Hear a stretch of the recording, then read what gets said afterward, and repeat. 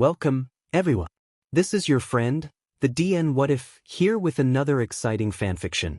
Today, we're diving into the story of What If Naruto Never Broke Sakura and Ino's Friendship?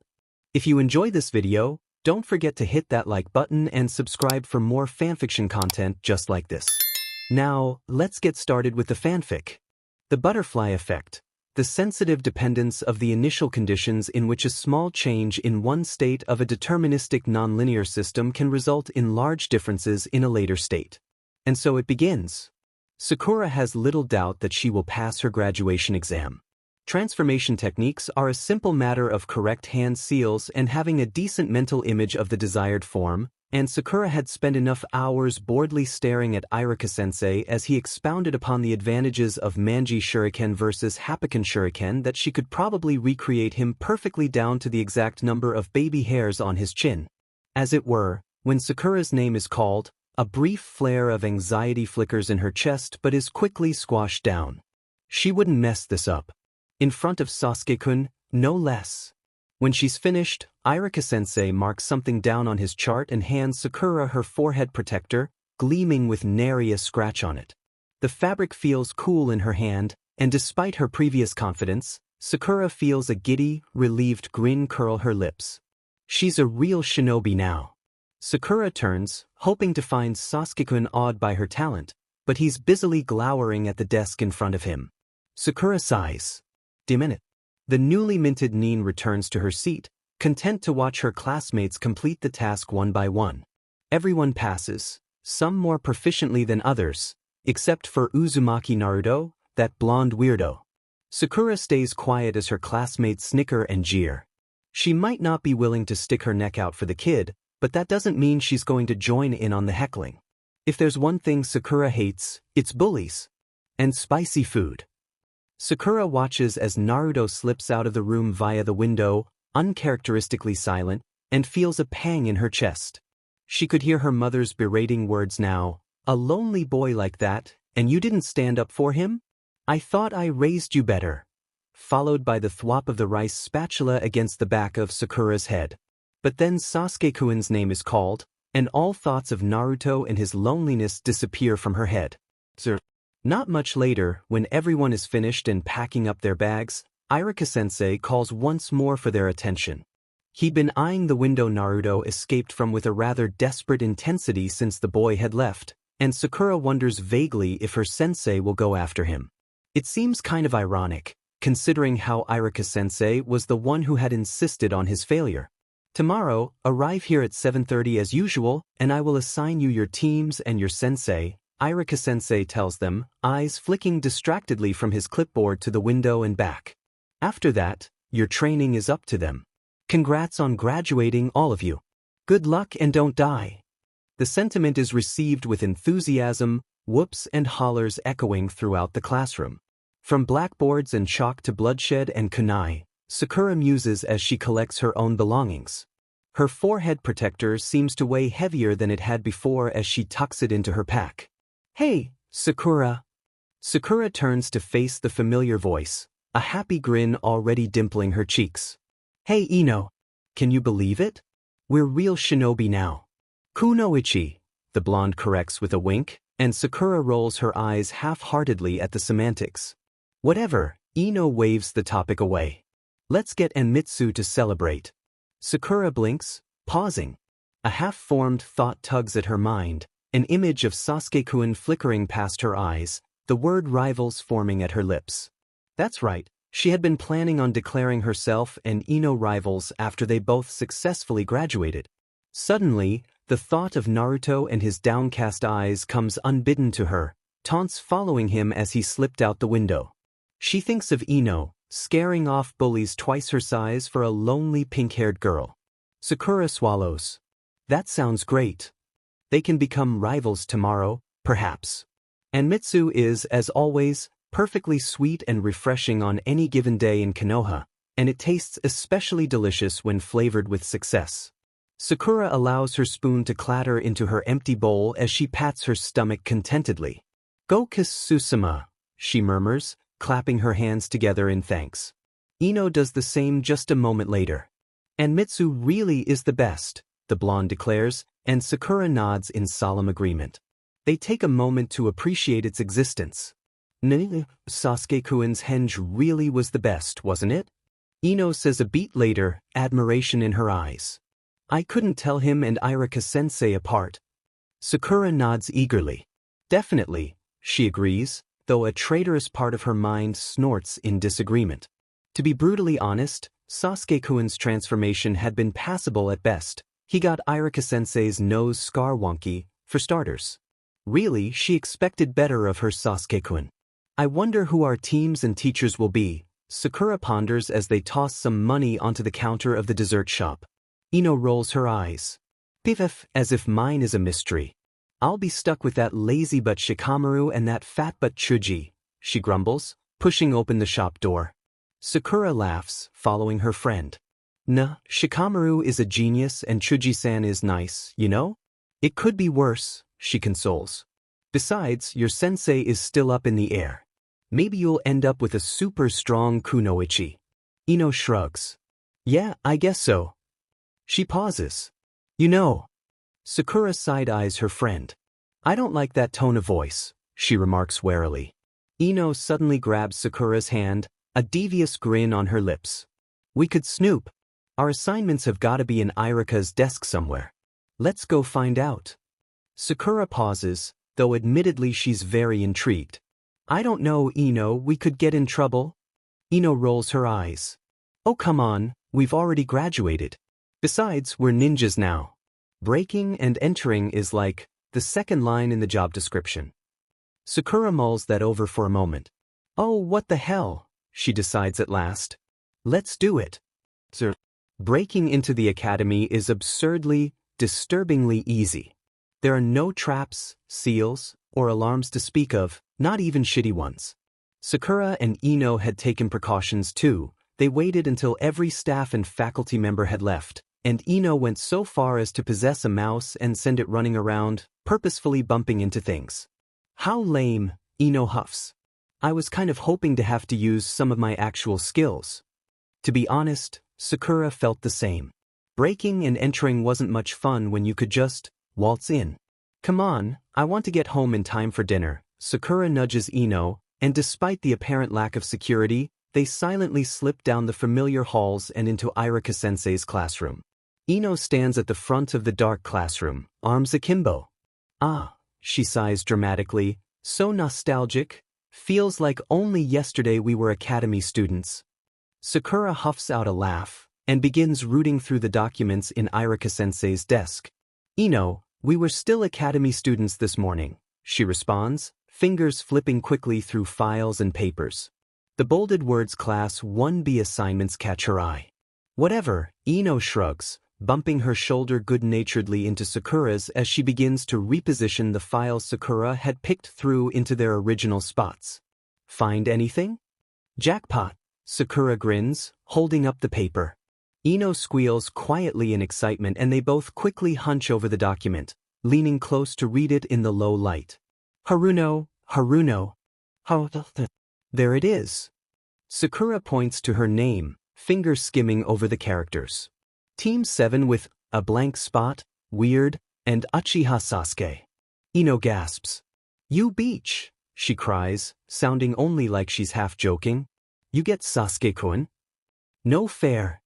Sakura sticks her tongue out at her best friend, throwing up the V symbol for victory. S is for you, Ino-chan, she drawls, winking. Ino huffs, resuming the search for her own name. Whatever. At least I don't have some blank spot. Watch out, you're gonna end up with some weirdo from another class, probably. Sakura couldn't care less. Sasuke-kun is on her team.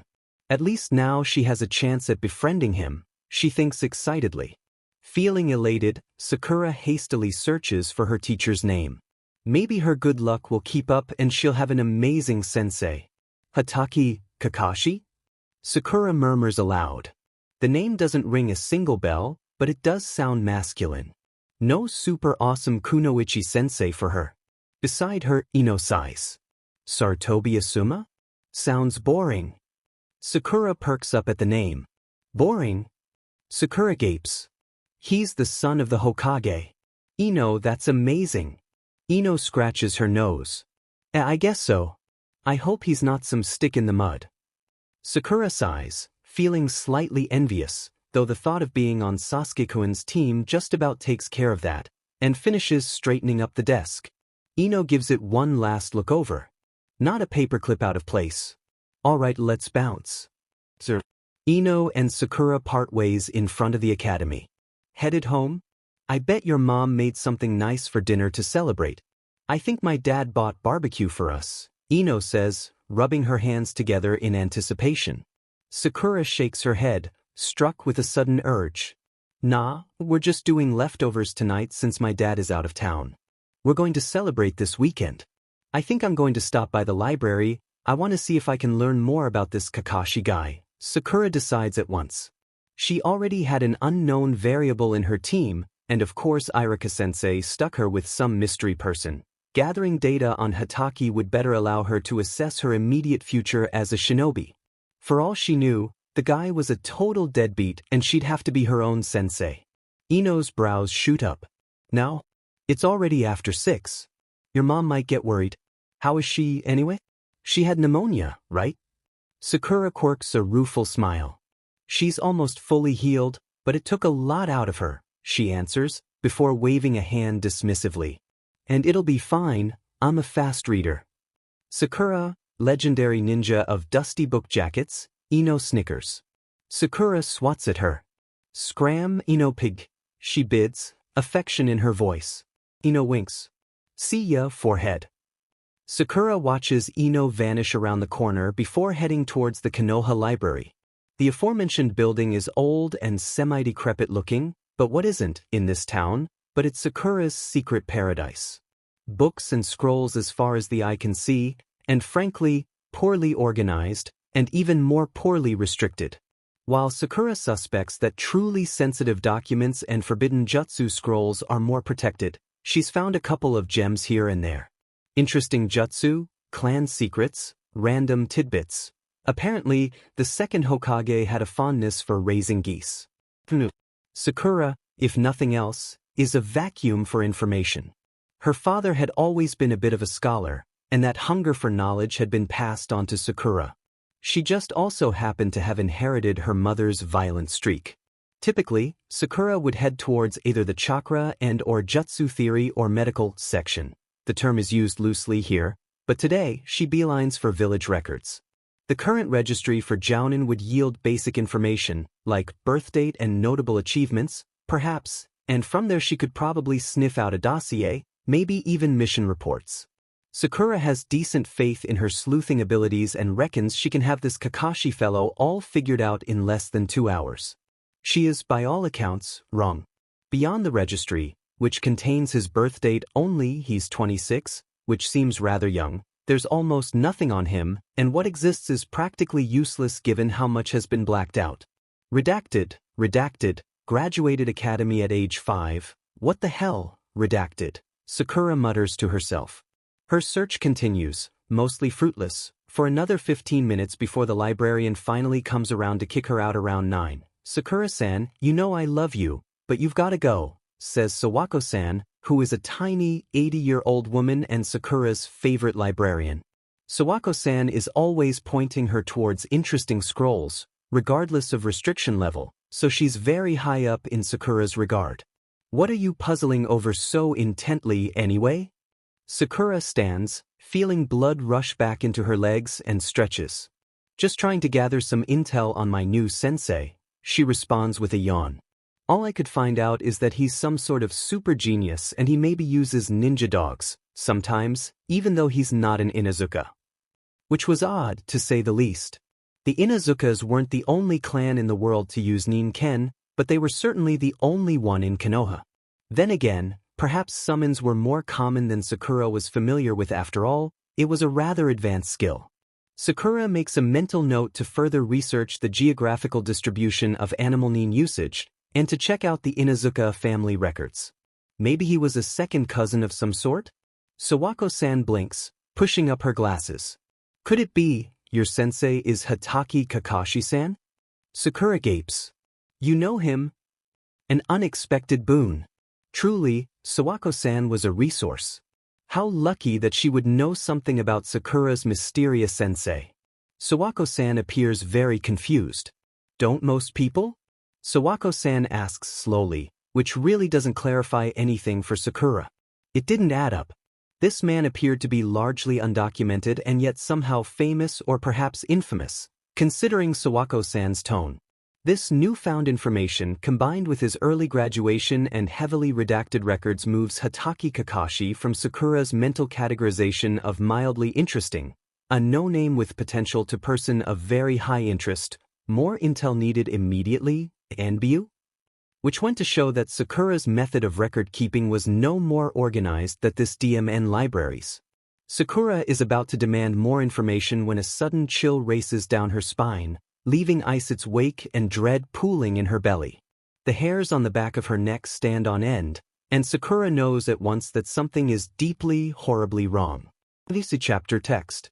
Intertemporal choice. The study of how individuals make decisions about what and how much to do at various points in time, when choices at that particular time influence the possibilities available at other points in time. Sakura is a believer in the good care and keeping of paper documents. She treats each book and scroll she touches like it is a delicate piece of jewelry, and takes it upon herself to glare openly at people who dog-ear books or, heaven forbid, leave them open face down on a table. Sawako-san has a supply of LTX gloves stashed behind the checkout counter, and Sakura never touches a tome more than 50 years old without them. After all, who is she to deprive future students of these archives with her greasy, bacteria-laden fingers? Today, however, is an exception. Today, Sakura dashes out of the library like hell is on her heels, leaving a pile of scrolls and open binders at the feet of a very confused Sawako-san, her pack bumping against her legs with every stride.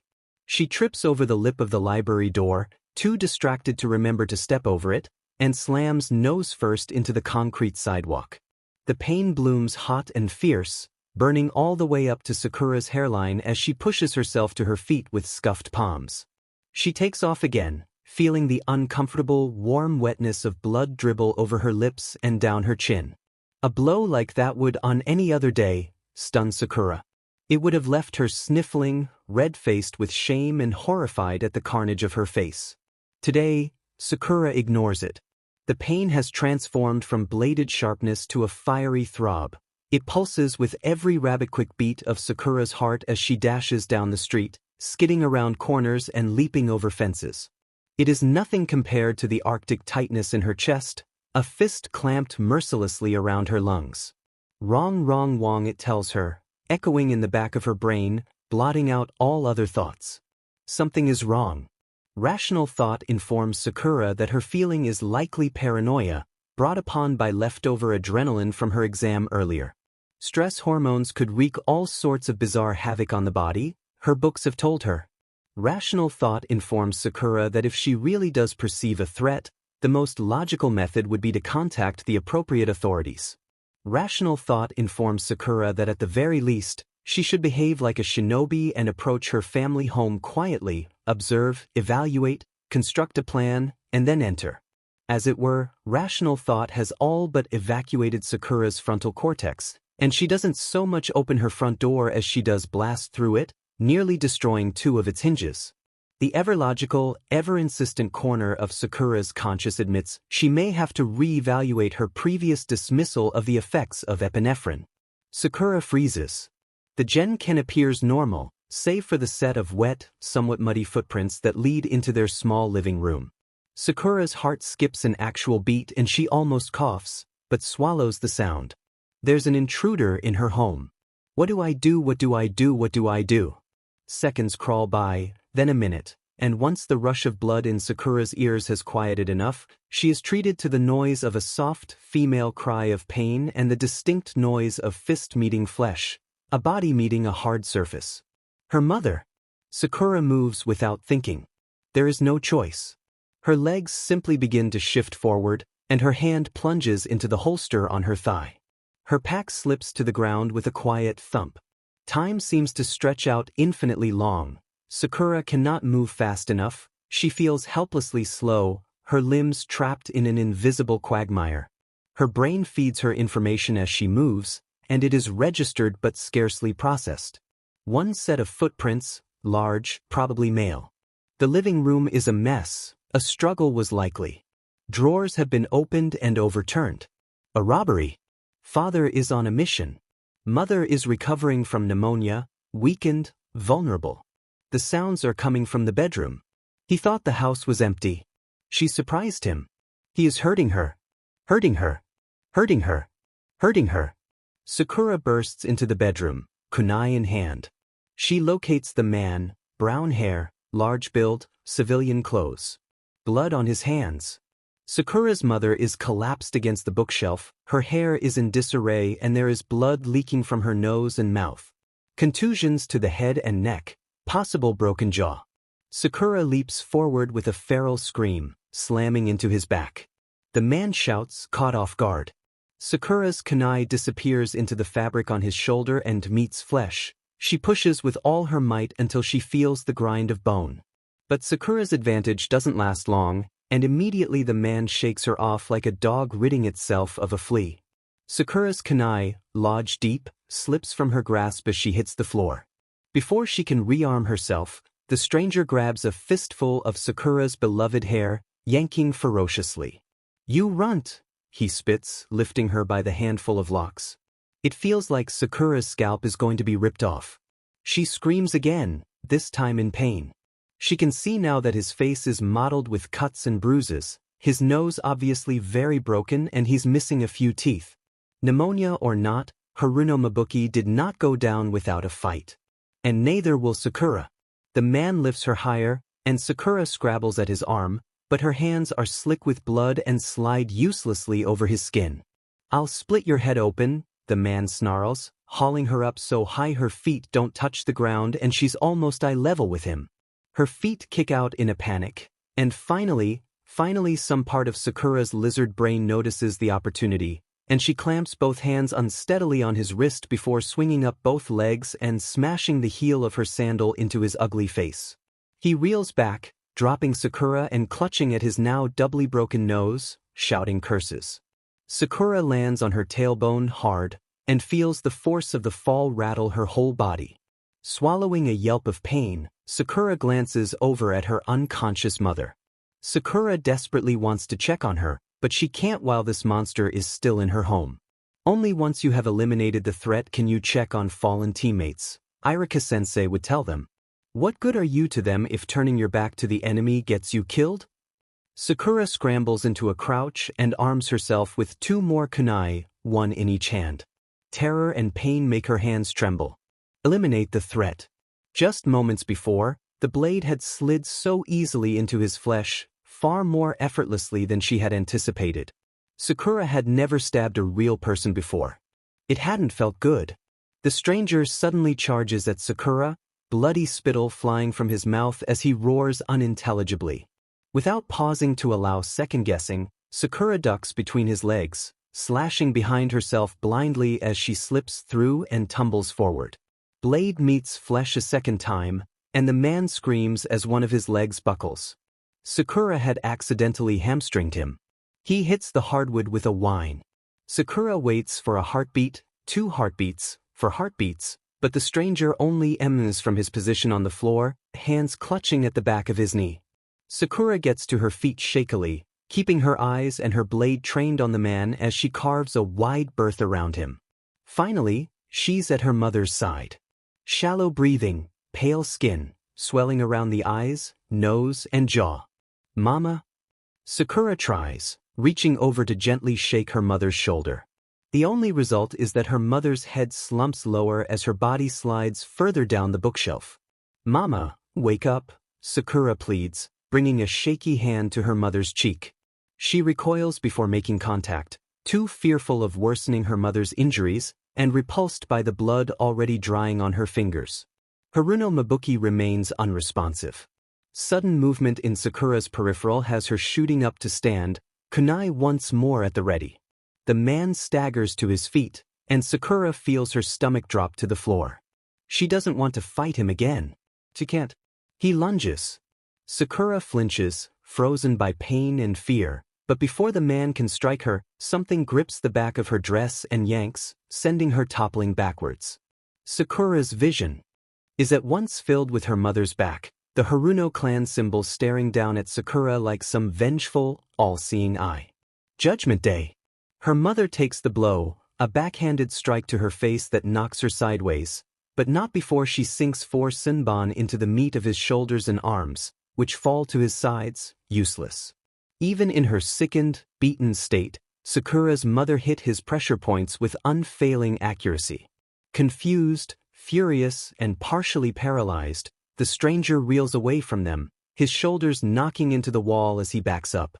"I'll get you for this, you little sheet," he promises, looking Sakura dead in the eye.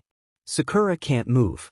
He lurches out the door, and Sakura watches him limp away, leaving a trail of blood in their house. Silence follows. Sir, stabilize the neck to minimize potential CRVCL trauma. Numbly, Sakura grabs a neck pillow from her father's side of the bed, fingers leaving coppery smears on the soft, patterned fabric. She and mother had always made fun of him for using it as he read in bed, his huge reading glasses propped on the end of his nose and the pillow encircling his neck. "It's to keep my neck from cramping," he would adamantly claim as Sakura snickered at him.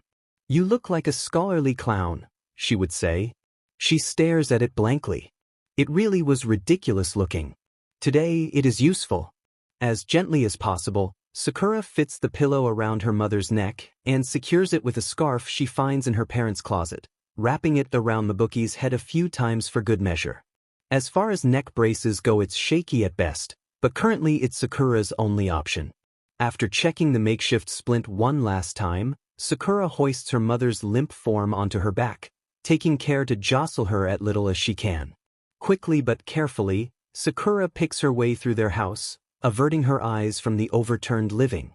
With her eyes on the floor, Sakura can make out the muddy set of footprints that lead into the house and the bloody ones that lead back out of it. Before stepping out, she peers around the front door, eyes adjusting quickly to the darkness.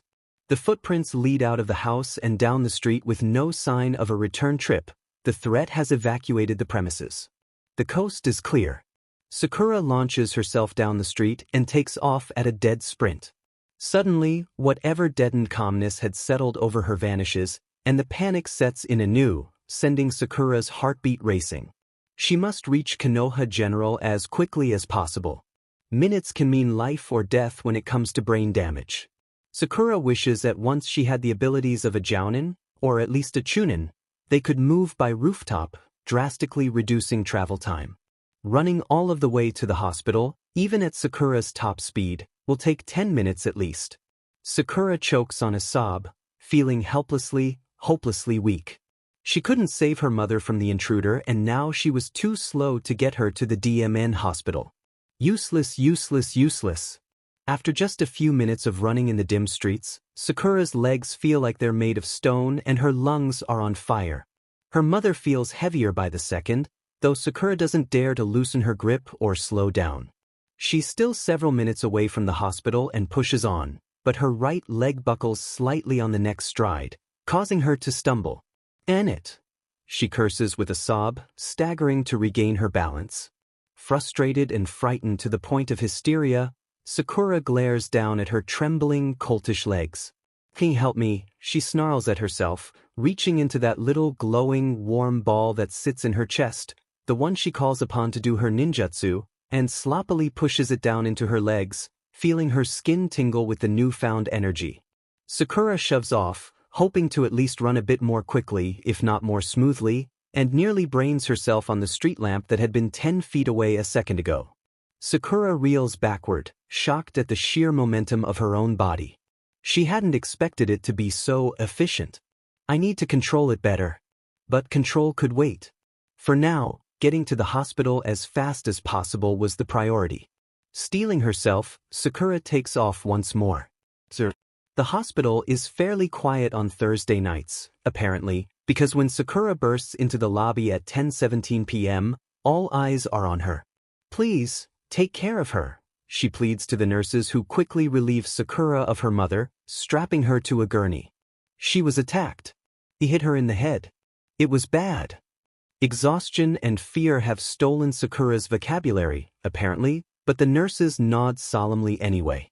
We will do everything we can for Haruno-sen, one of them swears, and Sakura blinks. Ah, right? Her mother performs acupuncture at the hospital on weekends. She's known around here. As the nurses hurriedly wheel her mother away, Sakura wonders if they're friends. Sakura pauses. Well, no. That man is still out there, Sakura remembers with a sickening jolt. He might be injured, but he's clearly inured to a pretty significant amount of pain. What if he's out there waiting for her? What if he attacks someone else, a civilian this time? Sakura makes a decision. She has to find him, before he can erase the evidence of his crimes, and before he can attack another person. But where to start? Sakura fixes her gaze blankly on the peeling linoleum under her sandals as she racks her brain for a plan. She could try to get the authorities involved, but that almost ensures a mountain of paperwork and home invasions to fall pretty low on the priority list. Technically, nothing had even been stolen, except for Sakura's ability to sleep peacefully in her own home, but she doesn't think she can write that down on an insurance claim. He could be in the wind by then, and that is unacceptable. So she has to find him on her own. Tracking has never been Sakura's strong suit, but he had left a literal blood trail behind him. But if he has a home, it's probably in one of the seedier districts of Konoha, and Sakura is fairly certain that wandering alone in the middle of the night in a shady part of town was a pretty good way to get yourself killed, or worse. Perhaps there's a way she can flush him out? He had, after all, left her with some threatening words as a parting gift. Sakura mulls that thought over for a moment, before shaking her head. She still needs to locate the BSRD, and her throbbing nose is making it hard to think. In it, if only she had a Nen-ken like Akamaru. Who else did she know that had tracking capabilities? A light bulb goes off. Before Sakura can formulate more than half a thought on that subject, however, the doors to the hospital lobby crash open once again. Sakura spins, wondering wildly if the man is idiotic enough to go to the hospital after committing such a crime, but instead of the stranger, Sakura finds herself looking at Uzumaki Naruto, who has a heavily bleeding Irika-sensei slumped over his shoulders. Naruto doesn't even notice her, too busy shouting for help. Please, he's badly hurt. I need help here, he bellows, and a few nurses rush over to assist. Then, to Sakura's immense surprise, another two Narutos walk into the hospital, dragging an unconscious Mizuki-sensei behind them. After Irika-sensei has been carted off, Naruto scratches his nose and gestures vaguely to Mizuki-sensei. Yeah, whatever, I guess he needs help too. Sakura gapes. Naruto notices her then. Ah, Sakura-chan? He cries, pointing a finger at her. What are you doing here? What happened to your nose? His voice escalates in volume as the questions pile up, but Sakura only has eyes for Mizuki-sensei. He's a chunin, and part of the academy system. He might very well just have the information Sakura needs. Mizuki-sensei, she calls quietly, striding over. The chakra coils in her legs are still tingling. When she's close enough to see it, Mizuki-sensei's face appears swollen and bruised, like it had been pummeled by 1,000 small fists. Sakura WHPs around to face Naruto. What happened? She demands. Mizuki-sensei has no particular place in her heart, but if he's well and truly unconscious then he's useless to her. Naruto immediately looks defensive, and to her surprise a dark cloud rolls over his face. She'd never seen him with such an expression before. It's a long story, he hedges, looking away. But he's the one who did that to Irika-sensei. Sakura blinks. Ah, she murmurs, far too overwhelmed by today's events to unearth much of a reaction. Well, then he deserved it, she decides promptly. Who is she to judge, really, when she's about to engage in a vengeful manhunt of her own? Naruto gawps at her, openly shocked. Sakura hums, very aware of the minutes ticking by. Every second is one the man could use to disguise himself or escape. I need him awake. Can you do that for me, Naruto? Oh, sure, Sakura, he agrees, before quickly crouching down to slap Mizuki-sensei soundly across the face. Wake up. Mizuki-sensei groans, and what's visible of his eyes blink open. Sakura immediately leans down close to his face. Mizuki-sensei, she says, carefully controlling her voice to be nothing but emotionless serenity, I need to know where Hatake Kakashi lives. Can you tell me? Mizuki-sensei's eyes slide over to meet Sakura's. They look haunted and guilty. Why do you want to know? He slurs, words heavily obscured by his swollen jaw. Sakura doesn't allow herself to blink, her gaze burning into his. That doesn't matter. I already know he's my team leader, Mizuki-sensei, she says softly. I just need to ask him a favor. Naruto frets at her side. What's going on? Who is Kakashi? Sakura-chan. Sakura ignores him, continuing to stare down her former sensei. Finally, his eyes slip away from hers and he lets out a gurgly sigh. I guess I can tell you. It doesn't really matter now, does it? He mutters, though Sakura suspects the question is rhetorical and not really aimed at her.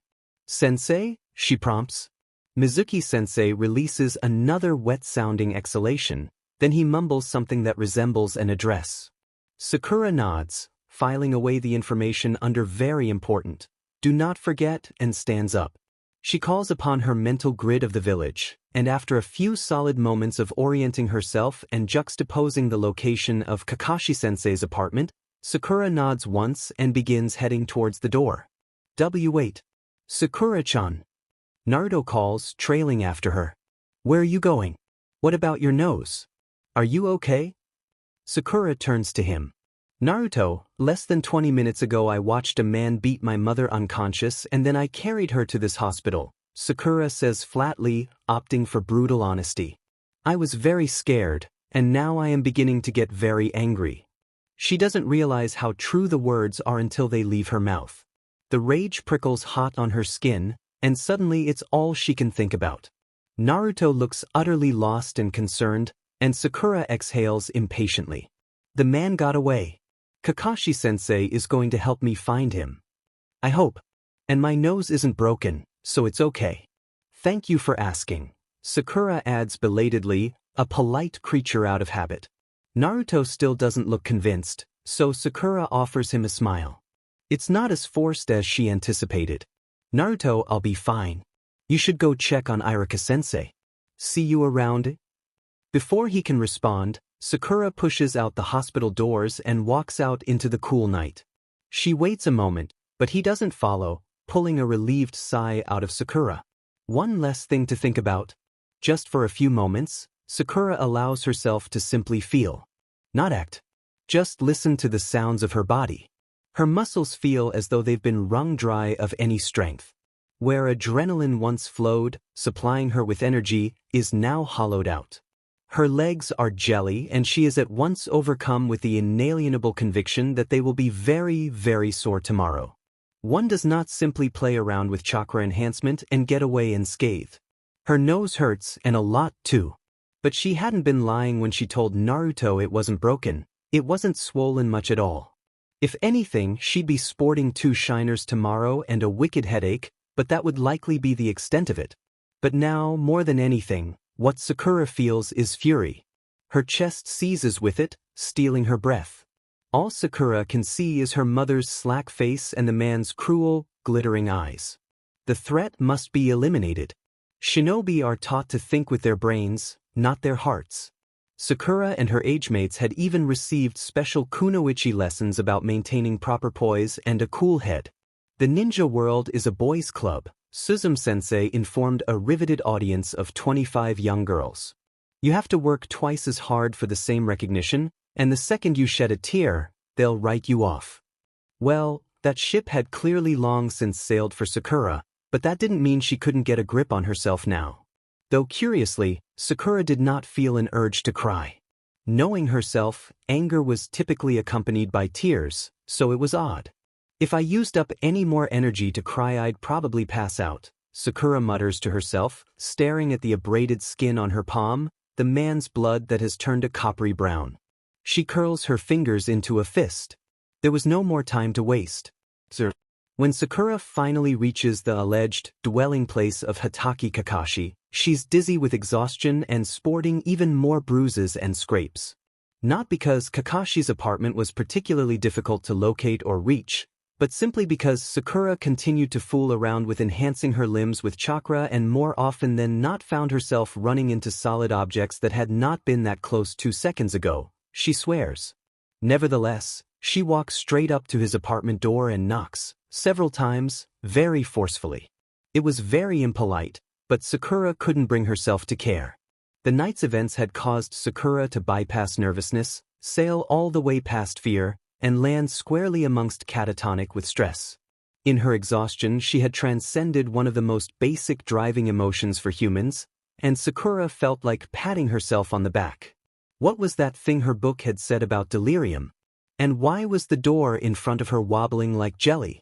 Woozily, Sakura decides to investigate, but passes out instead. The wave of unconsciousness is very brief, however. Sakura gets all of 10 seconds of sweet, restful nothingness when the door she had been slumped against opens and she falls forward onto her face for the second time this evening. "Ma," a deep voice says above her. "I think you may be lost." Sakura looks up, and in the dim light she can make out a face obscured by a mask, one twinkling eye, and a head full of riotous gray hair. The man, Kakashi-sensei, extends a hand and Sakura takes it without thinking. His gaze grows a little sharp as it flickers down to their meeting palms. "Kunoichi-san," he murmurs, pulling her up to stand. "What brings you here to pass out on the doorstep of my humble abode?" Sakura corrects automatically, though her eyes narrow at him. "But I bet you knew that already." Kakashi-sensei merely hums. Well, evidently her sensei is neither forthcoming nor particularly bothered by his future student showing up soaked in blood. Sakura's heart sinks. What if he won't help her? Sakura swallows and decides to dive in headfirst. "I need your help. My mother is in the hospital. I took her there. Because she had been attacked by a man in our home. He attacked me too, but I stabbed him. Twice." Sakura shakes her head, trying to clear it. Everything is coming out wrong, but her brain feels itchy from tiredness and she can feel herself struggling to string 2 sentences together. "Get it together, Sakura. Is it just her, or is the world spinning?" There's a pause. "Sakura-san, why don't you come inside? I am but a curmudgeonly bachelor, but I can at least offer you some tea." Sakura tries to get her swimming vision under control. "This sounds great." A few moments later, Sakura finds herself seated at a rather comfy kotatsu, a steaming cup of tea placed before her. Sakura moves to pick it up, but stops at the sight of her dirty hands. "Ah," she hesitates, and pulls them back into her lap. Kakashi-sensei watches her silently from across the kotatsu. He tilts his head towards the other side of the room. "Bathroom is that way if you want to powder your nose," he quips, and Sakura almost gets up, but then falters. Evidence, she manages, finally. It's his blood. To connect him to the crime. I guess. Criminal processing had been a neglected area of study, apparently, and that tally-keeping part of Sakura's mind notes it down for future reflection. Kakashi-sensei considers her. "I suspect that if you really stabbed him twice, there will be plenty of evidence at the crime scene," he says, completely straightforward. The crime scene. Sakura had forgotten about that. Or had subconsciously blocked it, maybe.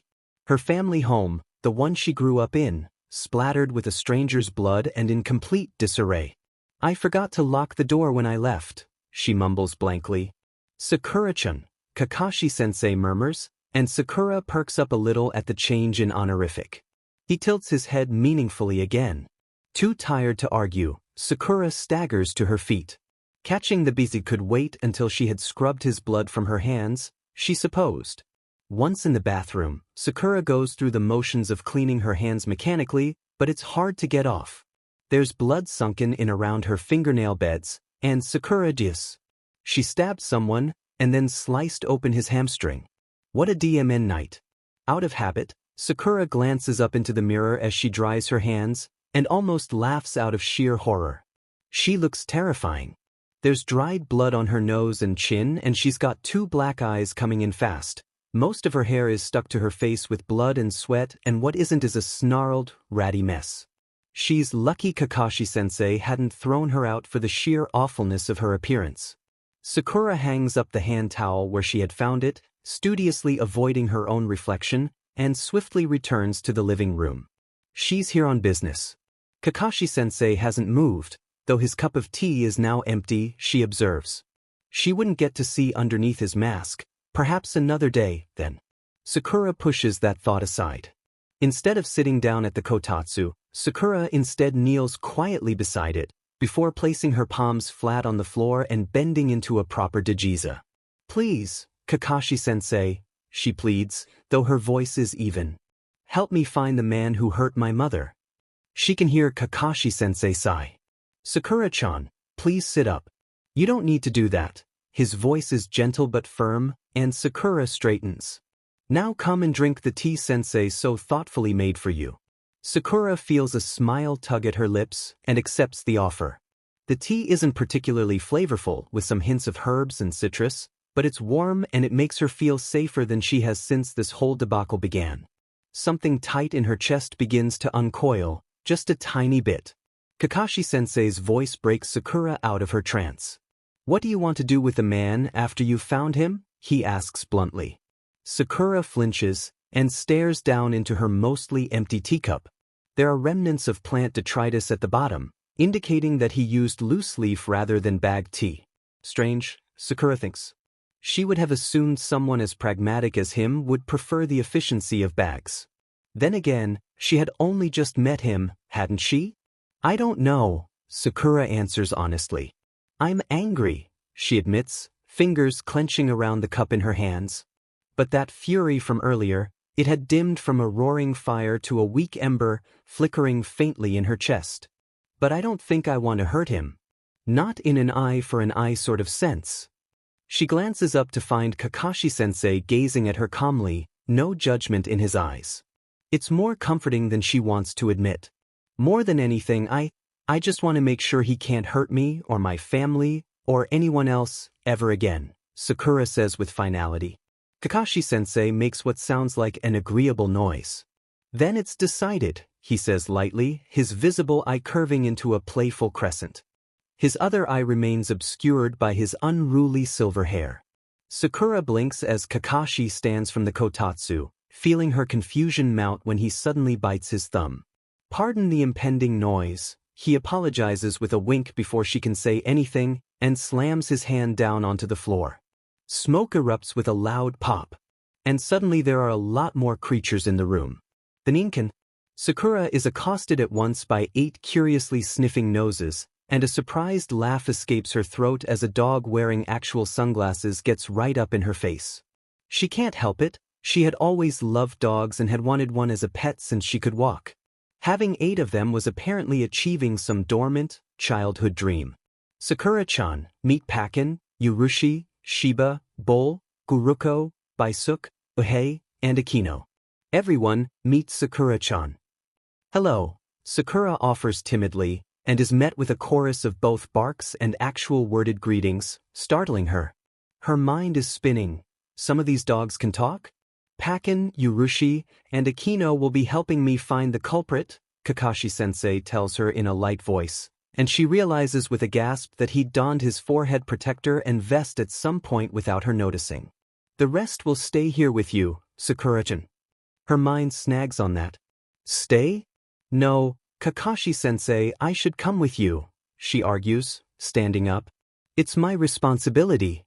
Kakashi-sensei shakes his head. It's my duty as a sensei to protect my cute little genin. Kakashi-sensei rests his palm on Sakura's head, ruffling her hair a bit. I've arrested a felon or 2 in my days, so the whole process will be a bit quicker if I'm alone. Which Sakura translates to you are small and slow and will probably just be in the way, which isn't necessarily untrue, but it still makes her sag a little with disappointment. Always useless. The hand on her head stills. Sakura-chan. The uncompromising tone makes her look up, but his eye only yields kindness. You're injured, suffering from chakra exhaustion and possibly shock. Rest and let your super cool sensei take care of this, okay? Sakura's lip wobbles and her whole body begins to tremble. When did she get so cold? Okay, she agrees in a tiny voice, and his eye crinkles into a smile. Pakin and the other 2 hounds step close to Sakura, sniffing at blood spatter on her dress that she hadn't even noticed before. A sardonic smile curled Sakura's mouth. She did know how to get blood out of fabric pretty well, thanks to a certain monthly inconvenience. She wouldn't have to throw out her favorite red dress, at the very least. Got it? Pakin grunts in a voice too deep for such a tiny body. Sakura is starting to shiver in earnest when suddenly there's something warm draped over her shoulders. She clutches at it immediately, pulling the green flak vest closer around her body. "Johnny," Kakashi-sensei bids, before vanishing with 3 of the hounds. Sakura barely registers the lightning-quick open and close of the door. Sakura stares at. I really need to learn how to do that. This chapter text. Cognitive constructivism, a developmental behavior theory that states that humans cannot be given information in which they immediately understand and use. Instead, learners must construct their own knowledge, building it through experience. When Sakura wakes, she is very warm. 8 furry bodies are piled on and around her, snoozing quietly in the early morning light. Sakura sits up from Bowl, who she had apparently been using like a giant pillow, carefully moving so she didn't bump Baisuke, who is tucked up against her abdomen. Sakura looks around blearily, spotting Kakashi-sensei at the kotatsu with a book in his hand. "Sensei," she cries, only remembering to hush her voice after a few canine grumbles float up from around her. "What happened? Did you catch him?" Kakashi-sensei's visible eye curves into an amused crescent. "The man who invaded your home, otherwise known as Kimura Yuma, has been apprehended and delivered to the appropriate authorities. You won't see him again." There's an edge to Kakashi-sensei's voice that makes Sakura blink. Then, the relief is bone-shaking.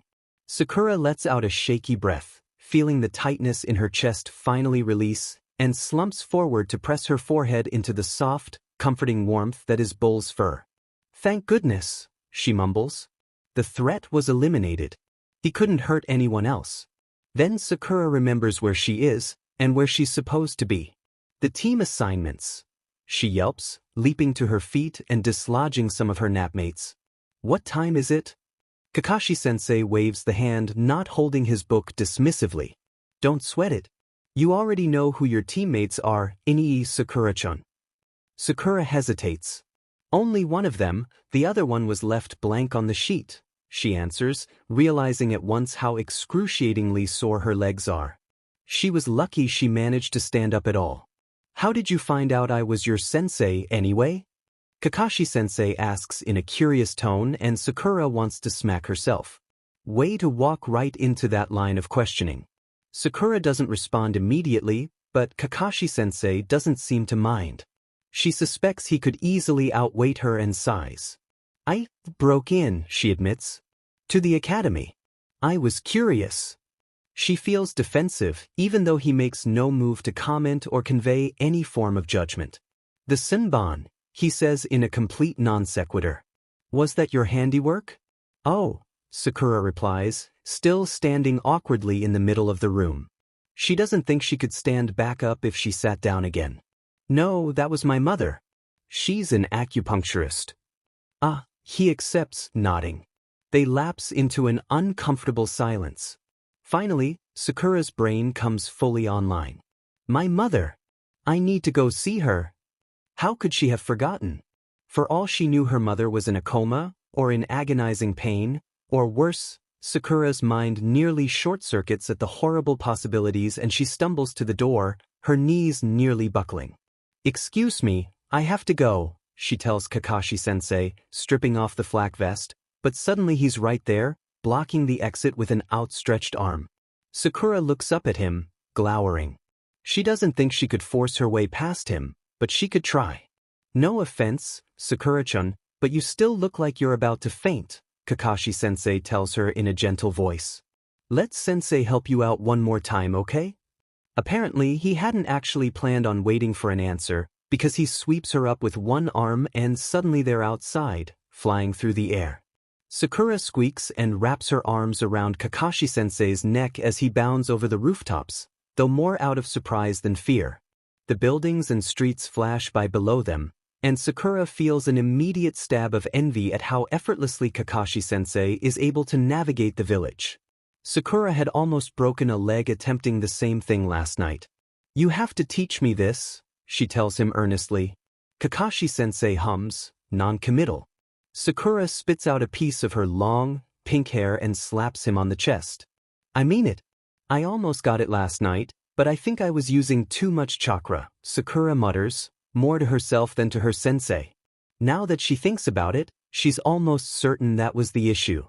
Controlling her chakra had been shockingly easy, so she accidentally used too much, like when you pick up something, expecting it to be heavy, only to almost hit yourself in the face with it because it's so light. That would also explain the chakra exhaustion, though Sakura wonders if there's a more efficient method she could use in order to minimize loss. She knows from theory books that chakra behaves like heat energy in that way. Concentrate it somewhere and it will radiate off in order to reach equilibrium with the surrounding area. A circulative approach, then, as opposed to a constant supply, could reduce emission loss. She needs to do more research. Sakura blinks out of her thoughts when they touch down on solid ground, and looks up to find Kakashi-sensei staring at her with open curiosity. You're a clever one, he says, amusement coloring his tone. Sakura realizes she must have been voicing her thoughts aloud.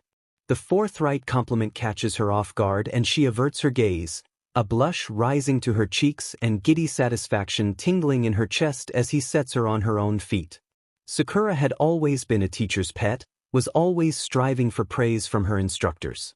Somehow, even though she'd only just met him, and he was a bit of an odd duck, Sakura desperately wants Kakashi-sensei's approval. For now, though, Sakura shelves those thoughts and heads towards the hospital doors, pausing when Kakashi-sensei doesn't follow. Sensei? She asks hesitantly. His eye crinkles. I've got some jounin business to attend to, so I'm afraid I can't come with you. But you should be outside the academy at 1100 to meet the rest of your team. And with that, Kakashi-sensei is gone, nothing but a swirl of leaves in his wake.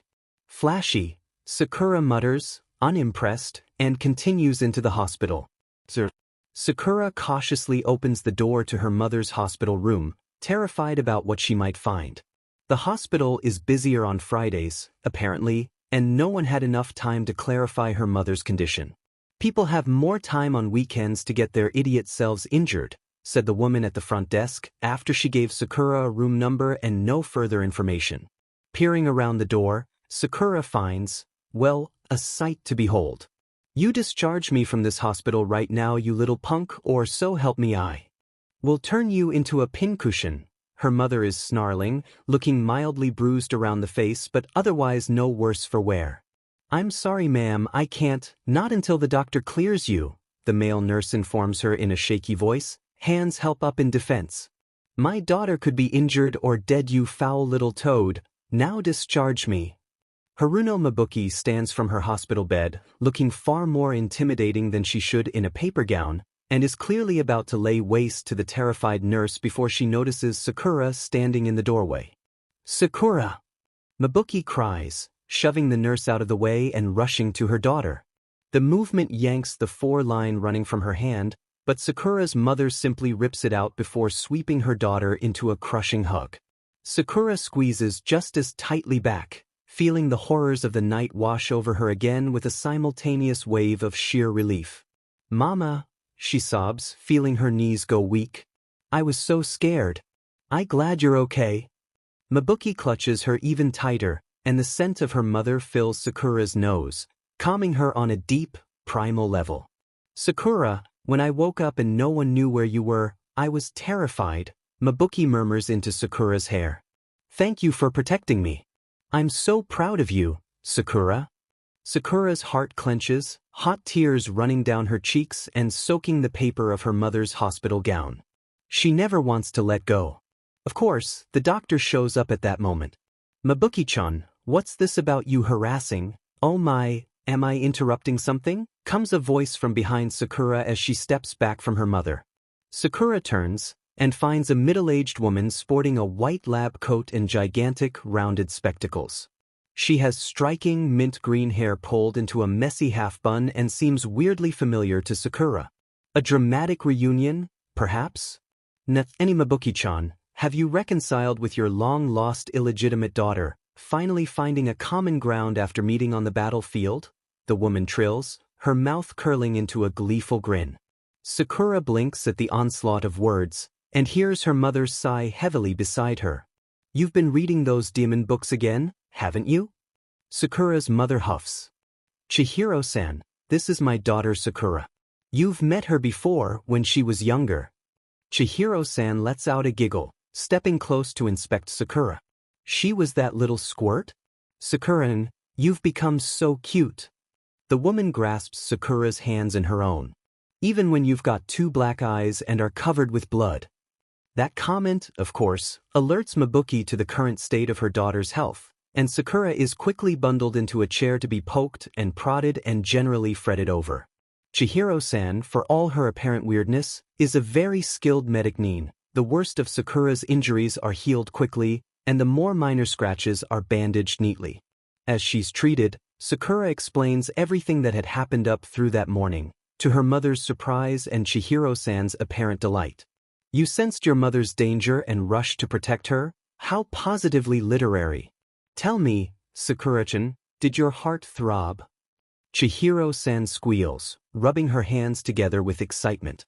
Beside them, Mabuki sighs, crossing her arms. Well, Sakura, my little warrior, it sounds like you need to hustle over to the academy. It's past 10:00, her mother says, drawing Sakura into another hug. And as much as I love you, you need to bathe. Sakura huffs out a laugh, before squirming out of her mother's hold. The last 12 hours feel like a dream, but the thought of going home stops her cold. Mama, our home, it's covered in a stranger's blood, she can't bring herself to say. Mabuki frowns. Well, I had planned to stay here and tend to some of my acupuncture patients, but it sounds like I have some cleaning to do. Any? Ma, what a pain. He couldn't just break it into our house. The BSTD had to make a mess of it too. Sakura laughs at her mother's suddenly fired-up spirit, overjoyed to see her already recovered. That's the Haruno strength for you, Sakura reminds herself. How could she have ever doubted her mother? Eventually, after Chihiro-san discharges them both, and Mabuki terrifies the nurse into giving her one of the nice sets of scrubs, Sakura and her mother walk out of the hospital, only sporting some mild bruises and scratches. Sakura feels a little proud and giddy, walking out alongside her Chunin mother, and wonders if this is what it feels like to be a real shinobi. Nah, Sakura, you're getting a bit big for this, but what do you think about being carried on Mama's back on the way home? Her mother asks, brushing a lock of hair away from Sakura's face. It'll be a bit quicker, so you won't be late meeting your team. Sakura's mouth automatically opens to agree, but she pauses, considering. This wouldn't be a bad time to test out her hypothesis about the chakra circulation. Actually, I'd like to try and run beside you, she informs her mother, watching her eyebrows climb in surprise.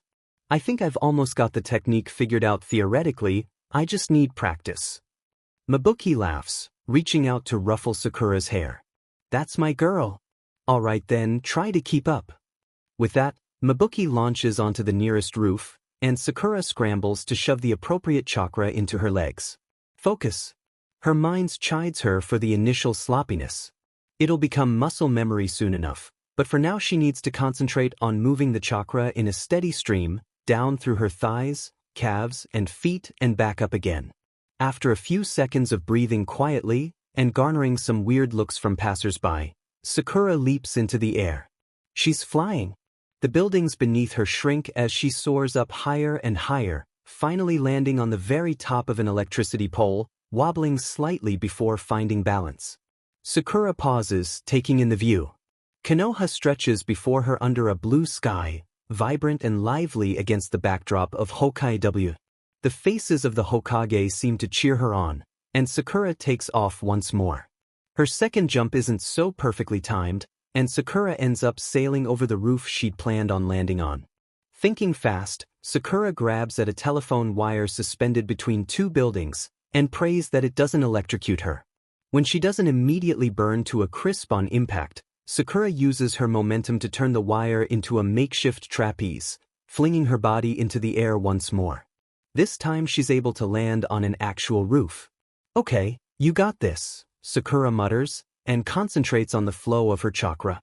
into the iliopsoas, the sartorius, the adductors, the femoris, the tibialis anterior, the gastrocnemius. Sakura visualizes shifting her chakra into the coils of each muscle, and is pleased at how obediently it moves. With enough practice, this could come to her quite easily, she thinks, feeling a little smug. Her next leap is almost perfect. After a quick shower, Sakura throws on her summer-style dress, which is honestly identical except for being sleeveless and a teensy bit shorter, straps on her holsters, and is out the door. It's not until she's gotten a few roofs away that she realizes she forgot her forehead protector. Dummy. Oh well, she could start wearing it tomorrow.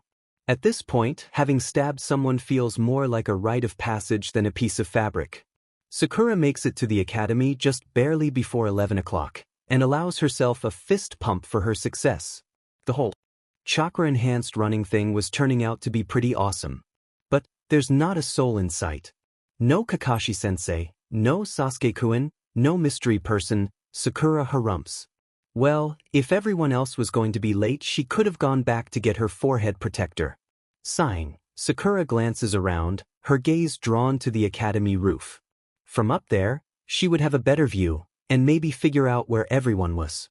Sakura grins and begins to circulate her chakra, already feeling more in ease with the motions. After only a couple of heartbeats, she launches herself into the air, only to come face to face with Uzumaki Naruto. Aya! He shrieks, and Sakura is pretty sure she's screaming too, before she crashes right into him, sending them both into an ungainly sprawl. When the dust settles, she and Naruto are both flat on their backs, gazing up at the bright blue sky. There's a cloud that looks like a bowl of Enmitsu. Sakura snaps out of her reverie and sits up, twisting around to get a better look at Naruto. He's rubbing the back of his head, but doesn't seem injured. Naruto, what are you doing here? She asks, and then notices the forehead protector he's wearing. I thought you had failed the graduation exam. Naruto keeps rubbing the back of his head, but it seems to be out of sheepishness now, and Sakura realizes she probably could have worded that more tactfully. Whatever, she's had a long day. It's a long story, Naruto hedges, and hasn't she heard that one before? But it's the real deal. Iruka-sensei passed me and everything. Sakura blinks at him. Iruka-sensei? Is he all right? Naruto looks surprised, before grinning at Sakura with real happiness. He's much better now. The people at the hospital fixed him. We even got ramen at Ichiraku this morning. Naruto is literally radiating happiness, and Sakura can't help but smile back, even if Naruto is a bit of a dork. How could anyone stay mad at such a good-natured kid? Though she can't help but be a little envious. Ramen isn't her favorite, but she hadn't eaten breakfast today, or dinner the night before. Come to think of it, she's starving. What are you two idiots doing? Sakura whirls around. Sasuke-kun. She yelps, horrified. In it, he definitely saw her crash into Naruto like a total moron. What a terrible first impression to make on her teammate. Oi, Sasuke-tim, don't you call her an idiot? I'm the only idiot. Naruto pauses. Wait, that didn't come out right. Sasuke-kun makes a noise that oozes disdain, and Sakura can't help but pout. She would have looked so cool if she hadn't run into Naruto. Part of Sakura wants to be angry with him, and if this had happened yesterday, she might have been, but something about last night is making her think differently.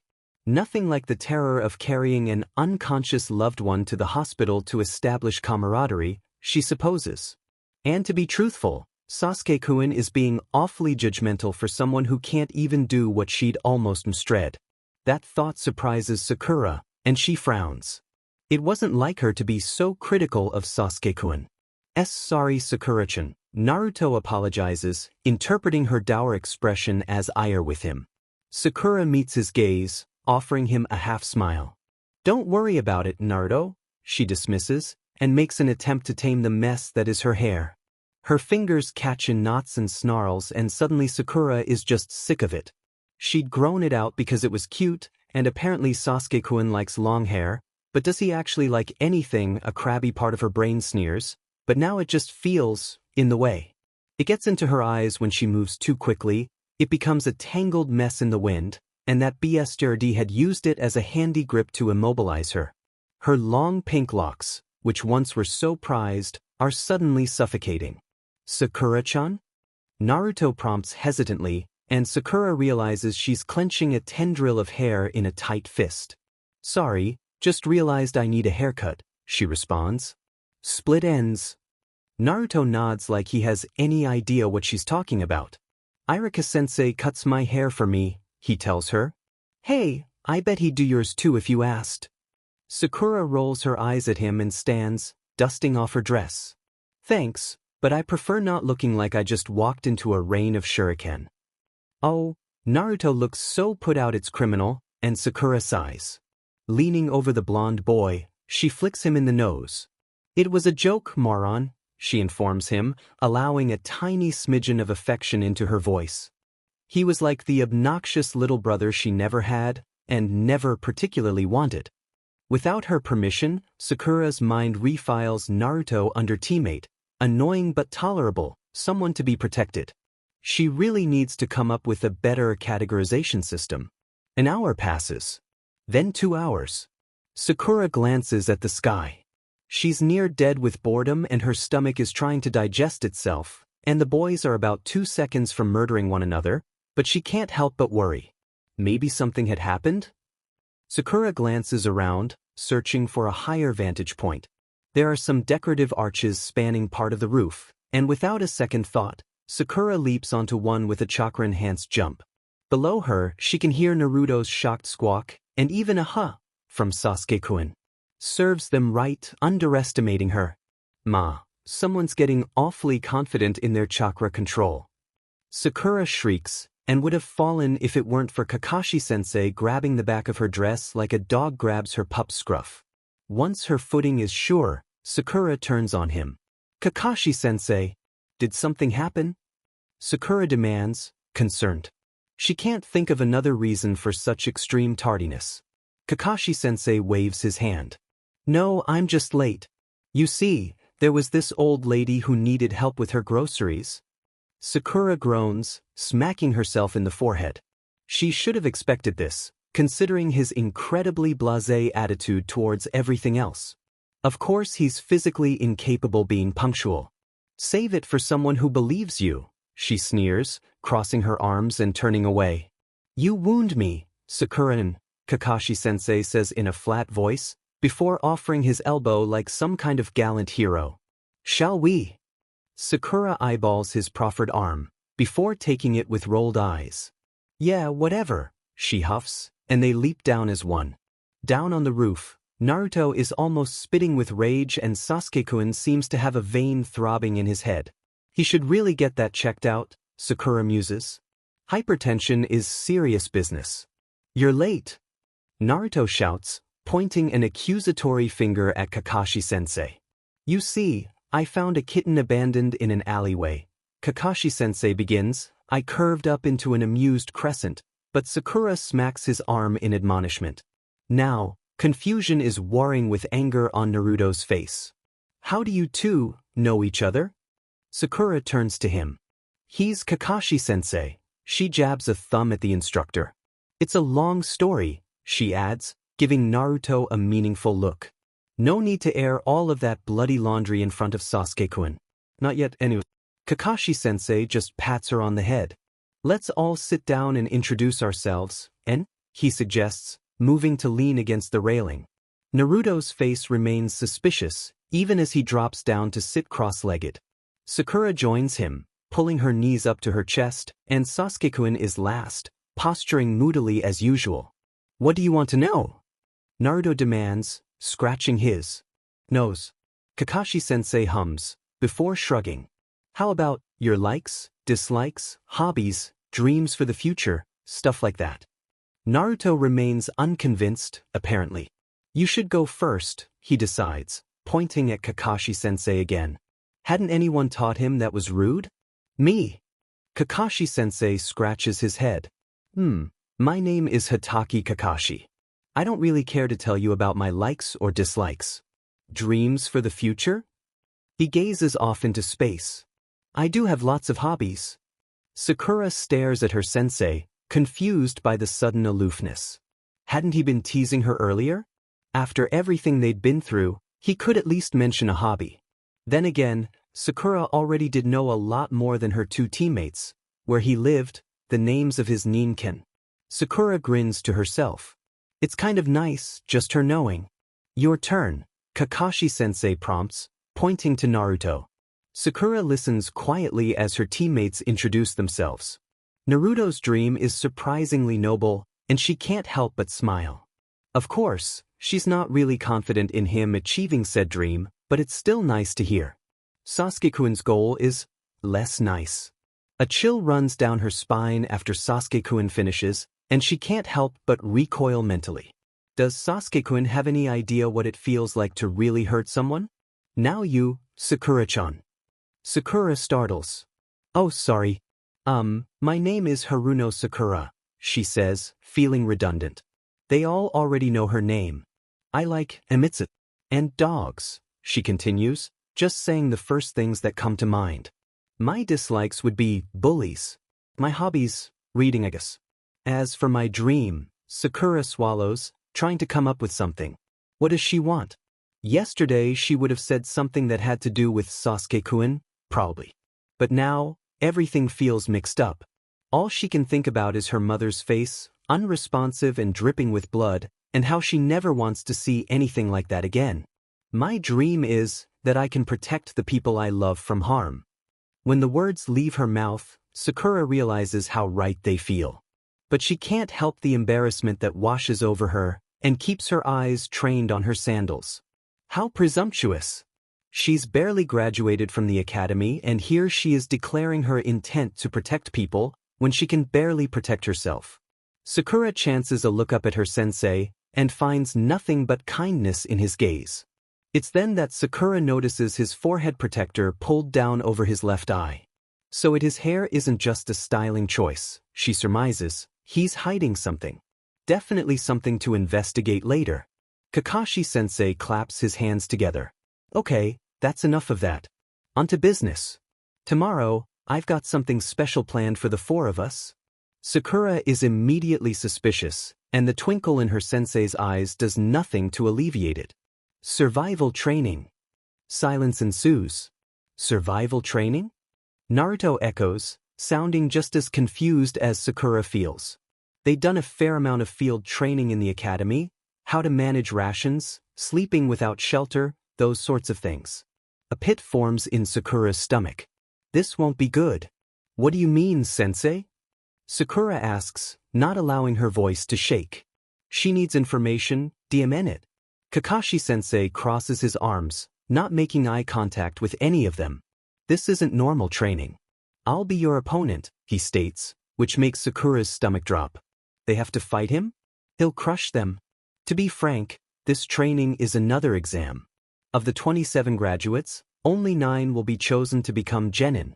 Kakashi-sensei informs them, voice abruptly cold. The rest will be sent back to the academy. A 66% failure rate. Sakura's jaw drops, and she feels dizzy with the implications. Back to the academy? Sakura isn't sure her family can afford it. The academy fees weren't chump change. This could be the end of her career as a ninja. Well, Sakura thinks in despair, she could always become an acupuncturist. Kakashi-sensei continues, talking over Naruto's indignant protests. Tomorrow, you'll be graded on the training field. Bring all your gear and don't eat breakfast. You'll just throw it up. Their instructor ambles over, holding out 3 sheets of paper. Here's a handout with the details. Don't be late. Sakura automatically reaches out to take one, eyes scanning the words before it's even fully in her grasp. It's mostly a reiteration of what Kakashi-sensei had told them, explaining that the academy graduation exam had been more of a preliminary test. It's also a liability form. Basically, if Sakura is maimed, mangled, or killed tomorrow, it's not the academy's fault. When she looks up, Kakashi-sensei is gone. Sighing, Sakura stands.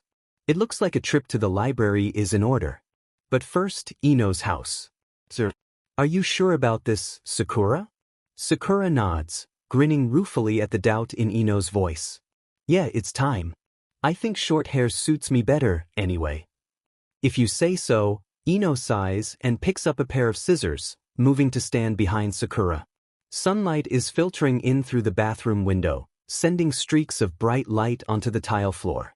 Sakura watches silently as splashes of pink begin to disrupt the ivory, her head feeling lighter with each snip. She had been so obsessed with her hair for the longest time, spending her allowance on fancy conditioners and oils. It had never stood up against the blonde, silky magnificence that is Ino's hair, but Sakura supposes that's just fine. I think I'm done. Is this a good length? Ino asks, running her hands through Sakura's hair to loosen any clinging strands. Sakura almost purrs at the ministrations. Now she can understand why the Ninken had pestered her for ear rubs the other night. Sakura stands so she can look into the mirror over the sink. Yeah, this is perfect, she says, fingering the pink locks that now stop just above her shoulders. It's weird to look at, to be honest. Her hair hasn't been this short since she was maybe 8 years old. Hey Ino, do you have a hair tie I could borrow? Sakura asks, carting her fingers through her shortened hair. The ribbon would do fine for now to keep her bangs out of her face, but Sakura wanted her hair to be cute and efficient. Ino tosses her one, and Sakura quickly puts her hair into a ponytail. It feels nice to have cool air touching her neck for once. Oi, you're stealing my look? Ino gripes playfully, poking Sakura in the side. Sakura snorts. Please, Ino pig, I'm revolutionizing it. Now that Sakura thinks about it, using the ribbon to tie her hair back would be awfully cute. When Ino doesn't reply to the barb, Sakura turns to look at her. Ino? Ino lets out a shaky exhalation, crossing her arms.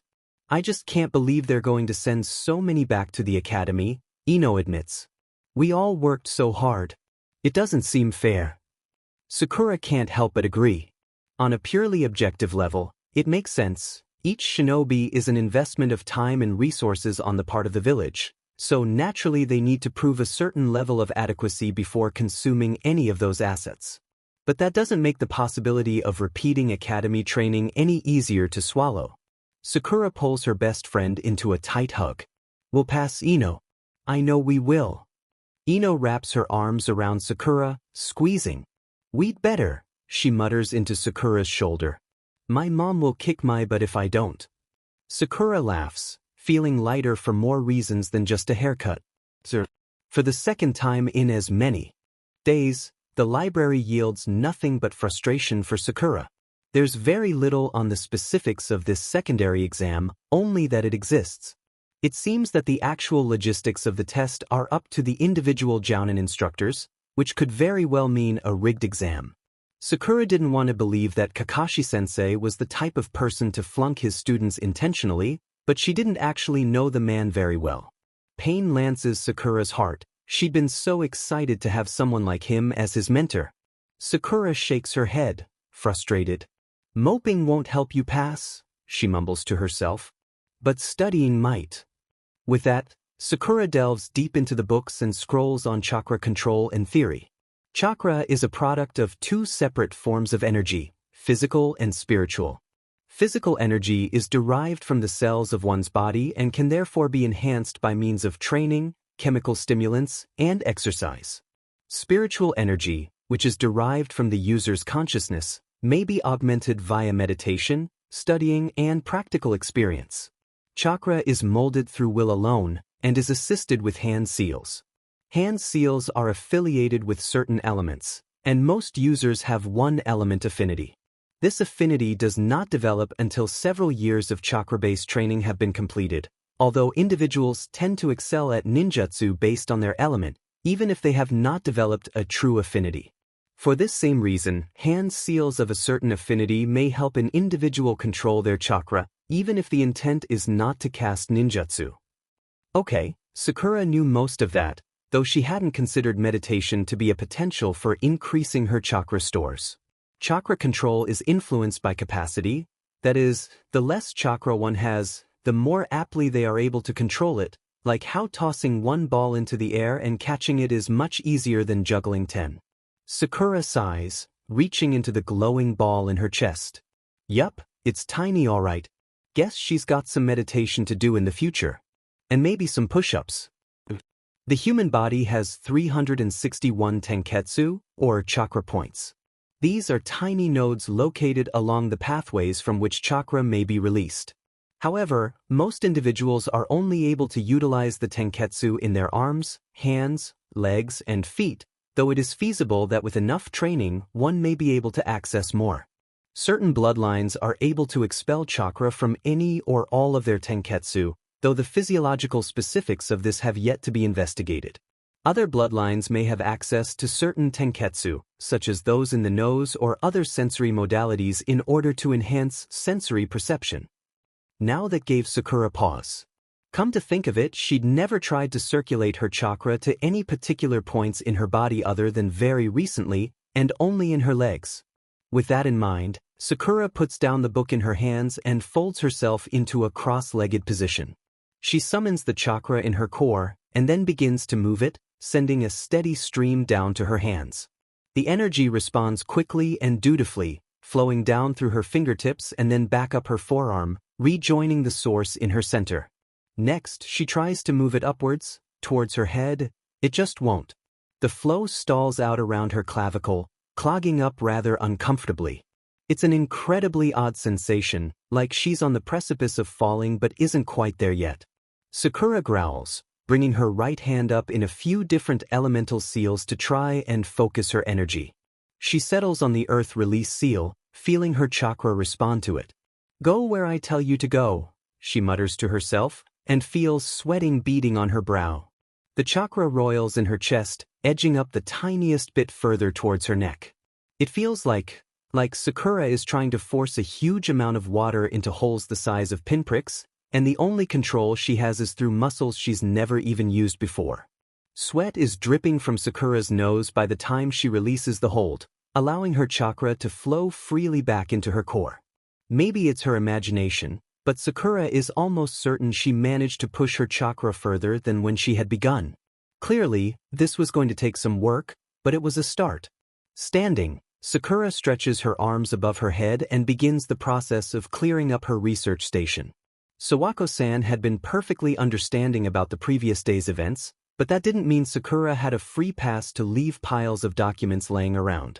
Tired, hungry, a little bit proud of herself, Sakura heads home. Tomorrow is going to take everything she's got. This chapter text. Game theory. The use of mathematical models of conflict and cooperation to map interactions between intelligent, rational decision-makers. Sakura, why aren't you eating your breakfast? Sakura sighs, staring at the food before her. Her stomach growls, loudly, imploring her to eat. Her mother had added a few extra umeboshi on top of her rice, even. Kakashi-sensei said if we ate we'd just end up throwing it up, Sakura tells her, pushing away from the table. She'd eaten a big dinner the night before. She could go a couple more hours without food, right? Another grumble from her abdomen disagrees, and Sakura wonders if she could use chakra to shut it up. Mabuki crosses her arms. Well, that's just stupid.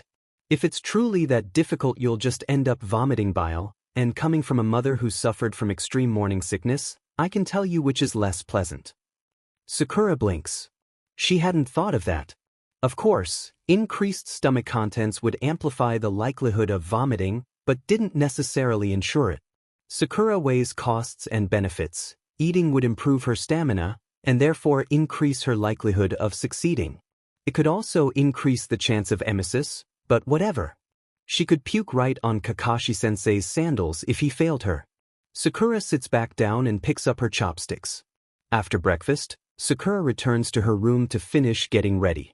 Her forehead protector gleams on her desk, still flawless and shiny. A part of Sakura wishes she hadn't forgotten it yesterday. Maybe she could have had 2 days of wearing it instead of just one. Dummy. Talk like that won't help you pass. Sakura slaps her cheeks, trying to squash down the nervousness bubbling in her chest. Worrying only makes you suffer twice, she tells her reflection, whose pale face doesn't inspire a lot of confidence in that line of thought. Sakura dons the forehead protector, using it to keep her bangs away from her face. Ino's ribbon, her good luck charm, is instead used to tie up her hair into a ponytail. Sakura gazes at her reflection, adjusting her red dress. Kunai and shuriken holsters, check. Forehead protector, check. Confidence to succeed, getting there. When Sakura exits her room, Mabuki is waiting for her at the front door. "Good luck, Sakura," she bids, pulling her daughter into a hug. "Remember, no matter what happens today, I love you and I'm proud of you. Got it?" Sakura sniffles. "Got it, sir." Sakura is the first one to arrive to the training ground, but she expected that. It's kind of nice having the whole place to herself. Sakura hops up onto the middle of the 3 training posts and sits cross-legged, content to listen to the sounds of the forest and feel the sunshine on her face. She draws her right hand to her chest, forming the earth release seal, and lets her eyes fall. Shut. Rather than try to force her chakra unknown tenketsu, Sakura simply begins to manipulate the energy in her core. She first draws what chakra has been naturally distributed to her limbs into her center, forming a swirling mass. She can see it in her mind's eye, a whirling ball of energy that makes up the very essence of her being. Sakura makes it spin faster, then slower, before allowing it to disperse. She wonders if her memories are contained in it. Is that what chakra is? A soul? She moves the stream into her hand holding the seal, then back out, then into her other hand resting calmly in her lap. If she's precise and quick, very little chakra is allowed to radiate from her body. There must be some sort of conformational change during ninjutsu, then an irreversible transformation step that commits the chakra summoned into an output of energy. Perhaps chakra is like gravitational potential energy that way.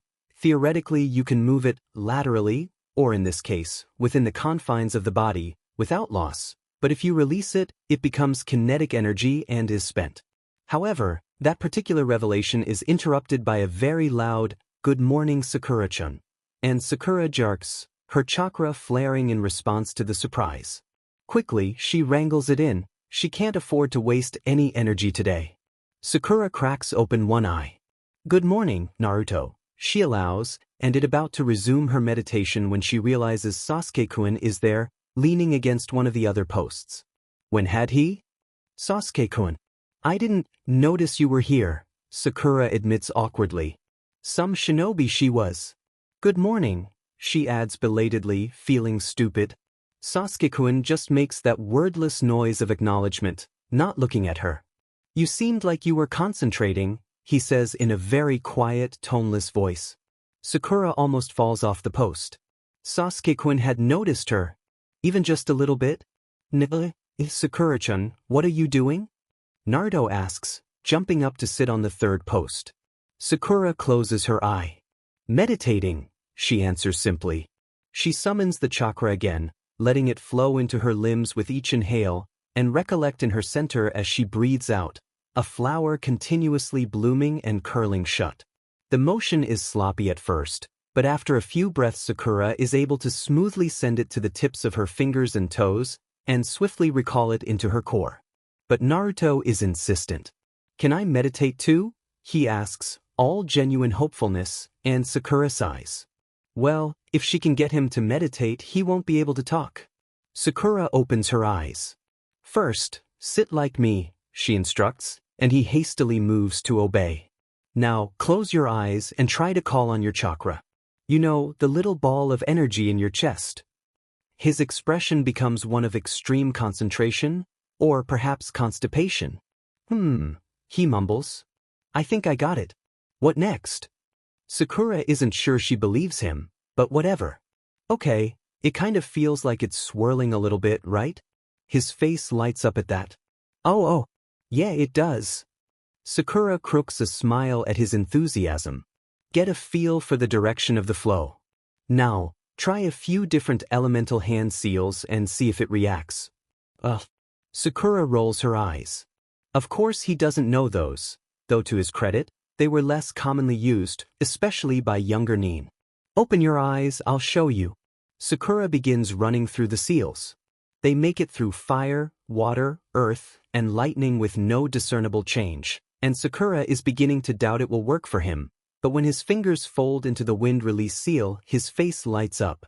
"Oh man, that's so cool. It's like my chakra just went whoosh." Sakura blinks. "Wind affinity, huh? Or at least something like it."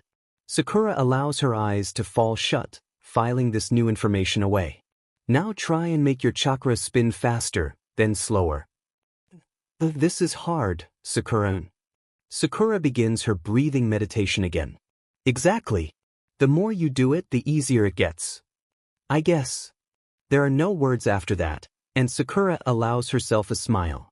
For all his obnoxiousness, Naruto is a pretty good student.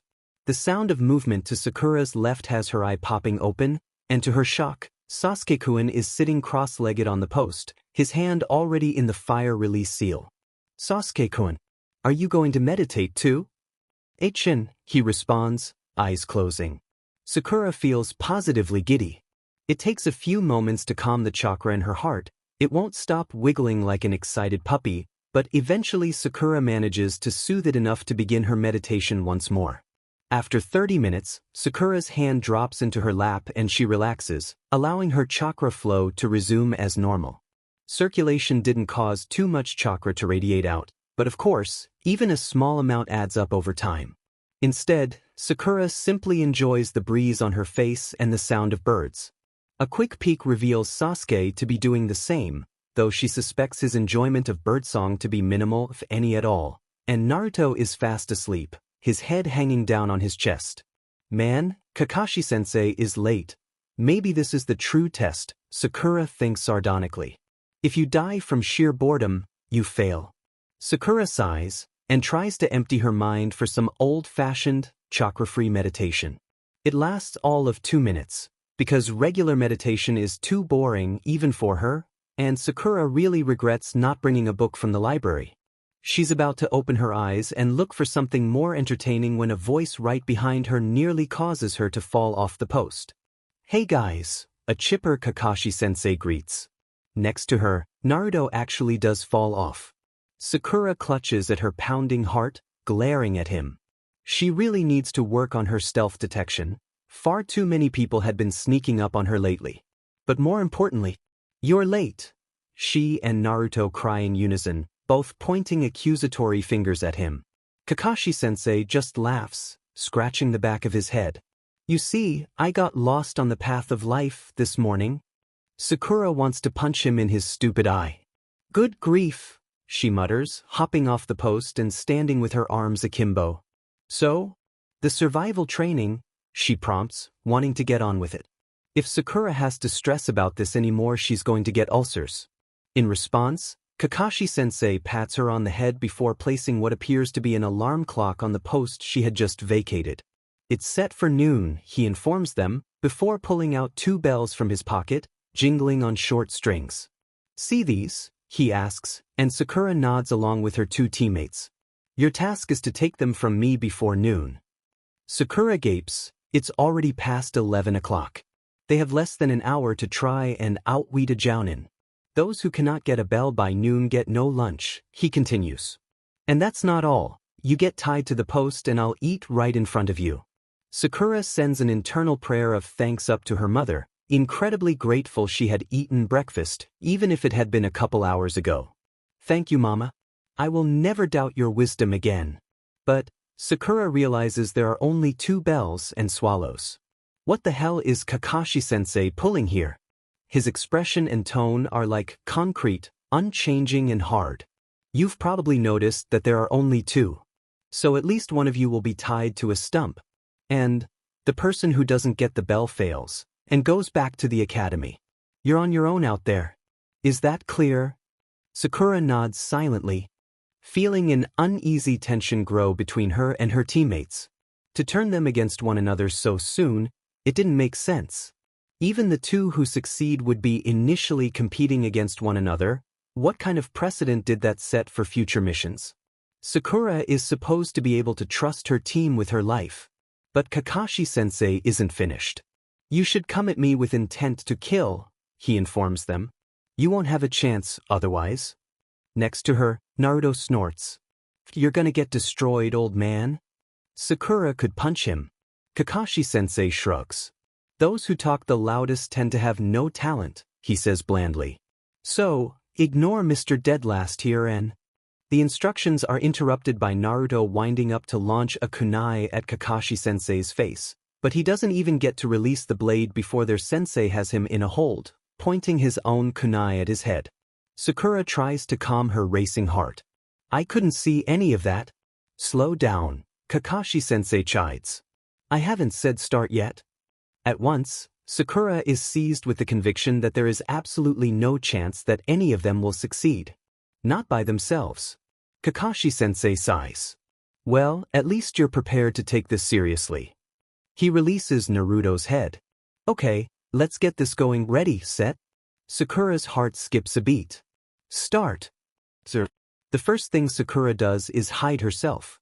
The second this Sakura does is make a plan to find her teammates. We have to work together, she decides. There's no other feasible way to succeed. Sasuke-kun is amazing, sure, but Kakashi-sensei is a jounin who's mentally filed under super genius, NBU? So it doesn't matter how talented any of them are, they don't have even a single hope if they don't work together. Sakura sighs and tries to summon up her tracking know-how. Man, if only she had Pakin here. Come and fight me. Sakura gapes. Demon it. Of course Naruto was going to pull some moronic stunt like this. Why did she expect anything else? Sakura lets out an annoyed breath. At least she didn't have to go searching for him, if he survives whatever Kakashi-sensei is about to do. Sakura watches quietly as Kakashi-sensei pulls out his book and Naruto attempts to attack him. The blonde is batted away like an annoying bug, and Sakura's heart drops. The fight continues to escalate, but Naruto is hopeless against Kakashi-sensei's skills. This isn't good, should she step in? Suddenly, Kakashi-sensei has his hands in the tiger seal formation and before she knows it, Sakura is shouting at her teammate. Naruto! Get out of there! She cries, forcing chakra into her legs. Imminent, they're too far away for her to reach in time. Hidden Leaf Ancient Taijutsu Supreme Technique, 1,000 Years of Pain. Sakura freezes. Not ninjutsu, Sakura actually feels her respect for Kakashi-sensei nosediving. What kind of weird pervert is he? Well, whatever, she has a teammate to collect.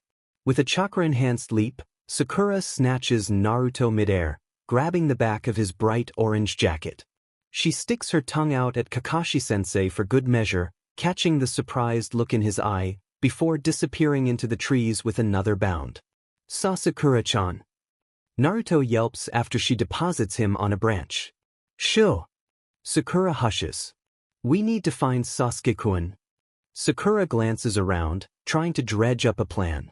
They need to locate Sasuke-kun without alerting Kakashi-sensei to their whereabouts, even if it seems like he's not on the offensive. Who knows what sorts of weird traps he's concocted. Naruto deflates. Ah, why Sakura-chan? If it's just you and me, we could get the 2 bells for ourselves. Leave that Sasuke team in the dust. Sakura rolls her eyes, snatching the front of Naruto's jacket, yanking him close. Naruto, listen to me. You and I alone don't stand a chance against him. We need to work together. After we get the bells, we can figure out who keeps them, okay? Okay, Sakura. Naruto doesn't seem wholly convinced, but Sakura couldn't care less. Now they need to find Sasuke-kun. And to do that, they probably need to find Kakashi-sensei. Come on, Sasuke-kun is definitely going to try and attack him next. If we find Kakashi-sensei, we find Sasuke-kun. Got it? Sasuke-kun probably stood the best chance out of the 3 of them, but that didn't mean he would succeed, Sakura thinks grimly as she and Naruto set off. Naruto can't leap through the trees quite like Sakura, so they're forced to move by ground. Luckily, Naruto's ability to be stealthy when he wants to isn't actually too bad, but Sakura has a feeling that his orange jacket is a dead giveaway. Suddenly, Naruto taps Sakura on the shoulder, pointing northwest from their position. Sakura peers around the tree she'd been hiding behind and spots Kakashi-sensei, strolling lackadaisically with his nose buried in that diamond book about 25 meters away. Sakura gives Naruto a thumbs up for spotting their sensei. He'd been blessedly quiet about it too. Nice one. As quietly as possible, Sakura and Naruto slip into the trees, waiting. Soon enough, a barrage of kunai and shuriken burst out of a nearby tree, whistling ferociously in the air before they all hit their target with deadly accuracy. Kakashi-sensei's body falls limply to the ground while Naruto makes a sound of shocked disgust. Sakura swallows her revulsion, both at the scene and the action itself. He went too far. Naruto cries, but Sakura only has eyes for that spot in the trees. There's no way that was the real Kakashi-sensei, and her suspicions are confirmed when it transforms into a log with a poof. Channeling chakra into her legs once more, Sakura swiftly makes her way over to where the weapons had originated from, and finds Sasuke about to flee. Sorry about this, Sasuke-kun. Just as the boy attempts to jump away, Sakura snags the back of his, frankly, ridiculously big collar, causing him to release a noise along the lines of H-K. Sakura releases the fabric and Sasuke whirls, crouching down on the branch and preparing to counterattack. He freezes when he recognizes his attacker. Sakura, what the? Sakura clamps a hand over his mouth. No time, we gotta go. Sakura had read somewhere once that if you speak to someone with calm, confident urgency, they're more likely to follow your directions than if you just ask. When Sasuke actually follows her, she decides that she needs to review some of those psychology texts. They were DMN useful. Finally, Sakura manages to get Naruto and Sasuke corralled into a small ravine surrounded by trees. It's decently well hidden, and should serve their needs well enough for now. Sasuke-kun looks sad. Sakura, what the hell are you doing? Part of Sakura wants to cave, to let Sasuke-kun do what he wants and hope he doesn't stay too mad at her. But a bigger part of her wants to pass this goddamn exam and make her mother proud. While there's only a small chance of her getting Bell while working with her teammates, there's zero chance she'll get one without them. Sasuke-kun, we have to work together if we want to pass. He's too strong to take on by ourselves, she tells him, holding up her hands, placating. Che, he spits. I'm Uchiha. I can beat him without your help. Sasuke turns to go, but Sakura has one last thing up her sleeve. Sasuke, Sakura says, voice hard. Sasuke pauses, but whether it's at her tone or the drop of honorific, she doesn't know. Kakashi-sensei was an ANBU member. He's some sort of shinobi genius. We can't beat him alone. Sasuke whirls, glaring at her. How? Do you know that? Sakura sighs. I did some research at the library, looked at his registry. Everything is redacted. He graduated the academy at 5 years old.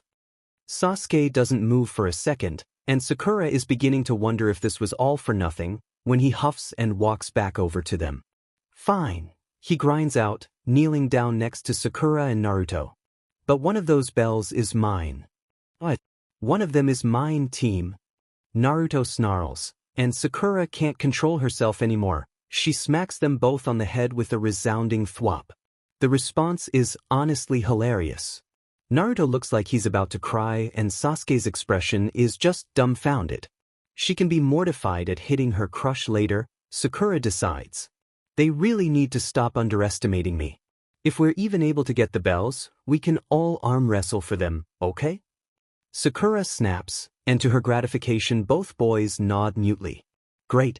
Now we need a plan. They spend a few minutes offering up their various skills in hushed voices. Naruto can apparently make Kage Bunshin, which is shocking but will probably be extremely useful, and Sakura realizes that she might be the weakest one out of the three.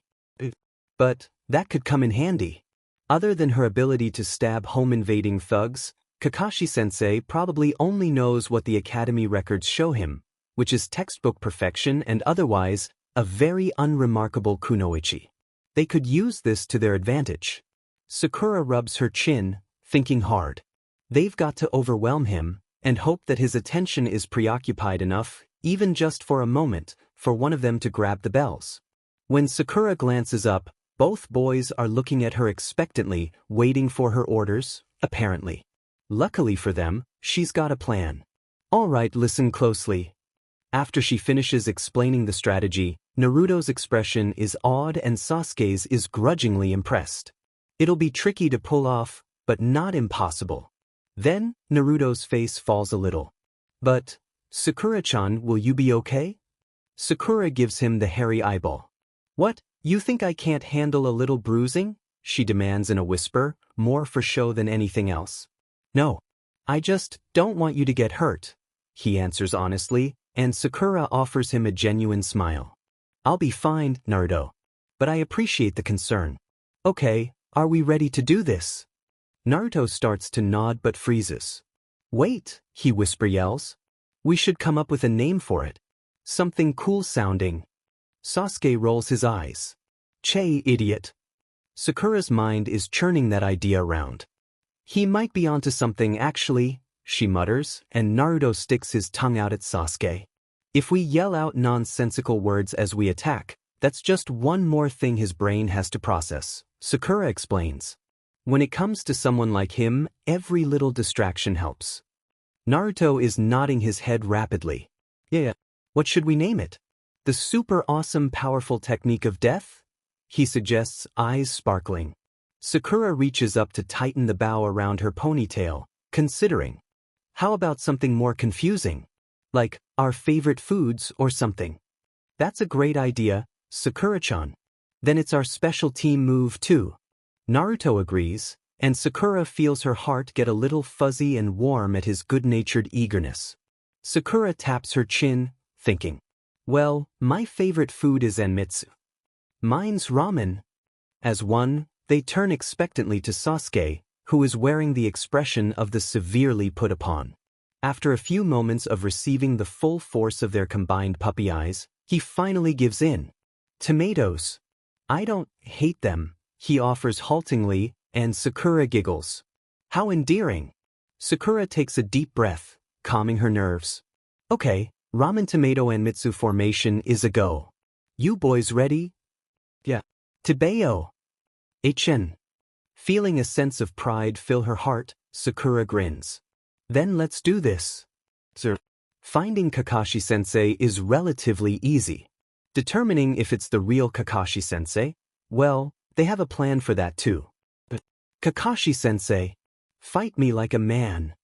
Naruto is standing in a small clearing, arms crossed as he stares down his opponent.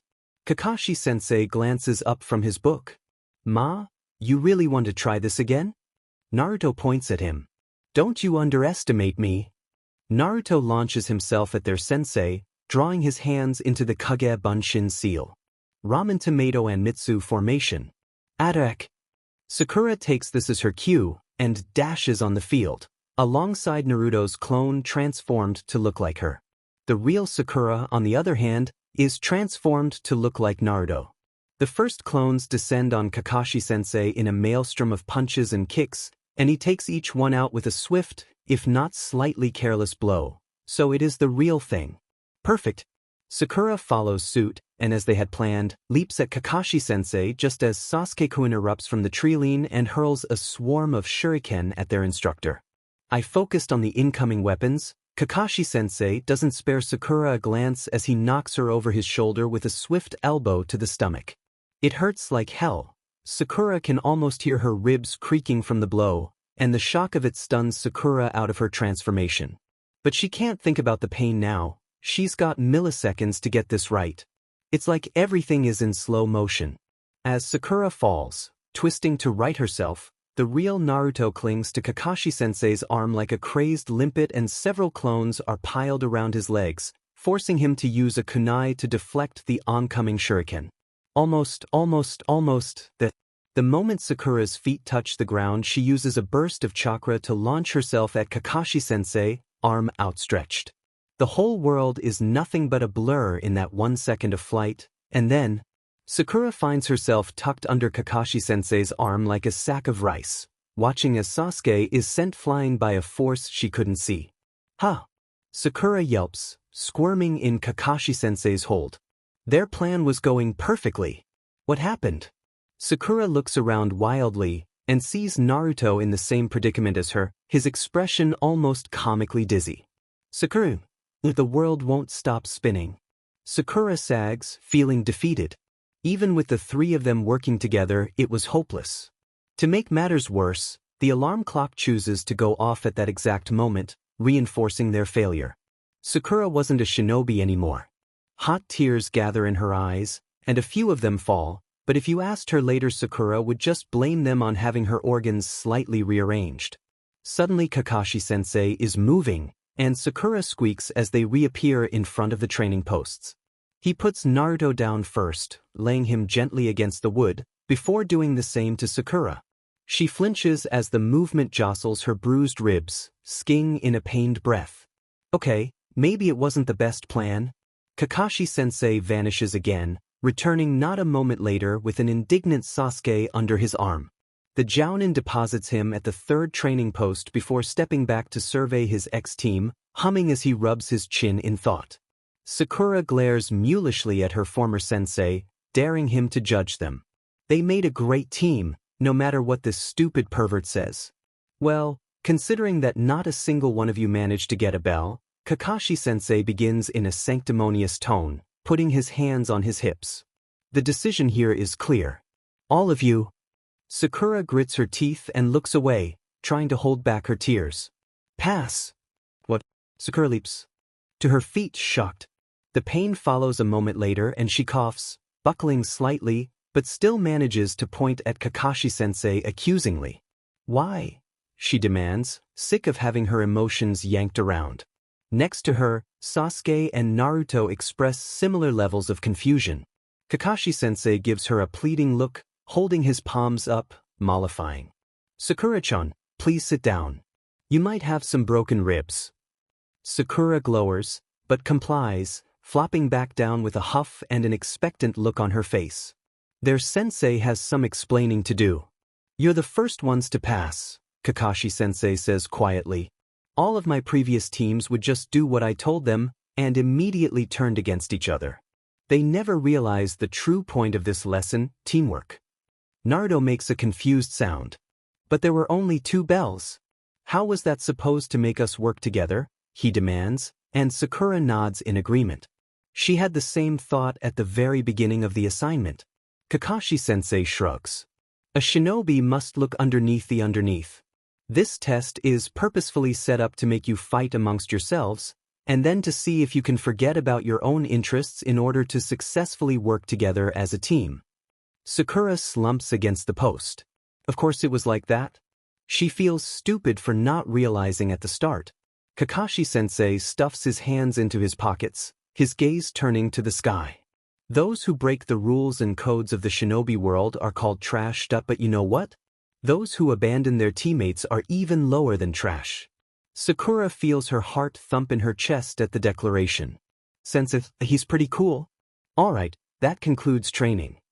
Kakashi-sensei gives them a thumbs up. All of you pass. Starting tomorrow, Team 7 will begin its duties. Meet at the bridge at 0900. Don't be late. Naruto is nearly catatonic with joy, dancing around the training ground. I did it. I'm a ninja. Ninja, ninja, ninja. Good grief, Sakura groans, standing stiffly. Her ribs give a nasty twinge and she yelps. All this for nothing? Sakura-den, I'll take you to the hospital to get that checked out, Kakashi-sensei remarks, ambling over to her. Sakura dismisses the offer with a wave. Despite the disaster of an exam, she still owed him for all previous kindnesses he'd showed her and didn't want to impose. Oh, it's okay, Kakashi-sensei. I'm pretty sure they're just bruised, not broken. His head tilts to the side. I'm sorry, did it sound like I was asking? Kakashi-sensei inquires in a curious tone. Sakura doesn't know how to respond to that. His eye curves up into a smile. I'll rephrase. Little genin who purposefully put themselves in harm's way don't get a say in whether or not they go to the hospital. His voice brooks zero argument, and Sakura deflates. Whatever you say, boss, she grumbles. Kakashi-sensei crouches down, and Sakura climbs reluctantly onto his back, sulking. Man, her mom is going to kill her for racking up all these hospital fees. Once they're flying over the city, each jump eliciting a grumpy ow from Sakura. A thought pops into Sakura's head. No, sensei? How did you figure out what we were planning? Sakura asks, genuinely curious. It really felt like they almost had him. Kakashi-sensei chuckles, before tapping his nose. You smell like strawberries, Naruto does not. I noticed the moment I hit you. Sakura groans. Even her shampoo is conspiring against her. By the way, the Nin can miss you, Kakashi-sensei says conversationally. Apparently, your ear-rubbing capabilities are far superior to mine. Sakura flushes, pleased. To make a good impression on such formidable ninja dogs, even if it was by way of cuddling, it feels good. Maybe I could see them again? During training? Sakura asks shyly.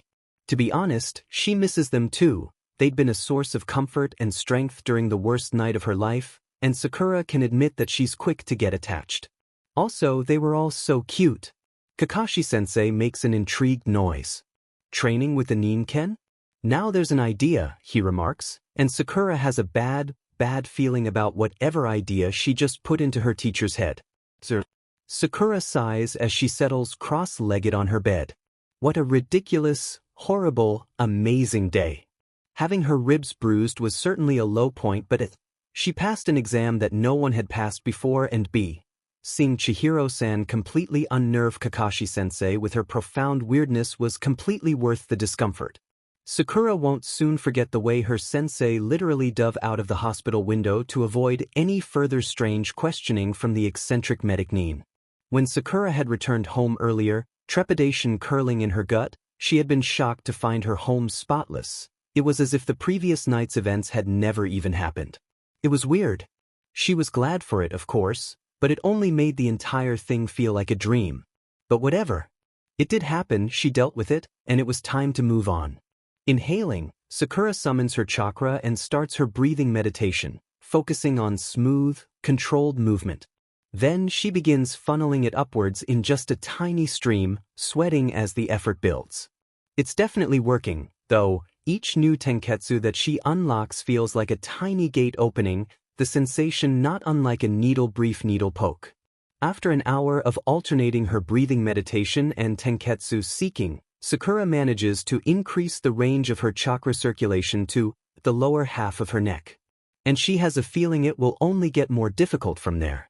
With a sigh, Sakura jumps off her bed and heads for the shower. It's late, and tomorrow is her first day as a true shinobi of Konoha. She's going to need all the rest she can get. This chapter text. Cost-benefit analysis. The comparisons, weighing potential advantages against damages, one makes when determining whether or not to embark on a certain project or plan. Sakura arrives early at the bridge. She can't help it. Nerves over her first real day as a shinobi, not to mention seeing her crush for the first time since she whacked him on the head, had made her sleep restless. So when Sakura settles herself on the railing, it's only just after 8. It's peaceful by herself, and for a little while she simply daydreams the minutes away. What adventures could their first day entail? Skirting a princess back to her homeland? Bodyguard duty for a daimyo's child? Maybe Sakura would get to show off her chakra control again. Sasuke-kun had even acknowledged it yesterday. Sakura grins to herself, kicking her legs. Yeah, today is going to be amazing, she can already tell. The sun is shining, the birds are singing, there's a gigantic orange blur racing down the path. Oh wait, that's just Naruto. Good morning, Sakura-chan. He greets enthusiastically, and she offers him a small smile. He'd shown himself to be a reliable teammate the prior day, and the reservations Sakura still maintained about the kid were crumbling away. She can admit he's growing on her. Like a fungus. Morning, Naruto. Naruto hops up onto the wide railing next to her, seated cross-legged. No, Sakura-chan, can we meditate again today?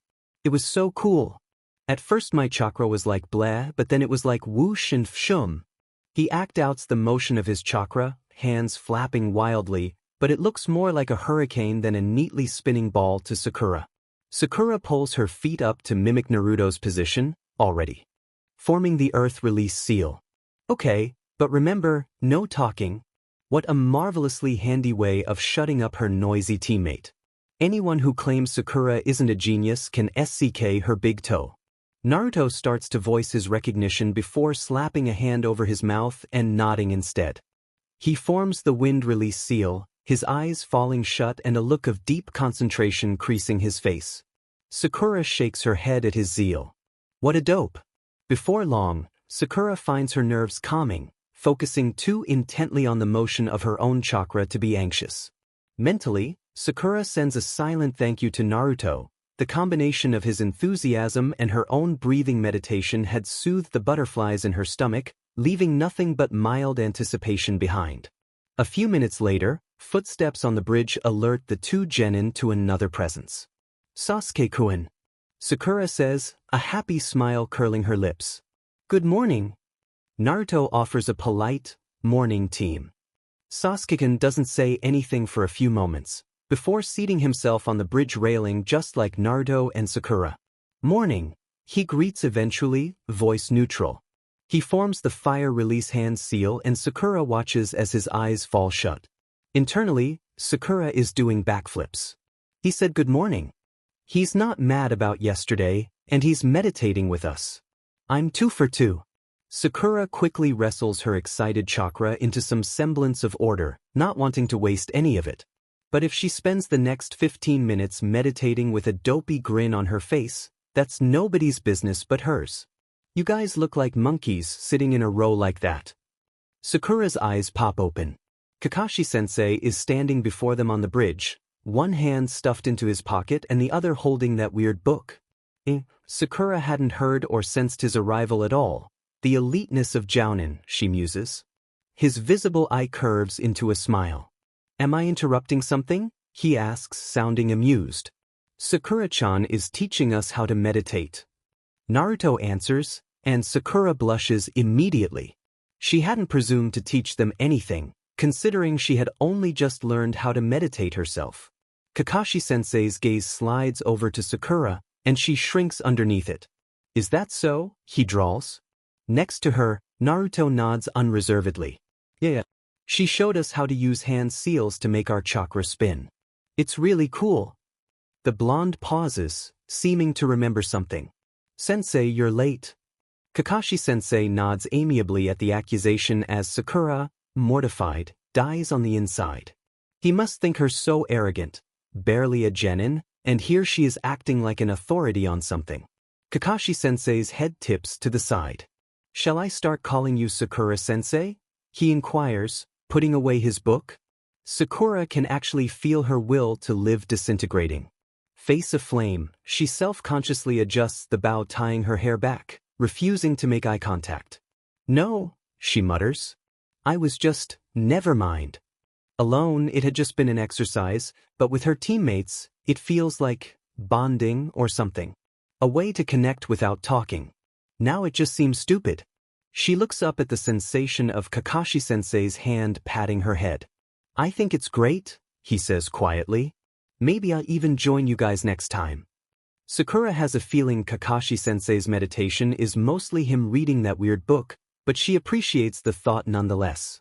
Sakura offers him a grateful smile, before swatting away his hand. So, what's the mission today? She asks, all business. Glad you asked. Kakashi-sensei says in a cheerful voice that portends disaster. Today, we have been granted the honor of picking the weeds from Watasan's radish garden.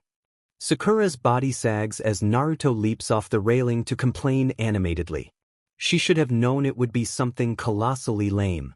XNBU-sensei or not, 3/4 of their team are genin fresh from the academy.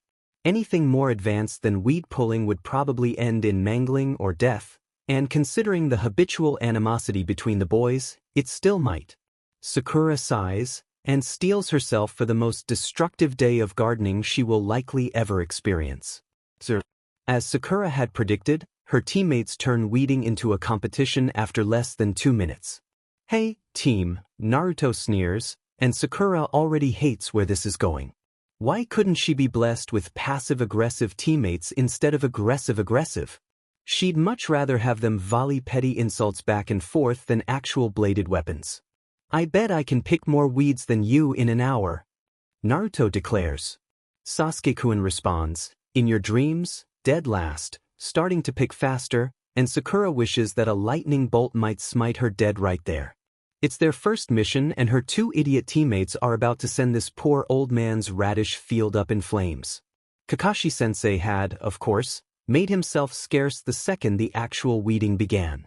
One day, I'll be a jounin and I can make my stupid little subordinates pull weeds while I disappear to who knows where, Sakura thinks fervently, watching as Naruto tries to use kunai to hack away at the invasive plants.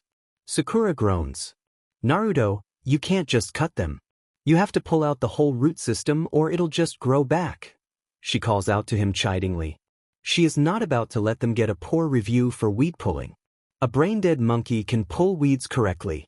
Distracted, Sakura fails to keep an eye on her own work, and just barely manages to jerk her hand back in time as a snake snaps at it, hissing loudly.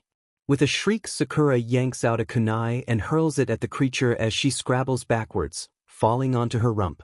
The noise alerts her teammates, and they both come rushing over. "Sakura-chan!" Naruto shouts. "What's wrong?" Sakura tries to calm her racing heart. Just a snake," she admits, pushing to her feet. It's still twitching where her kunai has it pinned, and Sasuke-kun finishes it off with one more straight through the head. She feels a little bad. The harmless little thing had been minding its own business when she came along and disturbed it. But Sakura squints at it, before gasping. "Holy shit!" Naruto's head swivels between her and the dead reptile. "What is it?" he demands. Sakura gulps. "It's just, that's a mamushi. They're really venomous."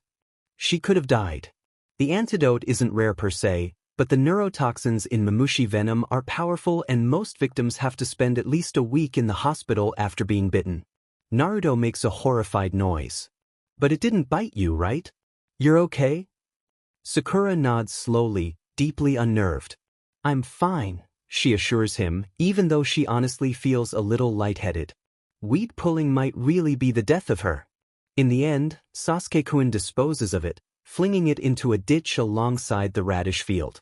All three of them resume pulling weeds, albeit much more sedately and with considerably more caution. 3 hours later, when they settle down for a lunch break, Kakashi-sensei reappears. "How are my cute little genin doing? Dutifully clearing this field of weeds, I hope." Sakura simply nods, tucking into the abento her mother had prepared for her. "Made with love and good luck for your first mission," Mabuki had said. "Fat lot of good that did her, though it is delicious." Sakura-chan almost died, Naruto deadpants while slurping down a repulsively large mouthful of cup ramen noodles, clearly having recovered from the trauma. Where he had managed to find hot water, Sakura has no idea. Kakashi-sensei's head turns to her. He murmurs, sounding vaguely curious. Sakura swallows her mouthful, wishing Naruto hadn't said anything. Explaining her lack of attentiveness and its almost deadly consequences to her sensei is not something she wants to do right now. She's a shinobi, she's supposed to be looking underneath the underneath, not getting bit by it. "A mamushi," Sakura finally mutters, embarrassed. Of course she had managed to make weed pulling into a dangerous event. "I startled it and it almost bit me." Kakashi-sensei blinks at her, but she can't read his expression. "Well, I'm glad you managed to survive," he quips. Desperately wanting to rescue her reputation as a sensible human being, Sakura quickly adds, "We should tell Wada-san about the viper. In case it had offspring." Her sensei nods. "Good thinking," he agrees, and there's genuine approval in his voice. Sakura looks away, still ashamed, and finds her appetite gone. Well, at least she can get back to weeding sooner. Joyous is the day. "I'm done," she announces quietly, packing away her containers. "I'll head back first." Without waiting for a response, Sakura jumps to her feet and returns to the field. She resumes ripping the weeds out with new fervor, choosing to take out her frustration on the helpless plants. Today was supposed to be great. It's her first mission as a real shinobi, even if it's just grunt work, and Sakura had gone and nearly ruined it by almost getting bitten by one of the most venomous snakes in Konoha. Useless.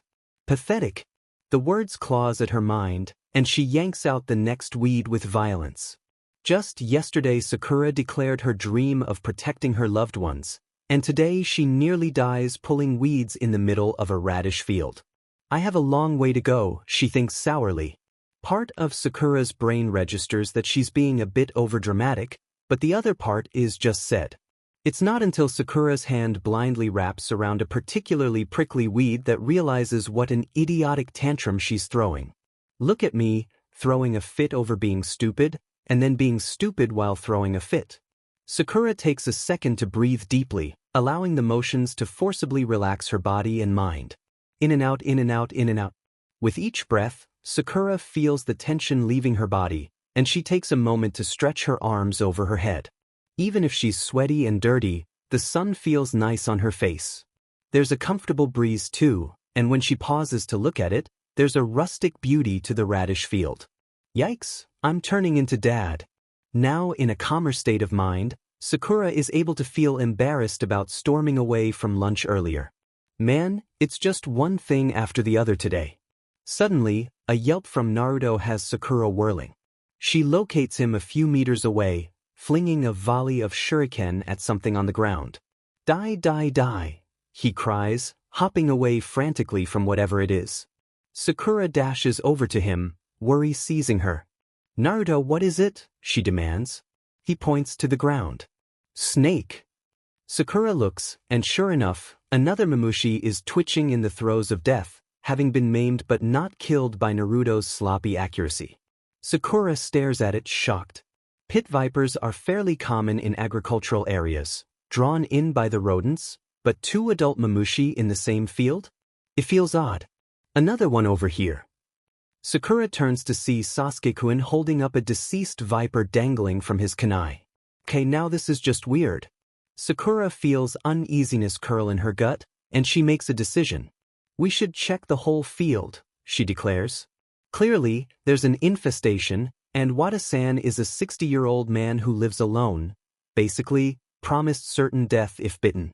Naruto and Sasuke-kun makes noises of agreement, and Sakura racks her brain for an efficient way to investigate the entire plot without getting bitten. She snaps her fingers. We could just send Naruto's Kage-bunshin running around until they get bit. A bit slapdash, but it could work. That's so cold, Sakura-chan, Naruto whimpers, shivering. And probably not thorough enough, Sasuke-kun adds, strolling over. He's most likely right, and Sakura hums, rubbing her chin.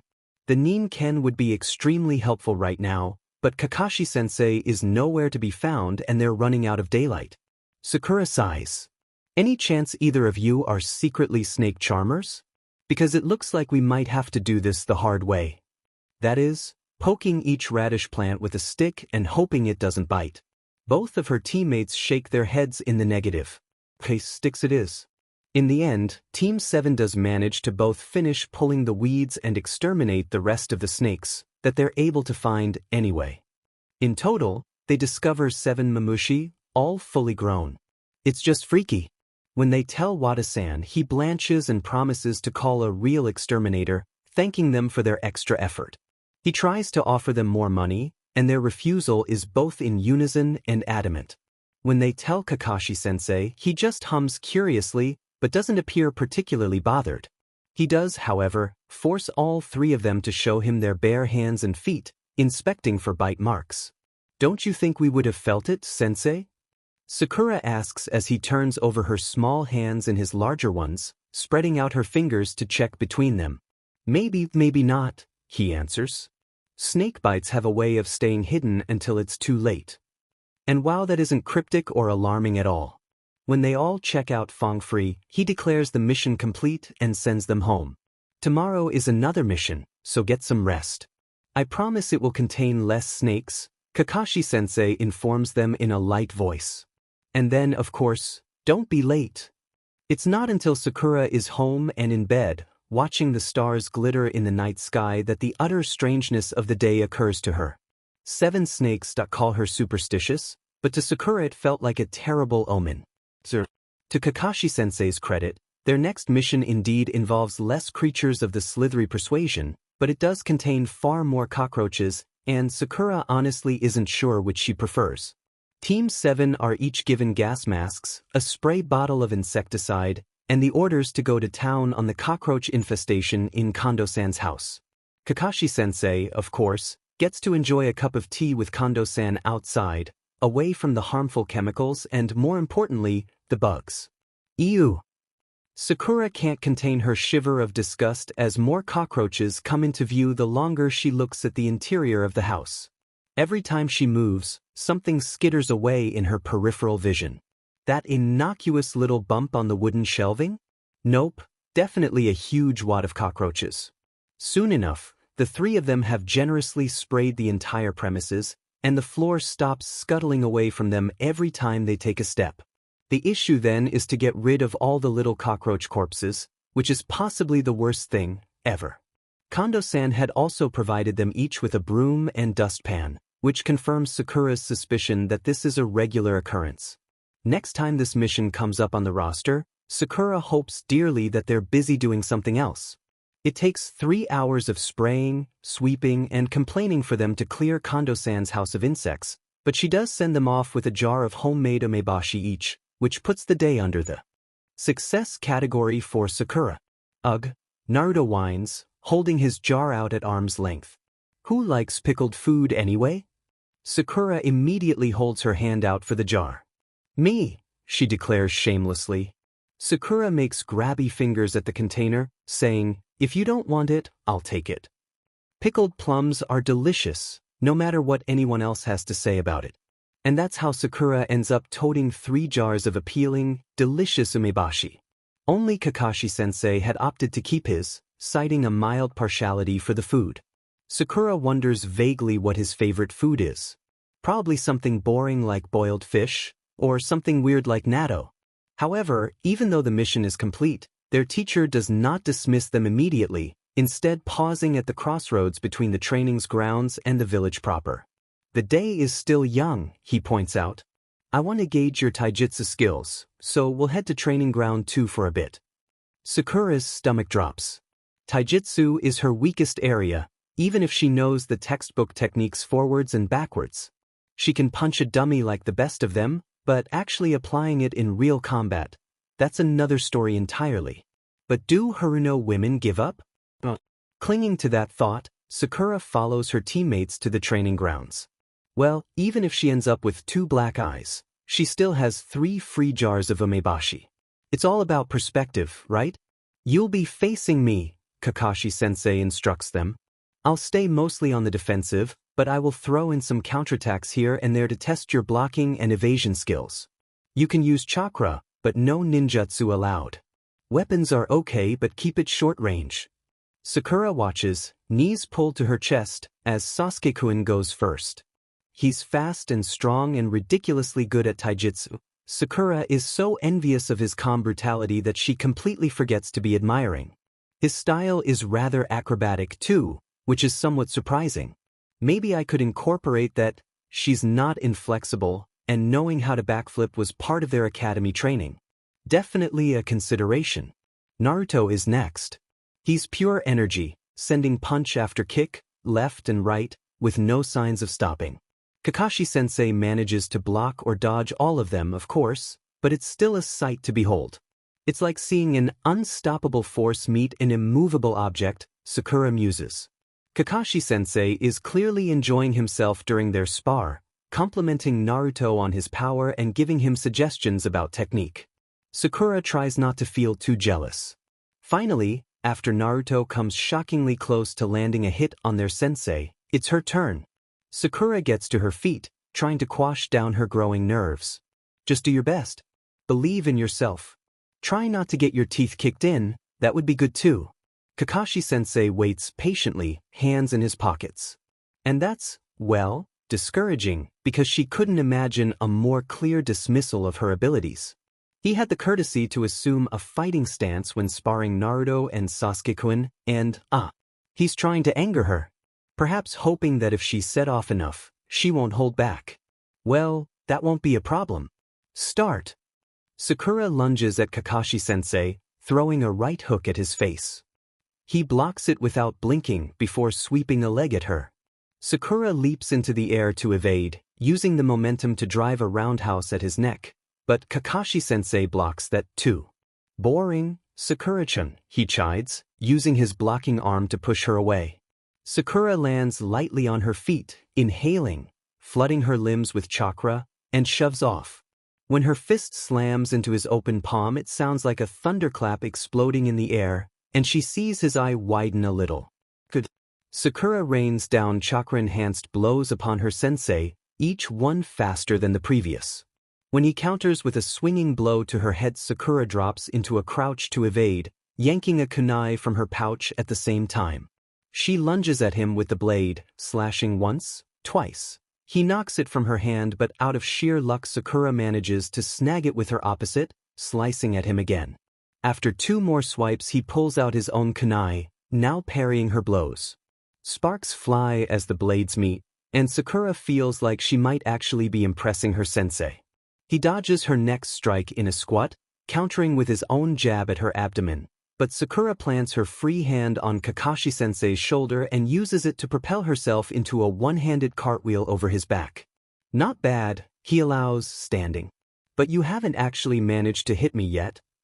With a chakra-rich inhale, Sakura leaps at him one more time, her left hand brandishing her blade. Kakashi-sensei meets it to parry, but instead of stopping, Sakura pushes forward, right into the path of his kunai. The blade slices across her cheek, and she can see his eye widen in surprise. She'd caught him off guard. Lightning quick, Sakura aims a jab right for his nose, forcing every ounce of chakra into her arm. Of course, he dodges, but not completely. Sakura's fist glances off his jaw, knuckles catching in the fabric of his mask. The shock of it freezes her. She almost hit him. They both come to a sudden standstill, her fist trembling against his jaw, his blade pressed against her skin. Less than a second later, Kakashi-sensei pulls the kunai away, a sliver of blood gleaming on the edge of the metal. Her blood. Sakura retracts her own hand, chancing a glance up at her sensei. His expression is less than amused. Running face first into a knife in order to land a punch, he drawls, voice dripping disdain. I've got to say, that is a new one. Sakura's hackles rise. I'm sorry, it was my understanding that I was being too boring, she snaps. Thought I'd spice it up a little? Sakura can feel the blood dripping down her cheek and onto her neck, but she ignores it. If he hadn't wanted her to be reckless, then he shouldn't have tried so hard to rile her up. Tension crackles between them for another few seconds, before Kakashi-sensei's shoulders suddenly sag, a deep sigh escaping him. He scrubs a hand over his face. I don't know when I gave you the impression that gaining my approval meant getting yourself hurt. Now that stung. That wasn't even close her intention, and Sakura steps forward, trying to meet his eye. Sensei, that wasn't what I was trying to do, today or during the exam. I was just trying to show you that I'm serious about this. I'm willing to take calculated risks if it means helping my team. His gaze snaps over to hers. Sakura, that was not a calculated risk. I could have blinded you. It was reckless, and I know you're smart enough to realize that. Kakashi-sensei's voice is verging on true anger for the first time since Sakura has met him. But Sakura isn't backing down. Then why try so hard to PSS me off? Then? Why make fun of me? She demands, hands curling into shaky fists. This is it, she figures. The end of Kakashi-sensei and her tenuous friendship, mentorship, whatever it is. He'd seemed so eager to spar with the boys, and Sakura is familiar enough with playing second fiddle that she can recognize it coming a mile away. I knew you were nervous, he explains, eye narrowing. And I knew if I egged you on, you wouldn't hold back. And what, making her angry was somehow supposed to make her less reckless. Sakura wants to stamp her foot like a toddler, though she manages to refrain. But now you're mad at me for taking risks. I still want you to use your brain. His tone is like ice. And I just don't want you to forget about me. Kakashi-sensei actually rears back a little at the exclamation, and Sakura's hands slap over her mouth in horror. She had not meant to say that, no matter how true it is. She wants to evaporate. How indeed humiliating. In front of Naruto and Sasuke-kun too. Teacher's pet, so loath to let go of his attention. Idiot, idiot, idiot. Sakura is already moving the chakra into her legs in order to flee when Kakashi-sensei's hand comes down to rest on top of her head. Freezing, she looks up at him, utterly miserable and expecting the worst. But his gaze is kind. Sakura-tan, I'm not going to forget you. His voice quiet, just loud enough for her to hear. Just because you can't hit as hard, or have a special bloodline, it doesn't mean you aren't my precious student. And that's exactly what she needed to hear. Sakura's lip wobbles. You promise not to leave me behind even if I SEK at taijutsu? Or ninjutsu, for that matter. Or anything really. His eye crinkles into a smile. I promise, he murmurs. You should have more faith in yourself. You're really quite adept when you apply yourself to it. Sakura smiles tremulously at the compliment, suddenly feeling exhausted. What an emotional roller coaster of a day. Her sensei makes a thoughtful noise. Come to think of it, he mutters, scratching his chin. We did discuss training with the Ninken, no? I think they would be quite happy to help you conquer any shortcomings in your taijutsu. His voice has turned positively devious, and Sakura is immediately uneasy, eyeing him suspiciously. Sensei, she prompts. What has she gotten herself into now? That settles it. Starting tomorrow, I want you, just you, to arrive at the bridge at 0700. Think of it as a morning stroll, if you will. Okay. Sakura allows, wondering what sort of hellish exercise regime she had just signed herself onto. And of course she has to get up extra early now while the boys sleep in. Then again, this is what she wanted, isn't it? Hellish or not, it's special training just for her. The thought makes her grin, and Sakura finds herself suddenly excited. Okay, she repeats, with considerably more enthusiasm. Kakashi-sensei blinks at her, before huffing out an amused chuckle. Ah, to be young again, he muses. Sakura smiles back, a little confused. Couldn't be that bad, right? This chapter text. Chronological synchronism, comparing and coordinating established, separate occurrences to construct a more broad understanding of chronological events. Sakura was wrong. So wrong. Sakura yelps as another set of sharp teeth snap at her shoulder, spinning away, only to have to duck under the path of Bull's massive swiping paw. A shadow falling on her from above alerts Sakura to an aerial attack, and she just manages to lurch out of the way to avoid Hei's claws as they descend upon her. But let's back up a little, shall we? 30 minutes earlier, at precisely 07:00, Sakura twiddles her thumbs as she leans against the bridge railing.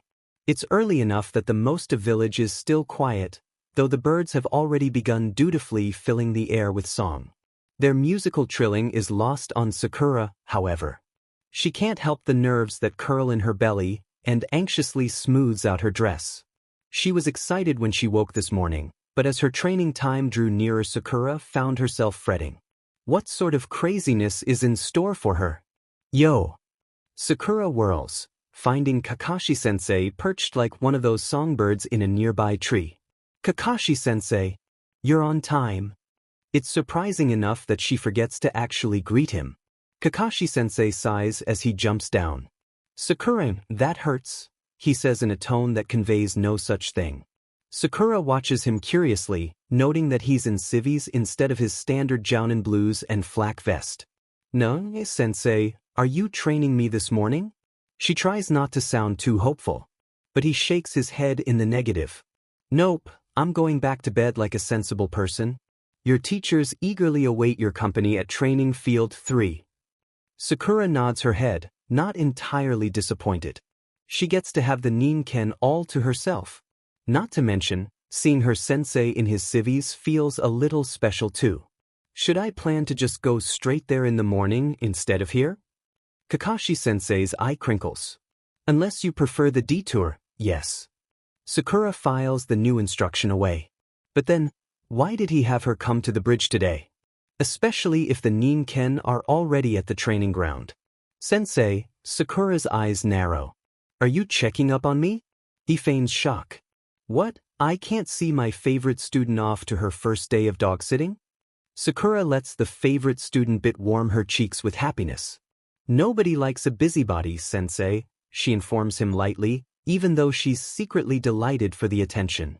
His shoulders sag. I miss the days when you were still awed by my charm and skills, he despairs. Sakura rolls her eyes, unimpressed. But still, the thoughtfulness of his choice touches her. Thank you, Kakashi-sensei, she murmurs, offering him a genuine smile. His head bobs in recognition. Now I can promise you that making the Ninken wait will do you no favors. Well, that's comforting. Sakura wonders if she shouldn't have filed a final will and testament before heading out this morning, and summons chakra into her legs. Well, better late than never, right? She waves at her sensei, who appears to be falling asleep on his feet. Like a horse, her mind supplies helpfully, and she can't help the amused snort from escaping. Well, I'm off, she bids, giving him a salute. He waves lazily. Have fun. Oh, and Sakura-chan. Sakura pauses, glancing back at him. He taps his cheek. Very cute. And with that, he's gone in a swirl of leaves. Sakura's hand flies to her face, remembering the bandage she'd put on the previous night to cover the laceration. She can recall looking into the mirror and being shocked at its proximity to her eye. She really could have been blinded. To make matters worse, as Sakura had predicted, Mabuki was adamant about foregoing a trip to the hospital, no matter how long and loud Sakura whined about the damage to her face. In the end, Sakura gave up, despairing over wasted moisturizer. All those years spent trying to maintain soft skin, pointless.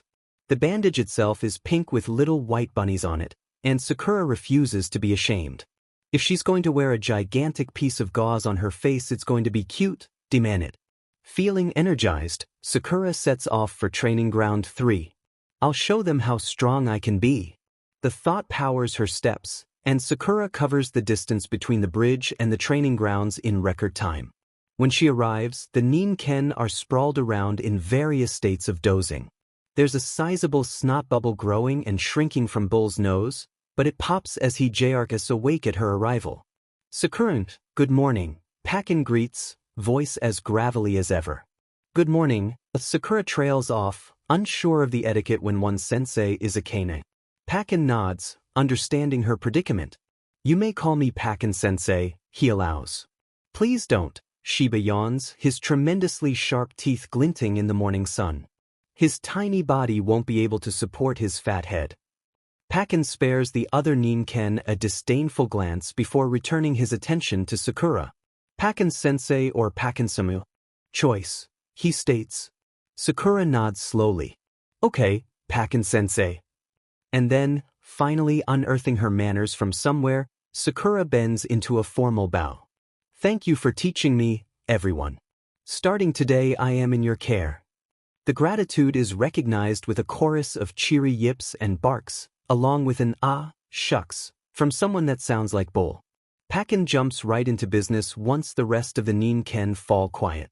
Sakura-chan, we will be working with you on your taijutsu, but that doesn't just mean practicing your strikes 1,000 times, he begins solemnly. We will be training all of you, body and soul, in the art of hand-to-hand combat. Do you understand? Sakura straightens. Yes, sensei. Are you prepared to give it your all, every single day? Yes, sensei. Do you accept the responsibility of providing ear rubs on a semi-regular basis? I guess. Pakin's grin is sharp. Excellent. Your training starts. Sakura gulps. Now. Sir. And that brings us back to where we were, that is, watching Sakura struggle to evade 7 sets of teeth and claws. You have more than just eyes, Sakura-chan. Pakin calls out to her from the sidelines. Apparently, he's not a combat-oriented Nin-ken, though Sakura had surmised that from his stature. What can you hear, what can you smell? Use your senses, he barks. Sakura wants to scream in frustration. How? All she can hear is the pounding of her own blood, and there's nothing distinct to smell except maybe her own rank. They've been at this for all of 30 minutes and Sakura is fairly certain she's sweated out every ounce of water she's ever had to drink, ever. Guruko's next swipe nearly takes her left ear off. Focus, Sakura-chan, the pug coaches. A single hour is not long to train, so you must concentrate if you want to improve. Snarling, Sakura launches herself into a back handspring to avoid the snapping jaws of 3 different Nin-ken around her ankles. Then why can't I use my chakra? She demands, narrowly dodging Urushi's pounce at her. That infuriating rule had been established at the beginning of the evasion game, as Pakin had phrased it. Sakura feels slower than a DMN turtle without her chakra enhancement. We train your body first.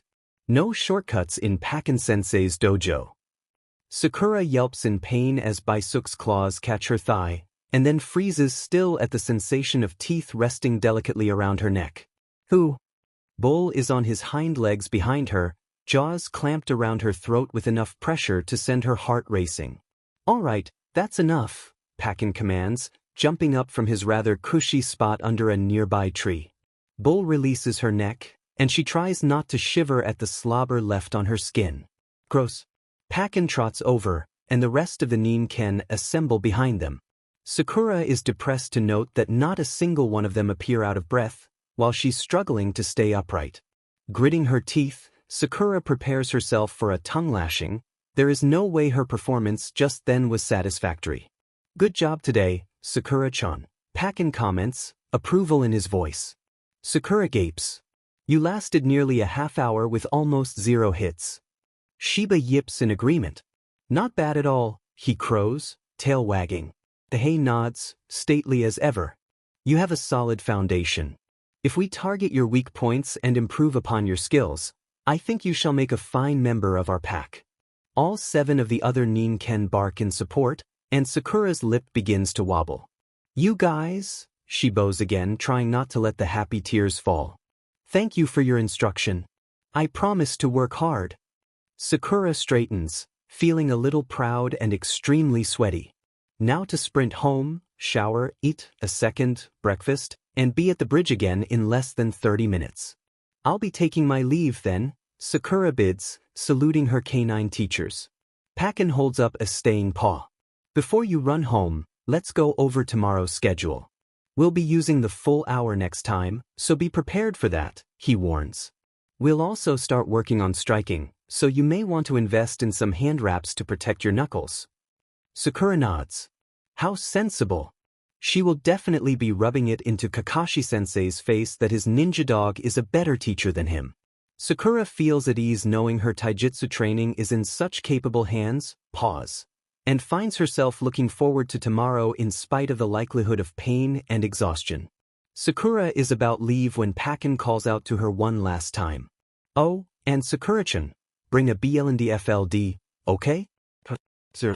Despite her best efforts, Sakura is still a little late in getting to the bridge. Ah see, Sakura mutters, simultaneously pulling the knot tight around her ponytail and leaping down from her spot on a nearby building. Of course, the one day she's late, Kakashi-sensei has to go and upset the world order by being on time not once, but twice today. She lands rather dramatically, right in the middle of the bridge with a less than graceful thump. Sorry I'm late. She apologizes as Naruto lets out a rather unmanly shriek of surprise. You're just in time, I was about to explain our mission duties today, Kakashi-sensei informs her, clearly amused at the spectacle in front of him. Besides Sakura, Sasuke-kun is watching her warily, like he's afraid she's going to jump straight onto his head next time. I should write a book, Sakura thinks morosely, on how to be super uncool in front of your crush as much as possible in the span of a single week.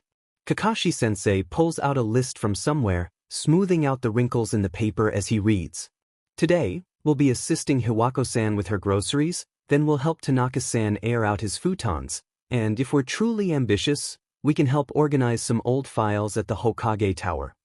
Sakura's eyes narrow. Kakashi-sensei is using the royal we an awful lot for someone whose contribution will be sipping iced tea in the shade. And wow, talk about mundane. Sakura is pretty sure there's more excitement to be found watching paint dry. Then again, Sakura thought that weed pulling would be boring, and look at how that ended up. With her luck, file organization would cost Sakura a limb or something.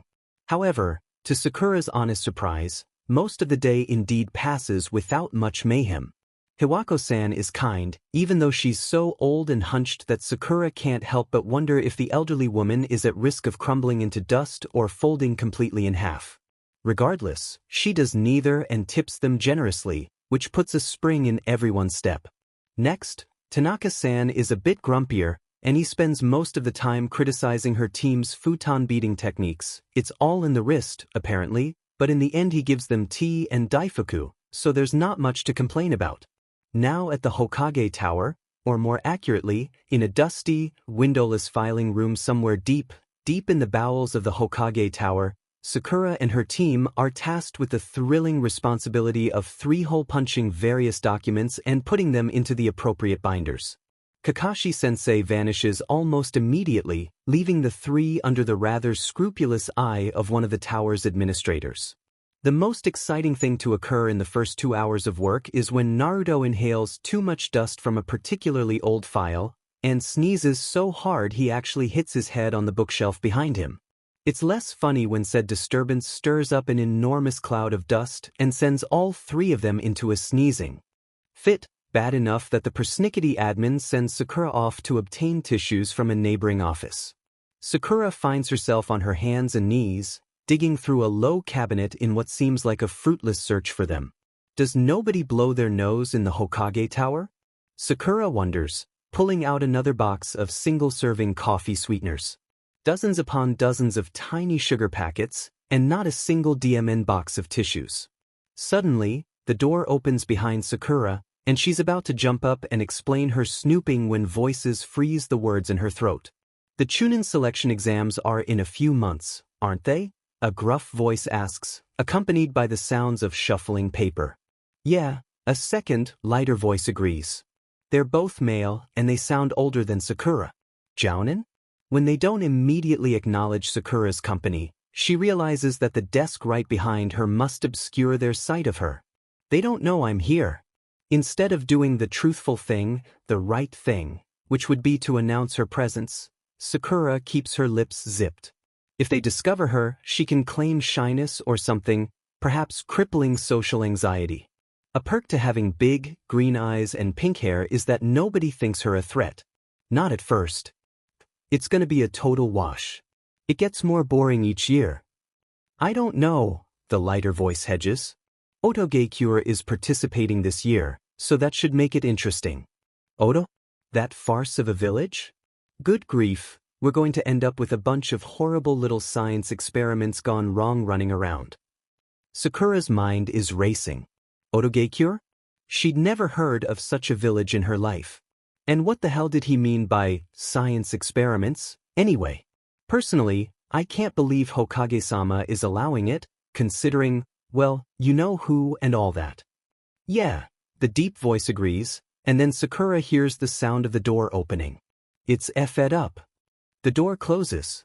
Sakura waits another few moments until she's sure the two men have left, before she leaps to her feet, trying to make sense of what she just heard. Their words rattle in her head, science experiments, Otogakure, who know who. What on earth did it all mean?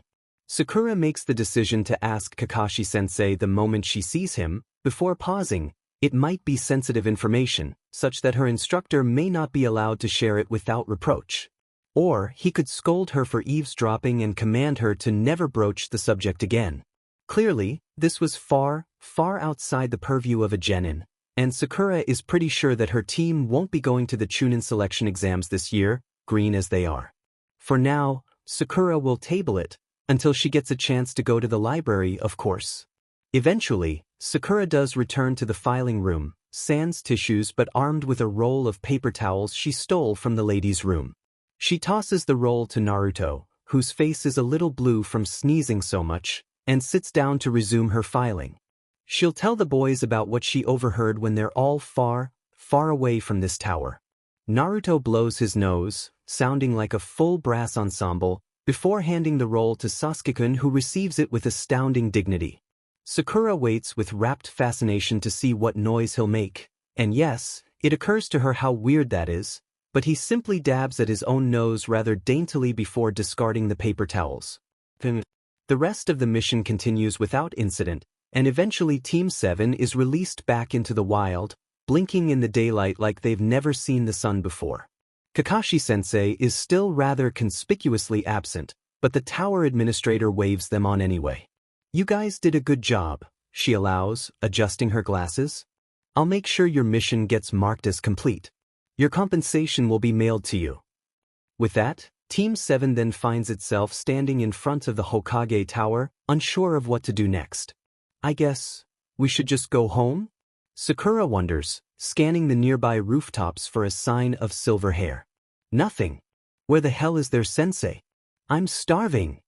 Naruto announces, already trotting off down the street. I'm gonna go get ramen at Ichiraku. Sakura watches him briefly before an idea strikes. Now would be a good time to tell them about what she overheard. It's rare that the three of them are together without Kakashi-sensei, plus eating in a public space would reduce suspicion of onlookers. To a passerby, chatting over lunch is exceptionally less shady than, say, huddling together in the forest. Wait, Naruto, I'll come with you, Sakura calls, and Naruto's expression is positively sunny until she continues with, Sasuke-kun, you too, wherein it dissolves into a grimace. No thanks, Sasuke-kun declines and begins to walk away. Without thinking, Sakura shoots her arm out, snatching the back of his collar just like she had done during the bell test. He makes that hilarious choking noise again, and Sakura might laugh if his expression contained less of a "I will murder you slowly" sort of sentiment. She releases the fabric, holding up her hands defensively and internally punching herself repeatedly in the face. Idiot. Seriously, making a good impression on Sasuke-kun seems to be outside her realm of abilities. Sorry, Sasuke-kun, habit, she apologizes, which doesn't seem to placate him. Wow, shocker. Look, I need to tell you both something. I overheard some weird stuff while I was out getting those paper towels, and I think you guys will want to hear it. That is apparently interesting enough to excuse Sakura's audacity, and Sasuke-kun makes one of those "I will not actually admit that I am interested but please, peon, do continue" noises before nodding his head. Naruto, of course, is effusive with his curiosity, pelting Sakura with questions immediately, though Sakura stays him with a promise to answer everything when they get to the ramen stand. Together, the three of them head towards Ichiraku, and Sakura feels a little pang of guilt over leaving Kakashi-sensei out of their discussion, and she vows to bring up the incident with him sooner rather than later. Once they've sat and ordered miso for Naruto, shoyu for Sasuke-kun, shio for herself, Naruto and Sasuke-kun immediately turn to Sakura, who is seated between them, and fix her with expectant looks. Okay, here's what happened, Sakura begins, cradling a cup of complimentary green tea. She quickly relays what she had overheard, but to her confusion, neither of her teammates look even slightly perturbed. If anything, they appear to be excited. The Chunin exam. I'll make everyone acknowledge me. Naruto crows, cracking open a pair of chopsticks. Sasuke-kun smirks, nodding to himself. It would be a good opportunity to test how strong I've become. Sakura stares at them both in bewilderment and disappointment. How can they only care about some stupid test? And this is coming from Konoha Academy's own queen of exams. Clearly something weird is going on, something that could put them and the entire village into danger. How can they be so short-sighted? Sighing, Sakura squashes down the frustration she feels towards her teammates. They're just dumb boys after all. Of course, they're more concerned with their own progress than the safety of others. It's to be expected. But that doesn't mean she didn't hope for more.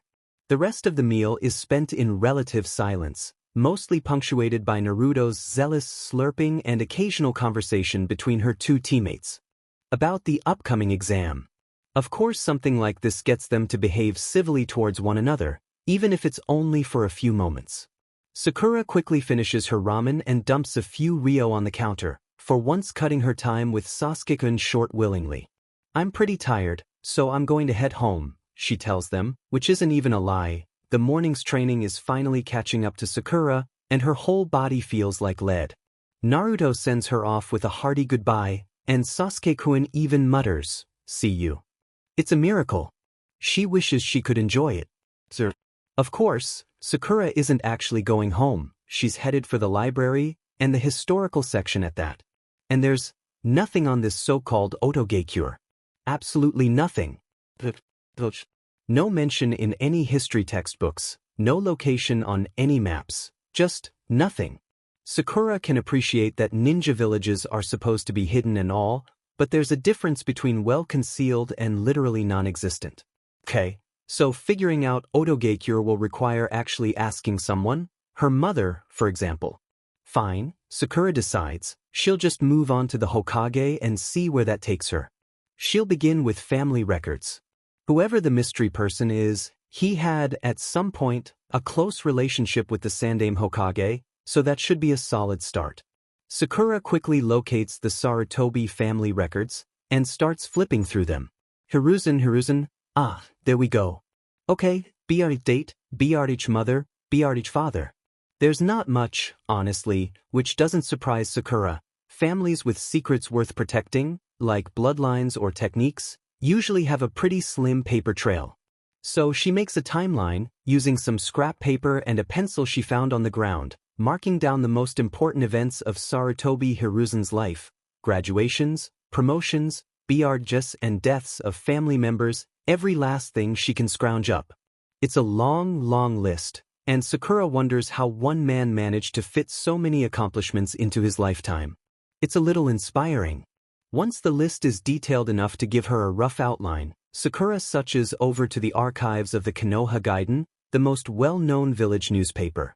She can use it to flesh out the timeline, as any truly major events would likely be chronicled, and she can relate them back to the Sandaime even if he's not mentioned directly. Grinning, Sakura begins digging through the archives, feeling rather proud of her sleuthing skills. After several minutes of searching, something amiss gives her pause. That's weird. There's a bunch of issues missing. Sakura paws through the box of old newspapers again, certain she's made a mistake, before leaning back to make sure she has the right container. Yeah, the dates are right, about 15 years ago, so where are the documents? She can understand a few missing issues here and there, but several months' worth of a weekly publication are completely gone. Uneasiness curls in Sakura's gut, and she quickly yanks out several more boxes to check for other missing issues. After an hour of digging through the Konoha Gaiden archives, Sakura finds another chunk of absent installments, this time from about 12 years ago. Another 6 months, just gone. Unsure of what to think and what to do, Sakura numbly returns all of the newspapers into their boxes and puts them away. It's late. She should probably go home. Instead of heading towards the exit, however, Sakura slumps down against a bookshelf and stares at the crumpled timeline in her grasp. For the second time in her life, Sakura feels truly unsafe in her home. Konoha is supposed to be a village of prosperity, where people protect one another and heroes are born, not a place full of dark secrets. Sakura isn't stupid. She's well aware of the fact that being a shinobi means bloodshed and death, and it's for that reason precisely that makes her so suspicious. The rest of the Konoha Gaiden archives contain plenty of bleak and brutal history. It certainly hadn't shied away from chronicling the horrors of the war with IW. But this, whatever these two missing PRDS represent, it has implications far more sinister than just battles among warring countries. With that in mind, Sakura packs up her belongings and begins to head home. The sun has almost set when she finally takes to the roofs, casting dark and foreboding shadows in her path, and Sakura speeds up her stride. She needs to speak with her mother about this, immediately. Sakura has already pulled off her sandals in the Genkin when she notices another pair of shoes on the floor, markedly larger than hers or her mother's, and extremely familiar. Dad is home. Sakura rushes into the living room, immediately spotting her father at their kotatsu and all but throwing herself at him in a gigantic hug. "Dad, you're back," she cries, squeezing him tight. "There's my little shinobi," he crows, wrapping his arms around her. "Your mother was just telling me all about how you saved her from a thug. I'm so proud of you, Sakura." Sakura presses her nose into his shirt, inhaling his familiar scent and allowing the feelings of security and home to wash over her. There is no safer place in this world than in her father's arms, she thinks, except for maybe her mother's. "I'm really glad you're home, Dad," she says in response, refusing to let go for even a second. Haruno Kizashi, as a diplomatic shinobi of the agricultural department, spends many a week traveling to other villages in Fire Country and beyond, collecting research on farming conditions, techniques, and products.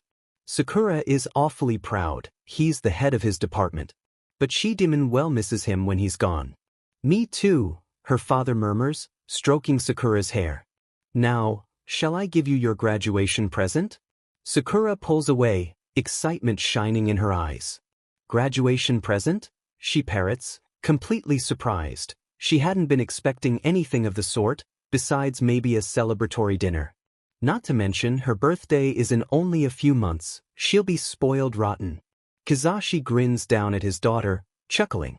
"Of course," he replies, reaching behind him to pull out a package wrapped in simple brown butcher paper with a bright pink bow on top. "My precious daughter graduated from the academy. She deserves a present. Now go on, open it."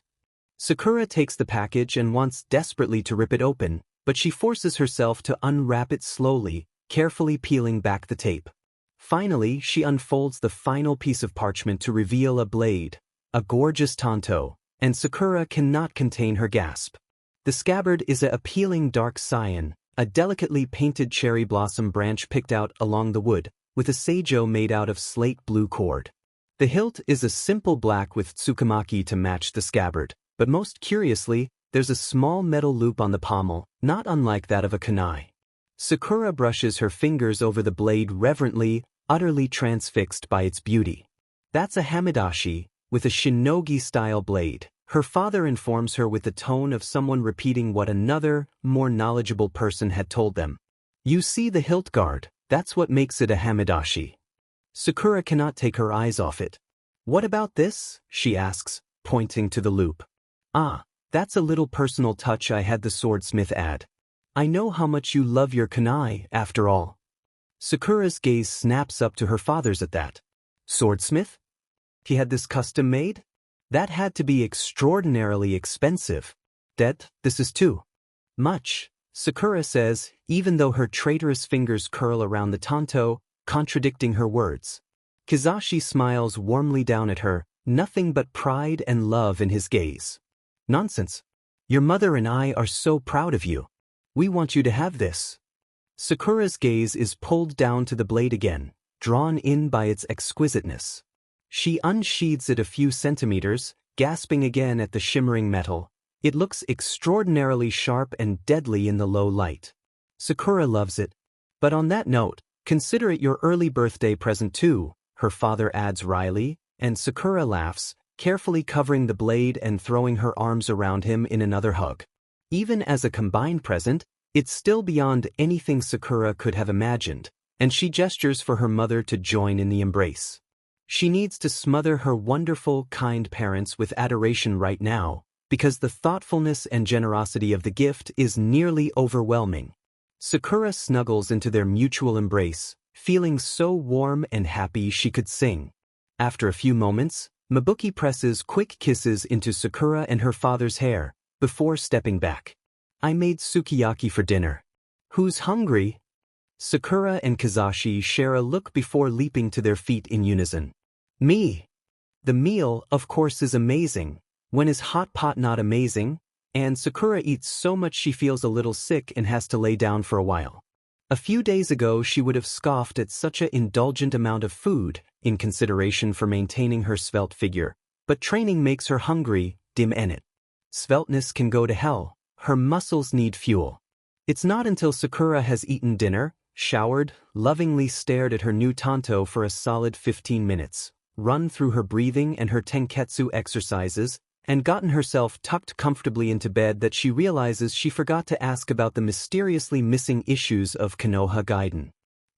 Sakura yawns, feeling sleep take an inescapable hold on the edges of her consciousness.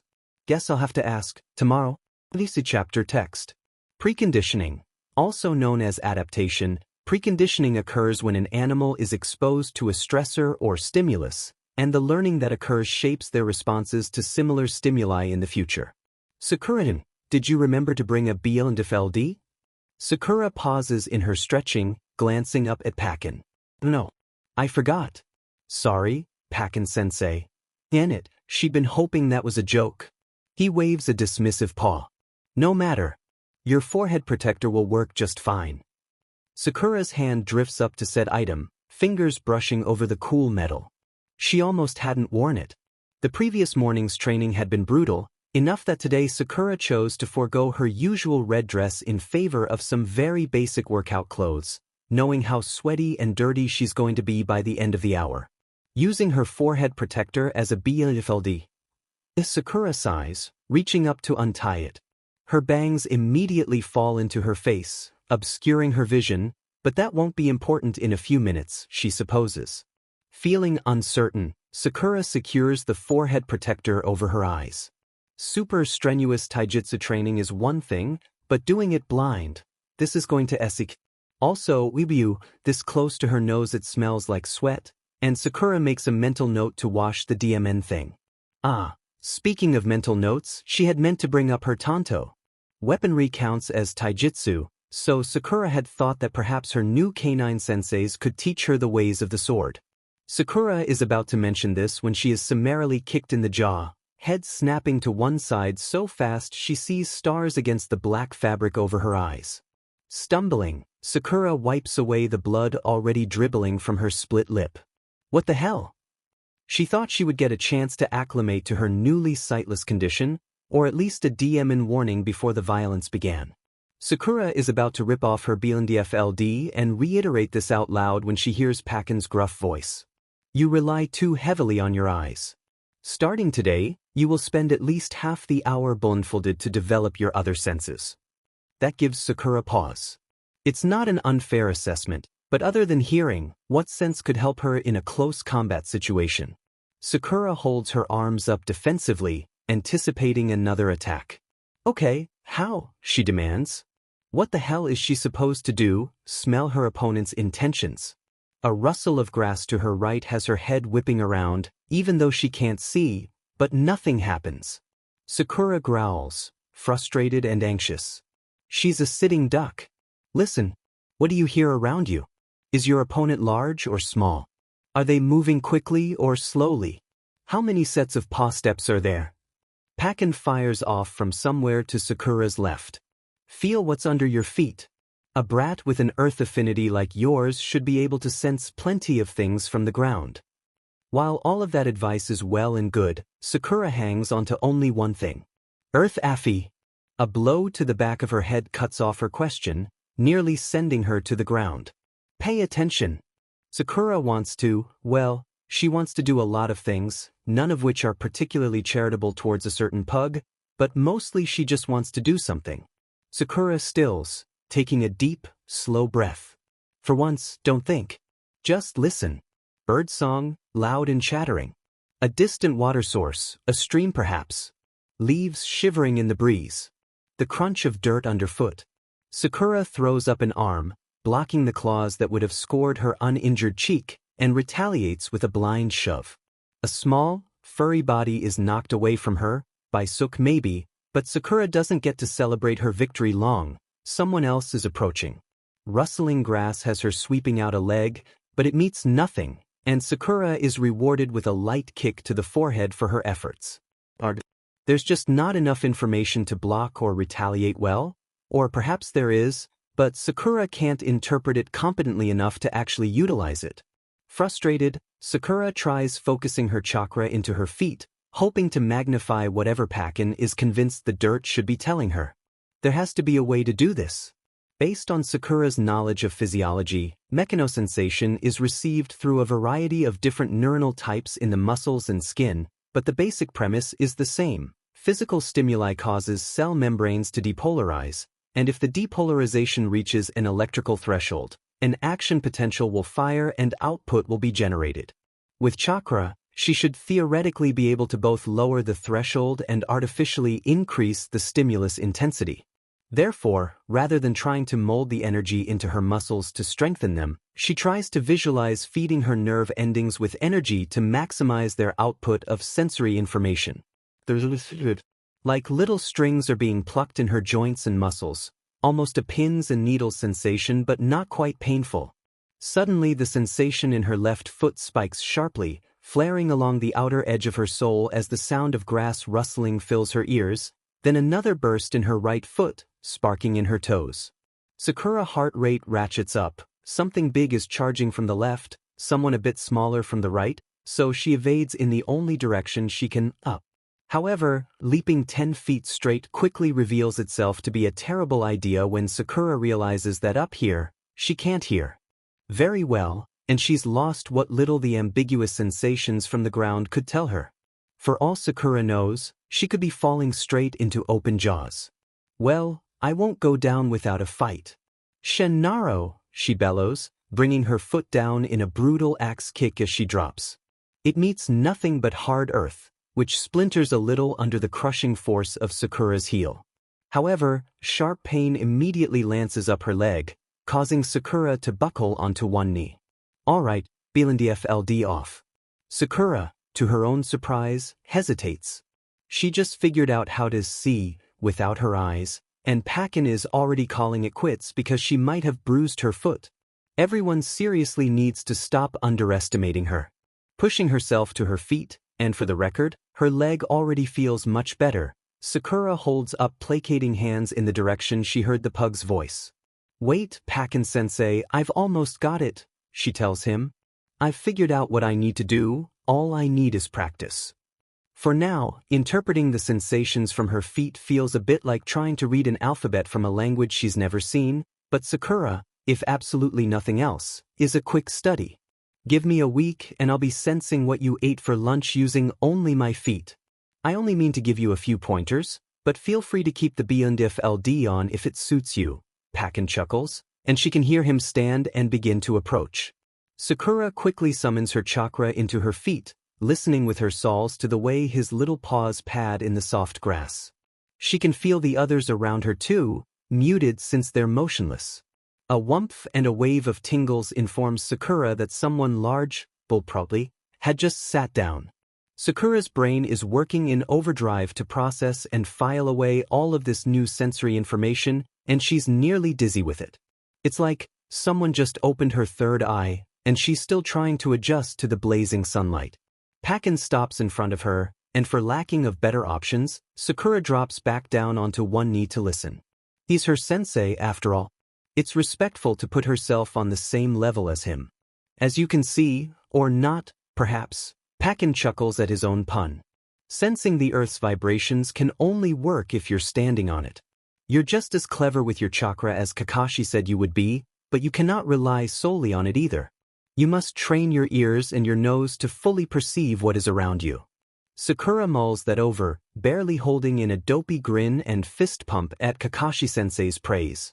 If her sensei thinks she's clever, then she must do everything in her power to prove him right. "I've been meditating to try and increase the range of my chakra circulation," Sakura admits. "I've almost gotten to my ears, but the closer I get the harder it is. I never imagined it would be so difficult to reach the tenketsu in my head." Pakin snorts. "You really are a clever brat, maybe too clever? It's difficult for a reason, kid. The tenketsu in your skull are connected to your brain and eyes, which are important organs and, for lack of better words, squishy and fragile. Messing around with chakra up there can lead to blindness and death, or worse," Pakin explains, and the light bulb goes off in Sakura's head. "Ah," she snaps her fingers, surprised she hadn't realized it sooner. "It's natural selection. Those with easier access to those tenketsu and without the proper means to control it died off and took their genes with them. Limited access to tenketsu became the common trait, but people with the right bloodlines diverged and created a stable phenotype." Sakura can't help but wonder what research has been done on Hyuga and Uchiha genetics, and she makes a mental note to look into it. And the more she thinks about it, the more intrigued Sakura becomes. Sure, the brain and eyes are important organs, but so are the liver, the kidneys, the heart, and chakra is centered in the core and circulates rather freely through those coils. What is it about thoracic and abdominal organs that make them resistant to chakra damage? Or is it the coils that are different? Dead silence from Pakin informs Sakura that she may have just mumbled all of that out loud. But before she can speak again, he breaks into gruff laughter. That dope Kakashi got lucky with you. Guts, talent, and brains. You're so smart, Sakura-chan, says Shiba from somewhere to her left, and a chorus of compliments from the other Nin-ken follow. Sakura preens under the praise, a feeling her cheeks warm with happiness. There are people who believe in her, really, truly believe that she can become someone worthy of the shinobi title. Someone strong. Someone who can protect the people she loves. It's a bit of a novel feeling, really. As for your strikes, Pakin continues, back on the original subject, they're all right, but nothing special. After we finish this drill, I'll have you practice them on one of the posts here. Sakura nods. It all sounds reasonable to her, which is actually a little suspicious, now that she thinks about it. Tabling that thought, Sakura pauses before she stands up. Pakin-sensei, I have a question. How did you know that I have earth affinity? I thought that took years to establish. I can smell it on you. Different chakra types have different scents. You smell like dirt. Sakura frowns. Lovely, she smells like dirt. Aren't I too young to have an affinity, though? She presses, extremely curious. Most kids your age would be because chakra takes a while to settle. But you've got genius-level control, kid. And I don't say stuff like that lightly, he tells her. Sakura feels dizzy. Genius? Oh, she says faintly. Pakin snorts again. Apparently it's a common tic of his. Man, what the hell were they doing with you in the academy that you don't even know that? Bunch of flea-bitten amateurs. Still reeling, Sakura asks the first thing on her mind. What does Kakashi-sensei smell like? Pakin hums. It's an odd, throaty noise. Sakura didn't think dogs could hum, but then again, a few days ago she didn't they could talk either. Ozone, he answers finally. Hard to describe if you've never smelled it. Sharp. Huh, Sakura responds slowly. So he's lightning type, then.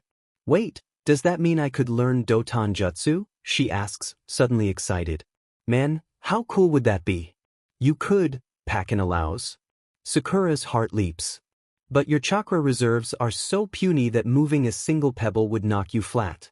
And back to earth it crashes. Sakura winces. Tell me what you really think, sensei, she jokes, the pride from his earlier compliments thoroughly gutted. Sakura feels a light tap on her nose, and startles, almost falling backwards onto her rump. Pakin must have reached up with a paw and bopped her. She hadn't felt or seen it coming. Don't mope, Kakashi does enough of that for the whole demon village, he grumbles, voice surprisingly gentle. That's why we're training you, pup, to make you stronger. I'm not going to offer you platitudes or false praise, because that'll get you killed. I'm here to make you be better, not feel better. Got it? Sakura swallows, somehow feeling both chastised and uplifted. Got it, sensei. Good. Now back to work. Yes, sensei. Sir. Ow, ow, ow. Sakura mumbles to herself as she leaps from roof to roof. The rest of training had been appropriately brutal, and every inch of Sakura's body aches.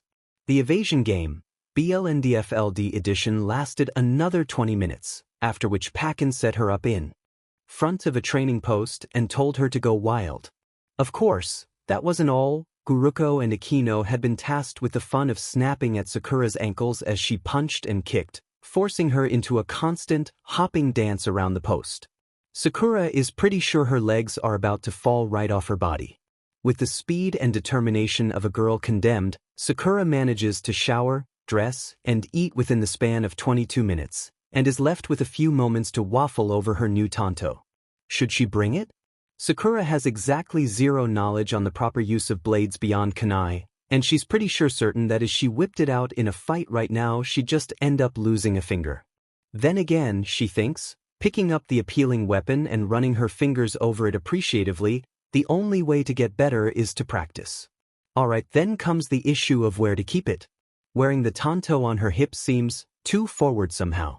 She's not a swordsman, and displaying the blade so brazenly feels like an insult to Kenjutsu, considering her complete lack of experience. But Sakura doesn't own a nifty shoulder strap gadget like the NBU, so she can't wear it on her back either.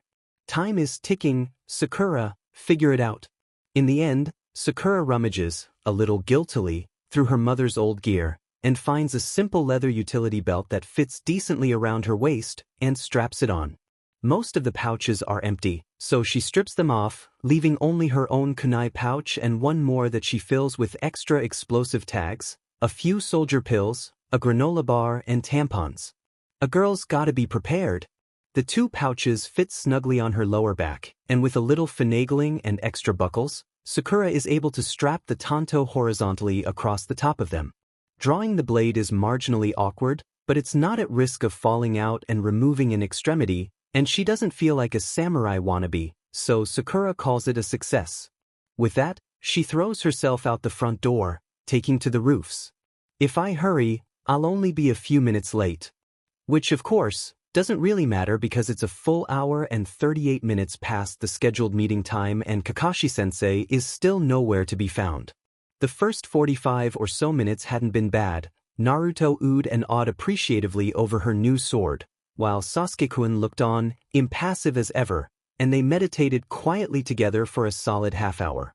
Unfortunately, impatience eventually got the best of her teammates, and Sakura is left watching boredly as they try their best to beat the snot out of one another. But with nothing better to do, Sakura starts channeling chakra into her feet, listening to the sounds hidden inside the bridge. She can feel the rhythmic rush of the water, the muted rumblings from where Naruto and Sasuke are brawling on the bank, and something else. Something weird. Wait a minute. Sakura clambers onto the railing, hanging upside down over the frame to get a look at the underside of the bridge. Kakashi-sensei's smug face stares back at her, his eye crinkling into a smile. "Good morning, Sakura-chan. I see the training is already paying off." Sakura startles, losing her grip on the wood and falling into the river below with a crash. Son of... Fuming, she struggles to her feet in the waist-high water and levels a fierce glower at her infuriating sensei. He's hanging from the bottom of the bridge like a goddamn bat, his feet glued to the wood by some unseen force. "Sensei, what the hell? Ma, is that any way to greet your captain? I thought you had better manners, Sakura," he quips, dropping down from the bridge to land, to Sakura's bafflement, on top of the water.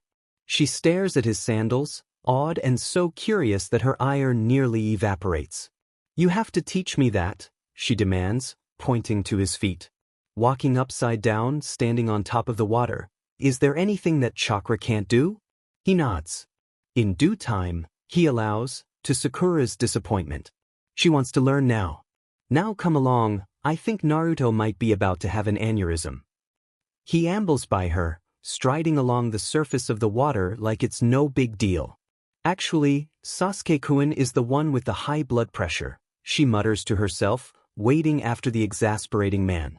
Naruto, as expected, throws a fit at Kakashi-sensei while Sasuke-kun huffs and glares.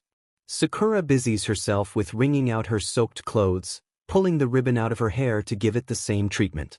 Sudden silence has her glancing up, and she finds both Naruto and Sasuke-kun staring at her in complete shock. Well, it's mild on Sasuke-kun's part. "Sakura-chan." Naruto points a finger at her. "You cut your hair, Tebeo?" Sakura blinks. "Naruto, I cut it almost a week ago," she tells him, deftly pulling her damp hair back into a tight ponytail. "It'll dry all crimped and stupid looking, but oh well." He falters, looking utterly baffled. "Oh, I didn't notice," he admits, scratching the back of his head. "Of course he didn't." Sakura sighs, despondent that Sasuke-kun seems to be in agreement with Naruto for once. He hadn't noticed at all. Boys are really unobservant, aren't they? "Kakashi-sensei, what's the mission today?" Sakura asks, hoping to deflect the attention from her soaking form. Her whole team probably thinks she's so lame. Man, why hadn't she learned a drying jutsu or something? "Glad you asked," Kakashi-sensei responds, producing a small towel from literally nowhere and tossing it at Sakura's head. "Today, we're going to help paint Ashiwaka-san's house." Sakura nods, quickly using the towel to dry off her face and her tanto before throwing it back to her instructor, who catches it without looking. "Painting? That doesn't sound too bad, if a little boring." "Right? Wrong. Because Ashiwaka-san's house is not a house, it is a mansion." Sakura stands next to her teammates as they stare up dejectedly at the absolutely gargantuan building. It has to be at least 4 stories tall and utterly sprawling. Is that a castle?" Naruto asks, looking faint. Sasuke-kun is silent, but that vein in his neck is throbbing again. "Impossible," Sakura whispers, feeling her soul exit her earthly body. "Kakashi-sensei, this is impossible." Their instructor makes an exaggeratedly shocked face. "Impossible? Surely not, for my impeccable little team." Sakura stabs a finger at the offending dwelling. "Sensei, that house is at least 20 meters tall. We have no ladders, no scaffolding. How are we supposed to reach all of it?" she demands, crossing her arms. If he thinks she's going risk life and limb to string herself up by some measly ropes to paint this oversized pile of wood chips, he's got another thing coming. Kakashi-sensei holds up a silencing hand. "And that," he begins rather sanctimoniously, "is where training comes in." At once, the 3 of them perk up, crowding around their sensei like dogs around a treat bag. What kind of training, Tebeo? Naruto insists, waving excited fists. Sakura gazes expectantly up at their sensei, feeling excitement bubble in her belly. Training from Kakashi-sensei. Finally, Kakashi-sensei waits a few moments, allowing his students to stew in their anticipation before inhaling deeply and intoning, "Wall climbing. Wall climbing." Sakura parrots, feeling disappointment curdle her enthusiasm. How is wall climbing training? They learned how to climb in the academy. Naruto hums, looking just as unimpressed as Sakura feels. Sounds boring, he declares and crosses his arms. Well, this is no ordinary climbing, Kakashi-sensei replies, walking over to one impressive wall of the mansion. You'll be climbing without your hands. Like this. He makes a quick hand seal before he plants a foot on the wood and just walks. Vertically. Straight up the wall, like he's just taking a stroll down the street, except entirely defying gravity. Whoa! Naruto cries, jumping up and down excitedly. Even Sasuke-kun makes a noise of surprise. That must have been what he was doing under the bridge. Sakura goggles at the complete and utter rejection of all laws of physics. Obviously chakra is at play here, but how? How exactly do you manipulate chakra in order to stick to a vertical surface? Their instructor leaps back down, landing with barely a sound. All of you are at least somewhat familiar with chakra, and this exercise will teach you how to control it well enough to perform any jutsu. Theoretically, anyway. Naruto is nodding. I see. Do you? Kakashi-sensei asks blandly, producing 3 large paintbrushes and holding them out for his team to take. You'll need to focus your chakra into the soles of your feet in order to stick. Not much is needed, but the amount must be exact. It's not easy, and even skilled ninjas struggle with it. He gestures to a tall pile of paint cans that Sakura had failed to notice earlier. Using paint, you'll be able to mark your progress as well as complete the mission. It's important to remember that chakra manipulation also requires stamina, and you'll be moving constantly during battle. This makes controlling it even more difficult. Suddenly, he turns to them, a rather evil gleam in this eye. And we will be back at Ushiwaka-san's house every single day, without stopping until it is finished, and you all have the necessary stamina and control. And be forewarned, Ushiwaka-san is quite fussy. If you miss a single spot, he won't be pleased, and you won't be paid. Got it? Sakura and her 2 teammates gulp, gazes sliding over to the soaring mansion. Not only is it tall, it's also just huge. Covering the entire surface with paint will take days. Suddenly, Naruto perks up, already putting his hands into a seal as he crows, I could use my... Kakashi-sensei's hand comes down in a chop onto Naruto's head. No Kage Bunshin, he declares. Cheating will be punished with 1,000 years of pain. Is that clear? Naruto's hands immediately fly to his behind, fear in his eyes. Why sensei? Sakura grimaces. Kakashi-sensei looked pretty cool explaining the chakra control stuff, but now, gross. She sighs. Her mother had warned her that men are almost always disappointing. Kakashi-sensei claps his hands. Now get to it. Naruto and Sasuke-kun immediately make a mad dash over to the paint cans, plunging their brushes in before sprinting over to the mansion wall. Sasuke makes it maybe 2 meters up, leaving a bright red swipe on the wall, while Naruto immediately crashes to the ground, splattering paint all over his orange jumpsuit. Sakura winces, before unbuckling her utility belt and unzipping her dress. There's no need to get paint all over her things, and while her sleeveless undershirt isn't fashionable by any means, it's functional and she won't be showing too much skin.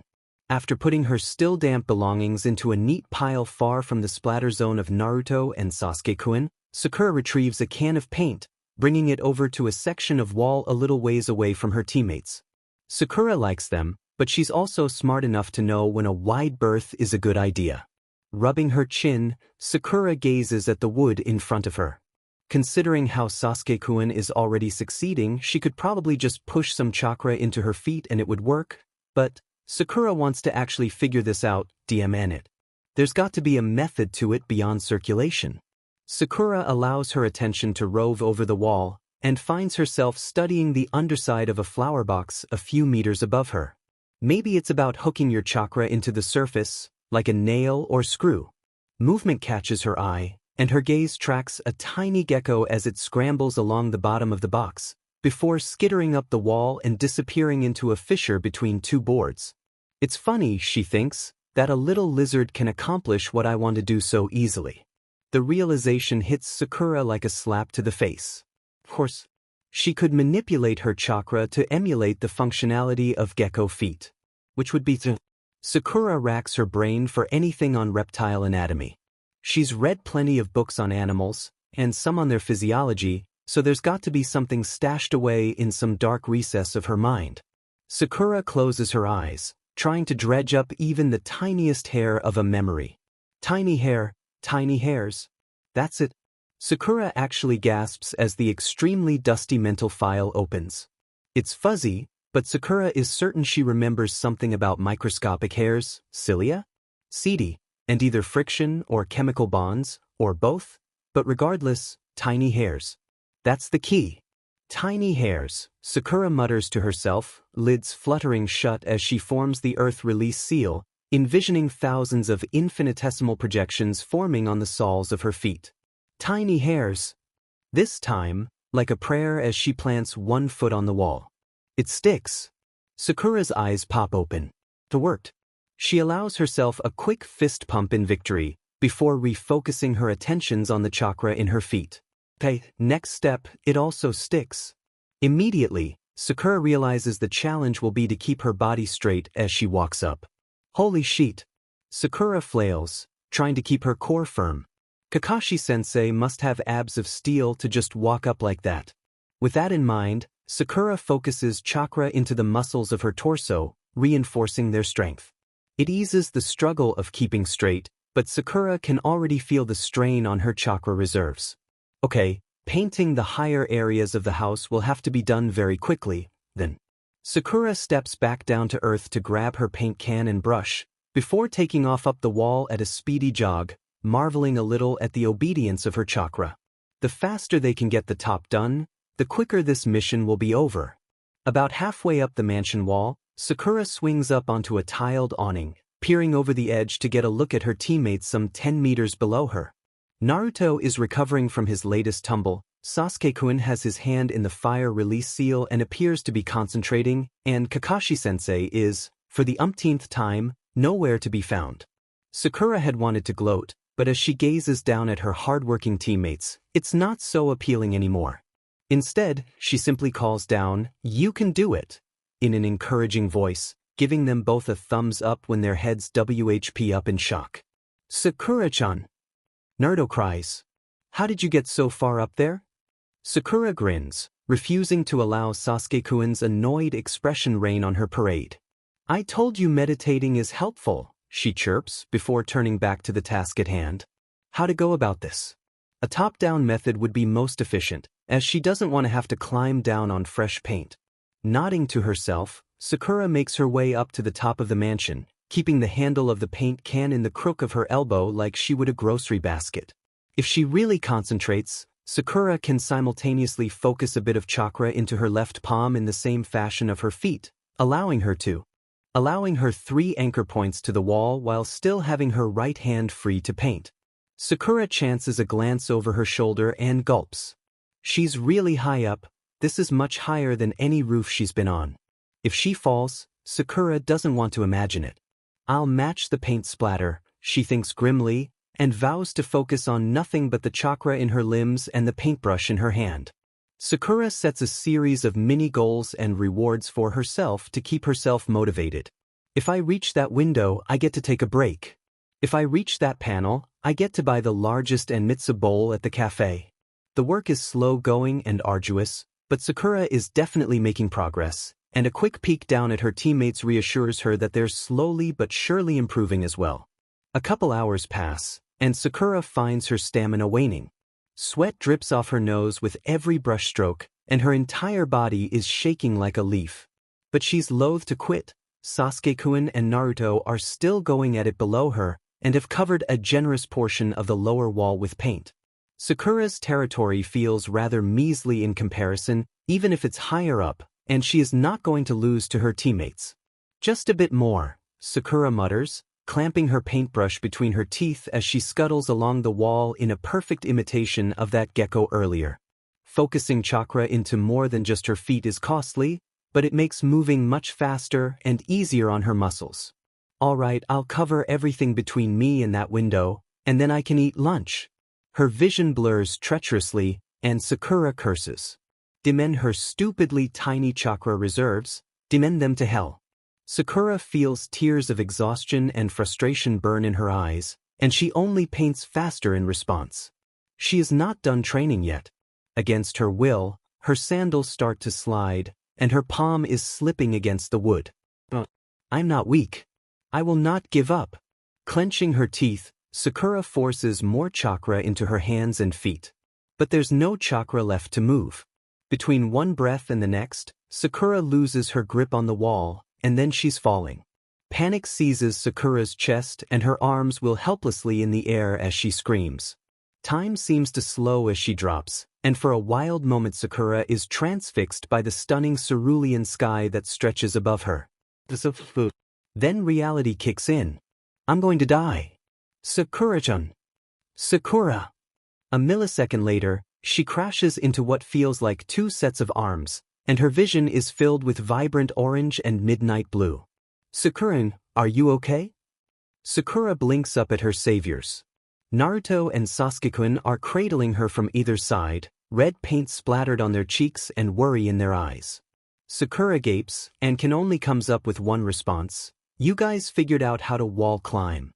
They made it almost all of the way up the building. This time, Naruto and Sasuke-kun are the ones to blink down at her. Unfortunately, reminding the boys of their sudden mastery seems to wipe out their focus, and at once the three of them are plummeting down the wall together. Ah! Sakura shrieks, clinging to her teammates. Oh great, now I'm really gonna die. However, Team 7 only spends about 2 seconds in a caterwauling freefall before they're once again halted, this time by something tall and green. Oof, Kakashi-sensei grunts. He's perched on the wall below them, one arm around Sasuke-kun and Naruto each, while Sakura clings like a terrified koala to his middle. You guys really are a handful. Sakura yelps, having regained some of her senses as Kakashi-sensei hops back down to earth. Forget abs of steel, his entire body must be made of the stuff if he could stand like that while holding the three of them. Kakashi-sensei dumps all three of them rather unceremoniously on the ground. Well, he drops the boys. Sakura he has to scrape off like a persistent piece of gum before he sets her down. He levels an index finger at her teammates, who are looking rather churlish at their abrupt disembarking. Naruto. Sasuke. Good progress so far, and good job having Sakura's back. Nicely done. The finger turns to Sakura, who gulps. Sakura-chan, he begins flatly. Excellent job at picking up this skill so quickly. Your chakra control is even better than I had anticipated. But we've already talked about your recklessness. This doesn't happen again. Is that clear? Crystal, Sakura responds, feeling chastised and relieved. She expected a bigger chewing out than that, to be honest. Lovely. Now, eat your lunch and then get back to painting. Sakura-tan, your feet stay on the ground. He pauses, stroking his chin in thought. Okay, that's all. Bye. And Kakashi-sensei has vanished once more, a swirl of leaves in his wake. Man, what a weirdo, Naruto mutters, and Sakura can't help but agree. A pretty cool weirdo though. Sakura gets to her feet and hears her stomach growl ferociously. Okay, definitely lunchtime. Come, slow pokes, she calls over her shoulder, trotting off towards their bags. Last one there is a Kage's butt. The boys trip over themselves chasing after her. This chapter text.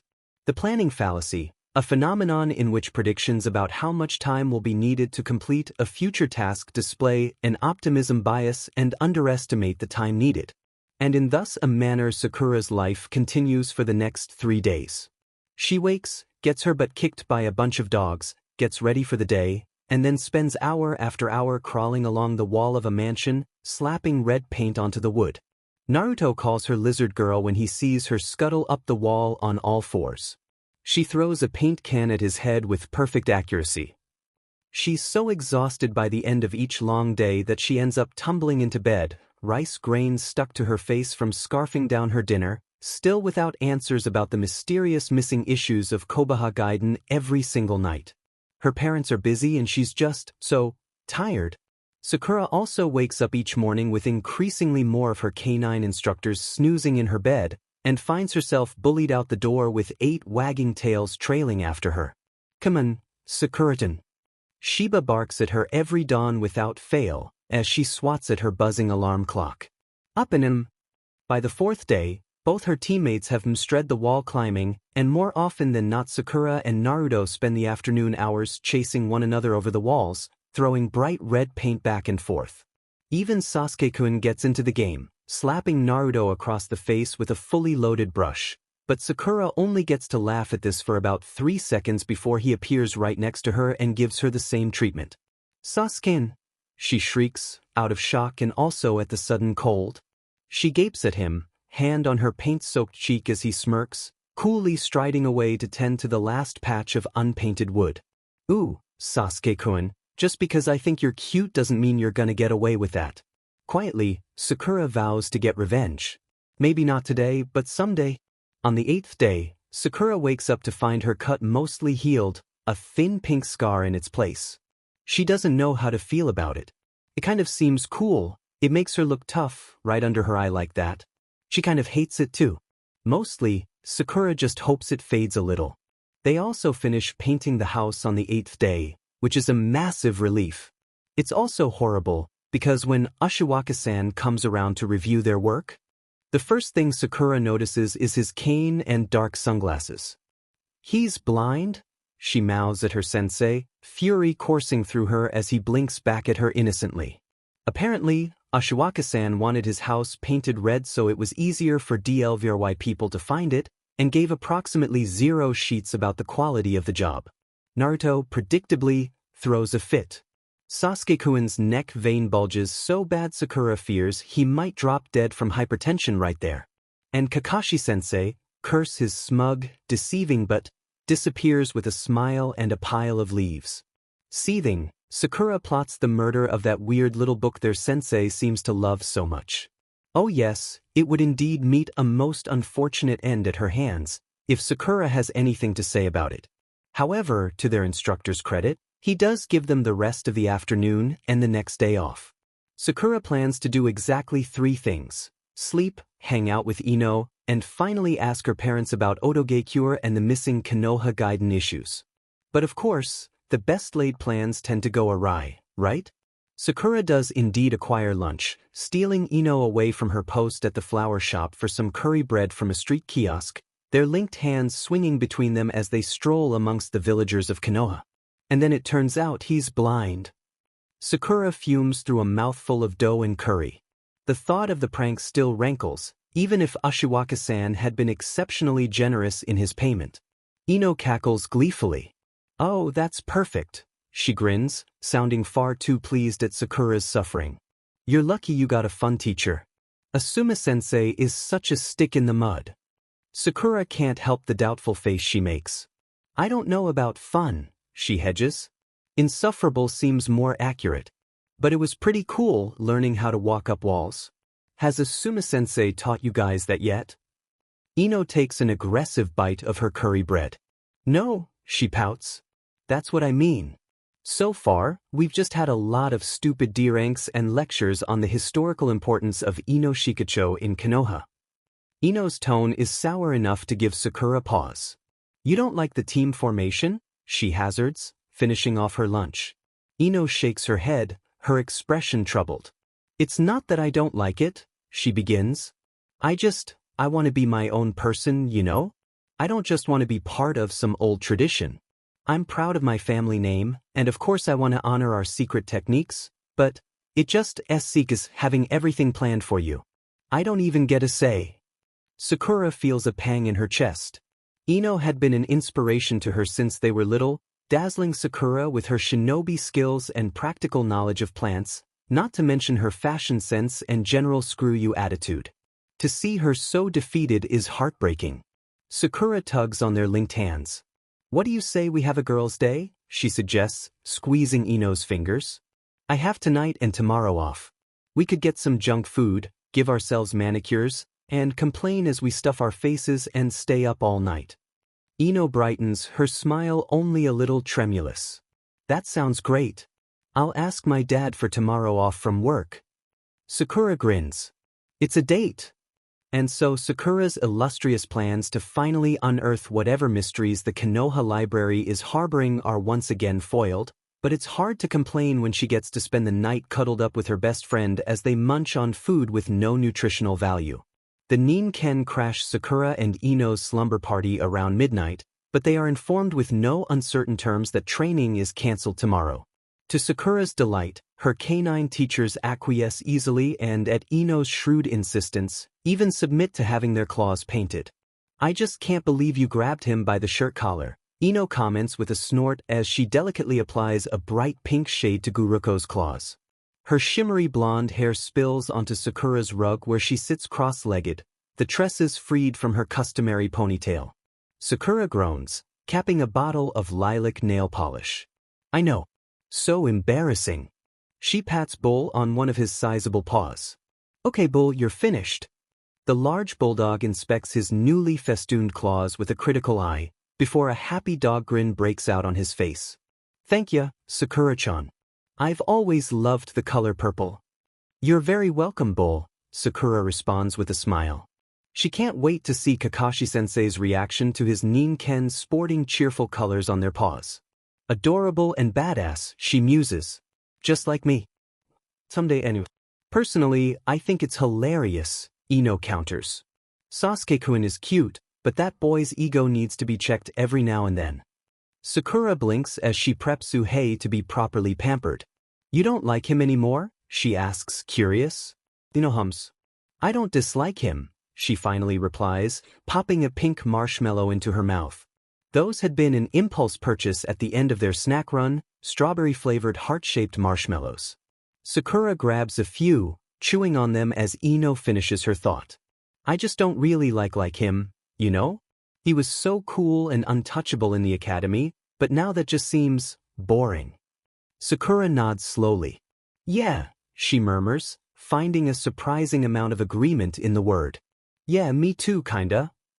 Now Ino is the one to blink, staring at Sakura in open shock. I thought you'd be the one to crush on him forever. You really don't like him like that anymore? Sakura's mouth twists into a grimace as she tries to sort through her feelings. Does she still like Sasuke-kun? Her stomach still flutters a little when she sees him, and he is awfully cute, but her heart doesn't sing the way it used to when he just looked in her direction. It's weird. Her feelings toward him don't seem any less strong, just different, somehow. Sakura searches for the right words. I don't really know what I feel. I just really want to be his friend. He seems like he could use one. Yeah, that feels right. She thinks of the stormy look on his face all those days ago as he vowed to kill a man and shudders. So noble, Ino remarks, now giving Guruko a luxurious ear rub. I think you're right though. He does seem kind of lonely. Sakura nods. Yeah, she murmurs. They lapse into a comfortable silence, quietly applying nail polish to each claw of the Nin-ken until every dog is flaunting a colorful set. Once that's finished, and Ino is yawning so wide her jaw pops, Sakura bundles everyone into bed, including their furry companions. Sakura's bed is meant to accommodate 2 adults comfortably, and somehow that translates well enough to 2 young girls and 8 dogs of varying sizes. It's a tight fit, but it works. Sakura sleeps more soundly than she has in days. The next morning is pleasantly hazy and slow. Without the need to train, the Nin-ken are happy to doze late and provide warmth and snuggles. Sakura's mother makes everyone pancakes, and Ino makes a game out of tossing the fluffy discs like frisbees for the dogs to catch. After sending the Nin-ken on their way, Sakura and Ino take to the streets of Konoha, browsing the shops for clothes and trinkets. Sakura, this is perfect for you. Sakura pauses in her inspection of a cute set of teacups to glance over at Ino. Her friend is holding up what appears to be a keychain, and Sakura strolls over to investigate. See? Ino says brightly, bringing it up next to Sakura's hair. It matches perfectly.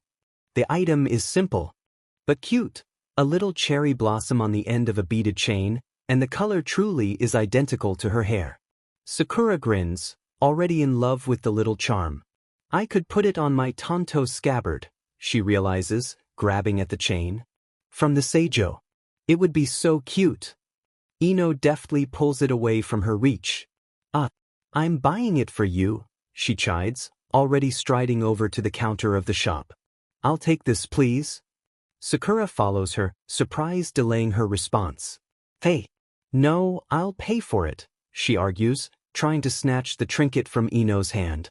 Of course, Ino employs her not unexceptional shinobi skills and avoids Sakura's grasping fingers at every turn.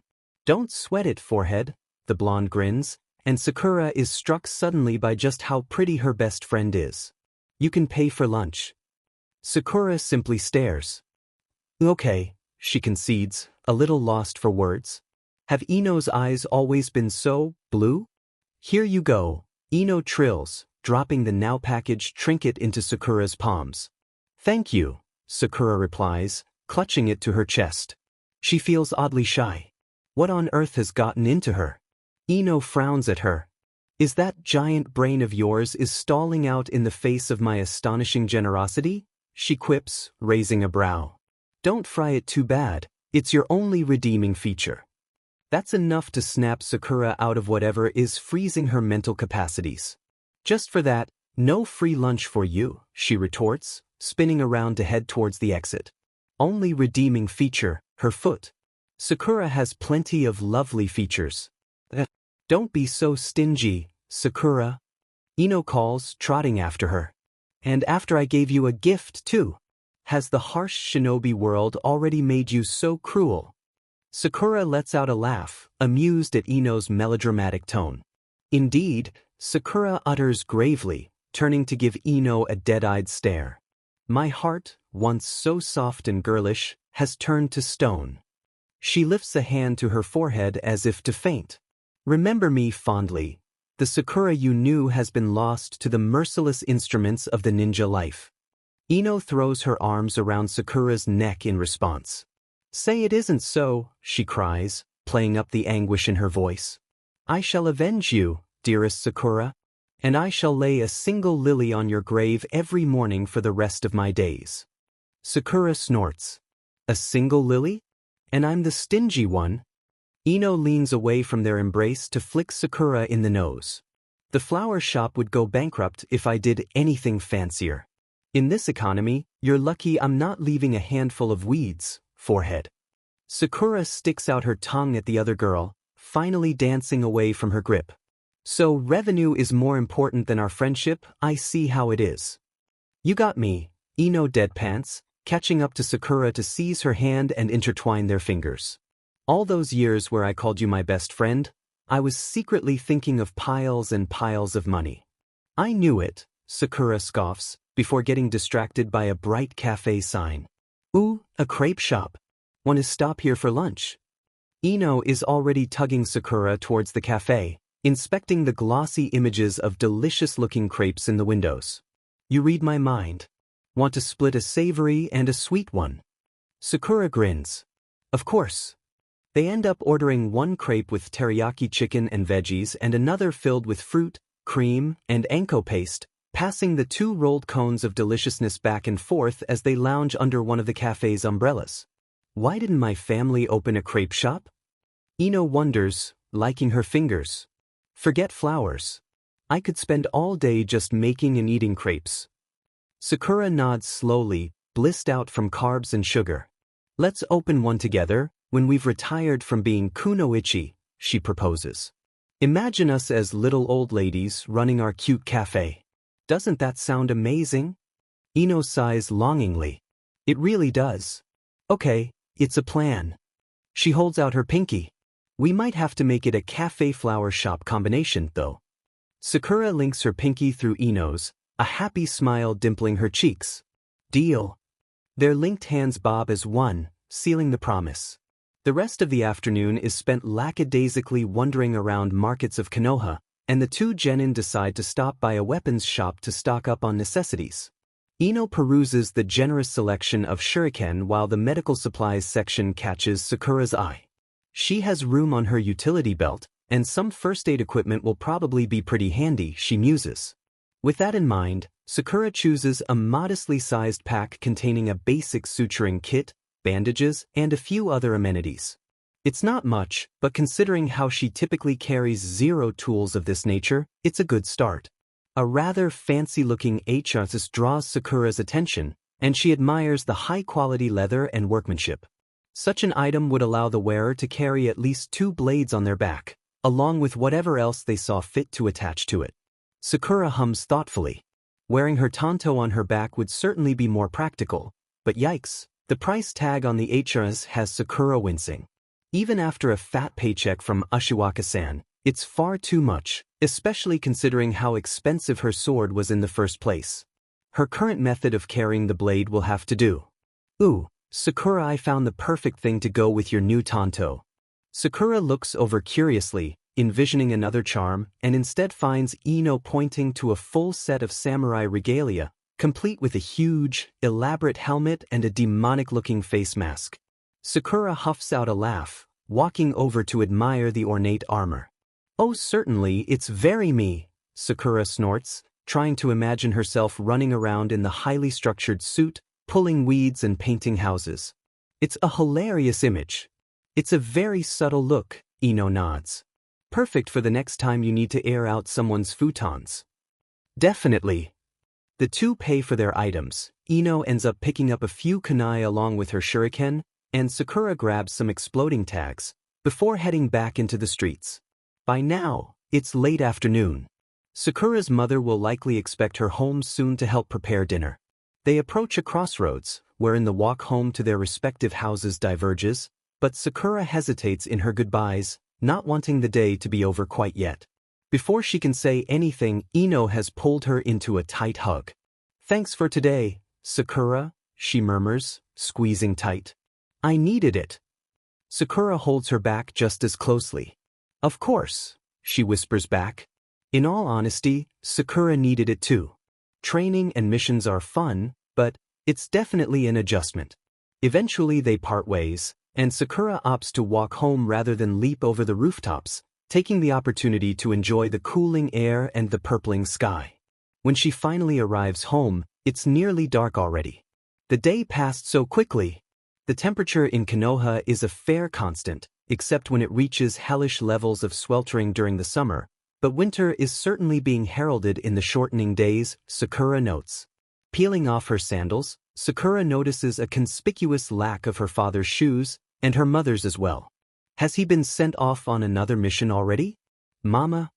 Sakura calls, padding into the living room. Mabuki is nowhere to be found, and Sakura's heart rate begins to kick up. Sakura peers into her parents' shared bedroom and the bathroom, and is about to work herself into a full tizzy when she notices a piece of paper taped to the microwave in the kitchen. Sakura-chan, it reads. Papa was called out to inspect some strange fungus in Sekikawa town. I'm sorry for leaving without saying goodbye. I hope the tanto is coming in handy. Love you lots and see you soon. Papa. A sticky note is stuck to the end of the letter, this time scrawled with her mother's loopy script. To my darling daughter, one of my acupuncture patients has thrown out her back and needs treatment. I probably won't home until you're in bed, please at a reasonable hour tonight, sweetie. There's some pork in the fridge and I started the rice maker. See you tomorrow. Love you. Mama. Sakura sighs, folding the notes up to toss in the recycling bin. Well, there goes yet another chance for asking about Konoha Gaiden. Sakura had considered bringing it up with Ino, but it seemed like her friend needed cheering up more than she needed to be led in on a possible conspiracy, so Sakura refrained. Then again, Ino's father is part of the intelligence and interrogation squad. If anyone is going to know about these things, it might be him. Sakura makes a mental note to mention the issue the next time she sees Ino. Yawning, who knew shopping could be so tiring, Sakura opens the fridge, pulling out a plastic container with cooked pork in it. There's another sticky note stuck to it, with a little cherry blossom doodled on the paper. Sakura grins. Her mother really is the best. The sketch reminds Sakura of Ino's gift to her, and she quickly sets to fastening the charm to the seijo on her scabbard, and then her new medical pack to her utility belt as the meat is warmed in the microwave. Sakura can't help but admire the way her utility belt's stark practicality clashes with the elegance of her tanto. It's rather visually appealing, in a contradictory sort of way. When she finally lays down to sleep that night, Sakura only has a few moments to feel bereft without the warmth of Ino cuddled into her side when Akino plops down beside her, followed by Yurushi, followed then by 6 other furry bodies. How do you all get into my room every night anyway? Sakura yawns, curling around Baisuk's small form. We're ninja dogs. Pakin grumbles from somewhere around her left foot. Sakura nods into her pillow. That makes sense. Also, the lock on your window is crappy, Shiba pipes up. Sakura snorts. Ah. Suddenly, a thought strikes her. Kakashi-sensei won't be mad that I'm, hogging you guys all to myself, will he? Sakura has only known the cozy joy of having canine bedmates for a few days, but she would already be loath to give it up. They're just so soft and snuggly. Bull lets out a strange noise that she assumes must be a laugh. I don't think Bossman cares, Sakura-chan. Sakura hums, feeling the pull of sleep tugging on her consciousness. Are you, a yawn, sure? A paw on her mouth silences the genin, and she muzzily recognizes it as one belonging to a hay. We will ask Kakashi-senpai when we see him next, if it will soothe your worries, he says evenly, though with some drowsiness in his ever-dignified voice. Another yawn. Sakura nestles down into her pillow. I would appreciate that. She dreams of eating her way through a crepe the size of her house.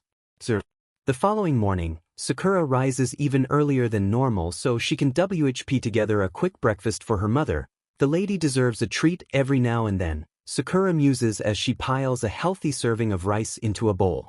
Mabuki has traditional tastes when it comes to breakfast food, so Sakura leaves a tray of grilled fish, miso soup and pickled veggies for her mother when she wakes. As Sakura takes to the roofs, she notes with a grin that today is looking like another appealing day. Life is pretty good. During Ninken training, Sakura is finally able to broach the topic of her tanto after 20 minutes of the blind evasion game. Pakin blinks at her, looking nonplussed as she peels off her BLNDFLD. Sure, he agrees. Though none of us are much of swordsmen. He waggles a paw. His claws are still a glittery teal color. No opposable thumbs and all that. Sakura nods, having expected this. I figure I'll pick up a technique scroll from the library and go from there, she explains while retying her ponytail. I think sparring against you all will be really helpful. The pug's eyes narrow as if in thought, and he appears to come to some sort of decision before speaking again. Kakashi, he used to wield a tanto. Sakura scratches her nose, not entirely surprised by this information. In Enbu, she guesses and gets to her feet. If she makes Kuruko and Yurushi wait much longer at the training posts, her ankles will be paying for it. Pakin's head bobs. Among other times, he allows, which does surprise Sakura. Kakashi-sensei was a swordsman? What can't he do? You should ask him to teach you the basics, Pakin tells her. He likes you more than those idiot teammates of yours, so he'll probably say yes. Sakura grins, a little mystified but undeniably satisfied. Will do, she promises, feeling happiness warm her cheeks as she retrieves a pair of Muay Thai-style hand wraps out of her pocket and begins pulling them over her knuckles, a blessed addition to her training arsenal. Her hands would be a bloody mess without them. It's a little childish, she thinks, to be so pleased about being the teacher's favorite, but old habits die hard. Sakura-chan. Hop to it. That would be Yurushi. Sakura gives Pakin a salute. Coming. The rest of training passes without much incident, and Sakura dares to say that she's actually improving at this taijutsu stuff. The strikes come more naturally to her, and her body just feels more in tune with itself. Her movements feel less like guesswork and more like, well, educated guesswork, which isn't perfect but it's progress. But naturally, this train of thought means that in the last 5 minutes she ends up with a scratch in the middle of her nose thanks to Baisuk, and they weren't even been sparring. She pulled a rather persistent burr from his back leg and must have yanked on his fur a little hard, because she got kicked in the face for her troubles. The dog's crocodile tears and babbling apologies erase any ill will she has, of course, but Sakura does grumble a little when she has to stick a band-aid across her nose later at home. At least it's cute, white with tiny Konoha leaf symbols printed on it. Hopefully this one won't scar.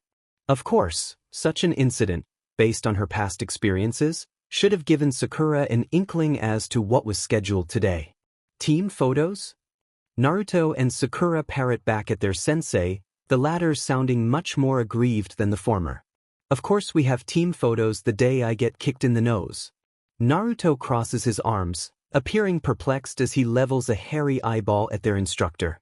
What for? Kakashi-sensei herds the three of them towards the Hokage Tower, having arrived uncharacteristically semi-punctually today, only 30 minutes late compared to his usual hour plus. It's tradition, he explains. It's for the logbooks and as a keepsake. Naruto nods, seemingly satisfied, before he notices a stain on the front of his jacket and yelps, furiously trying to rub it out with some spit. Sakura fidgets with her forehead protectors self-consciously. I barely looked in the mirror before I left this morning. Prior to starting Ninken training, which now ate up most of her mornings, Sakura used to at least apply some mascara before leaving the house. Now, she barely has enough time to properly buckle her sandals. Before she heads for the bridge, she's pretty sure she looks a bit like a mess, not to mention the dorky band-aid on her nose.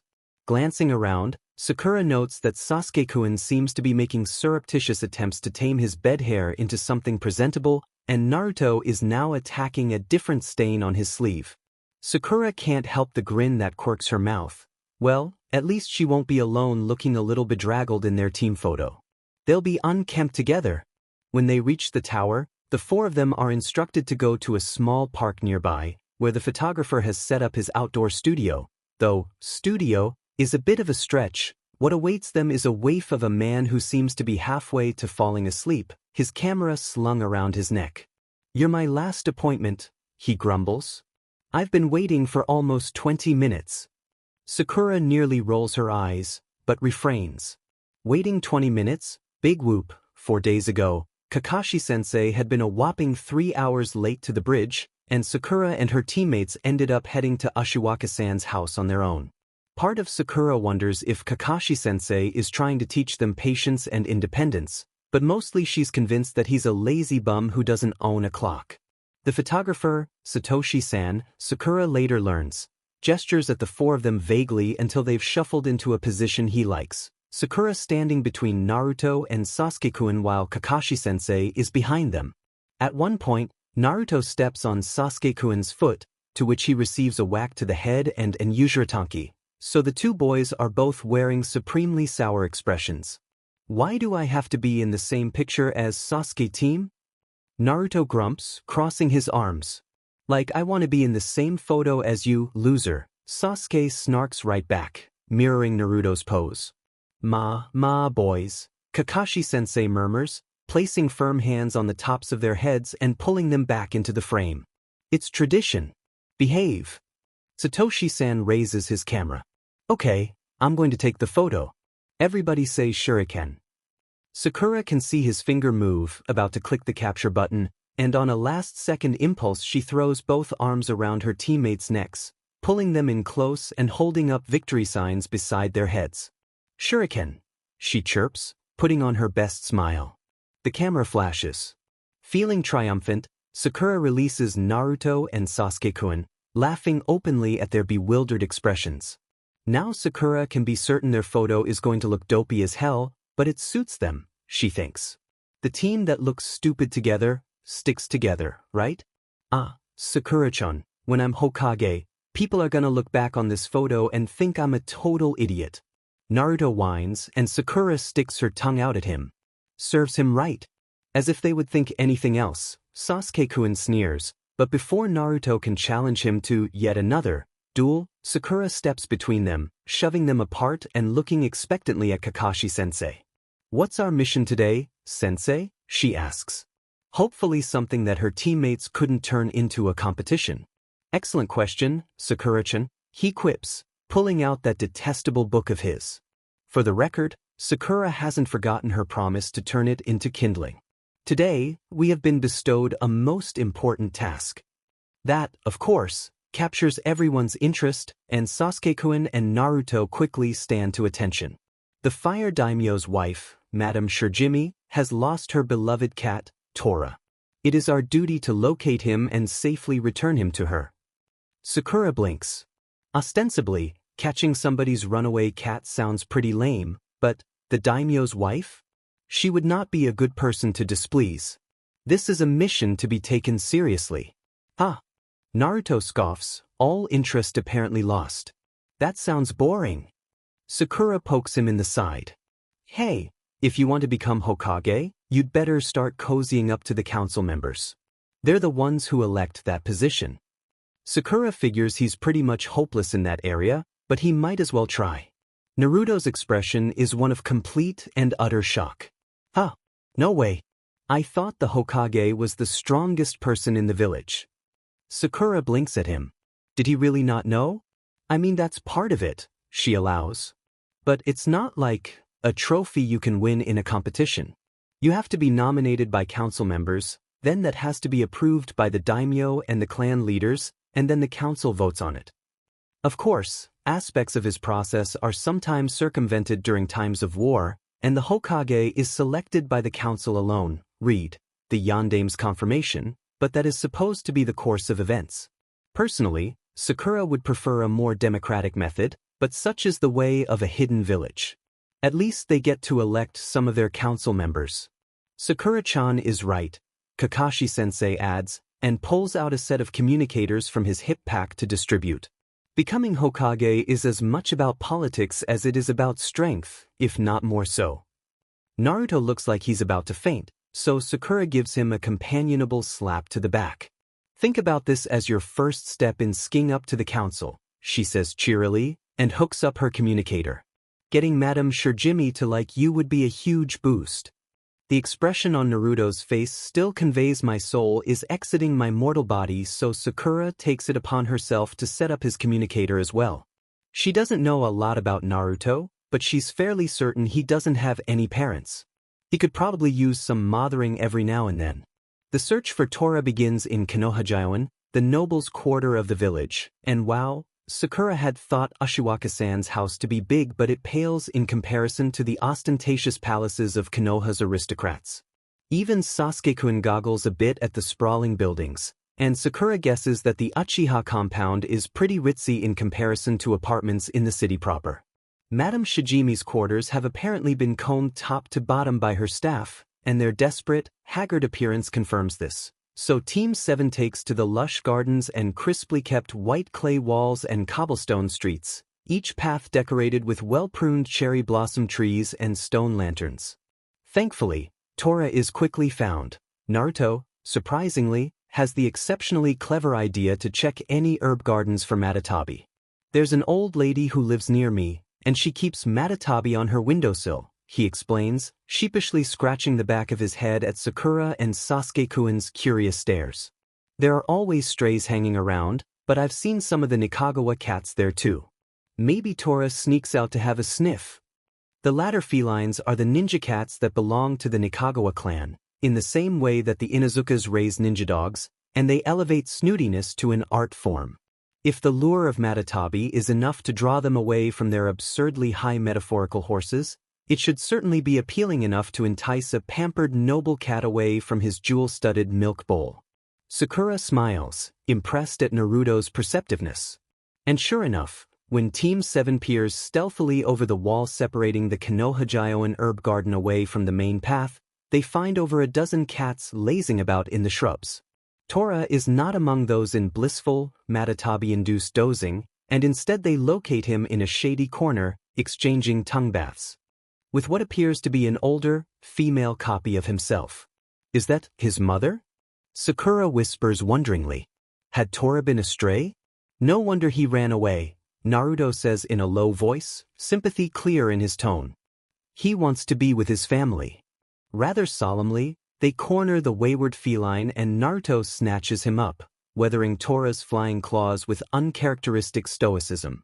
When they return him to Madame Shirjimi, it is clear that she cares for the animal, perhaps a little too much, squeezing him tightly to her ample bosom as she sheds tears of joy, but it is hard to feel proud of pulling anyone away from their family, even a cat.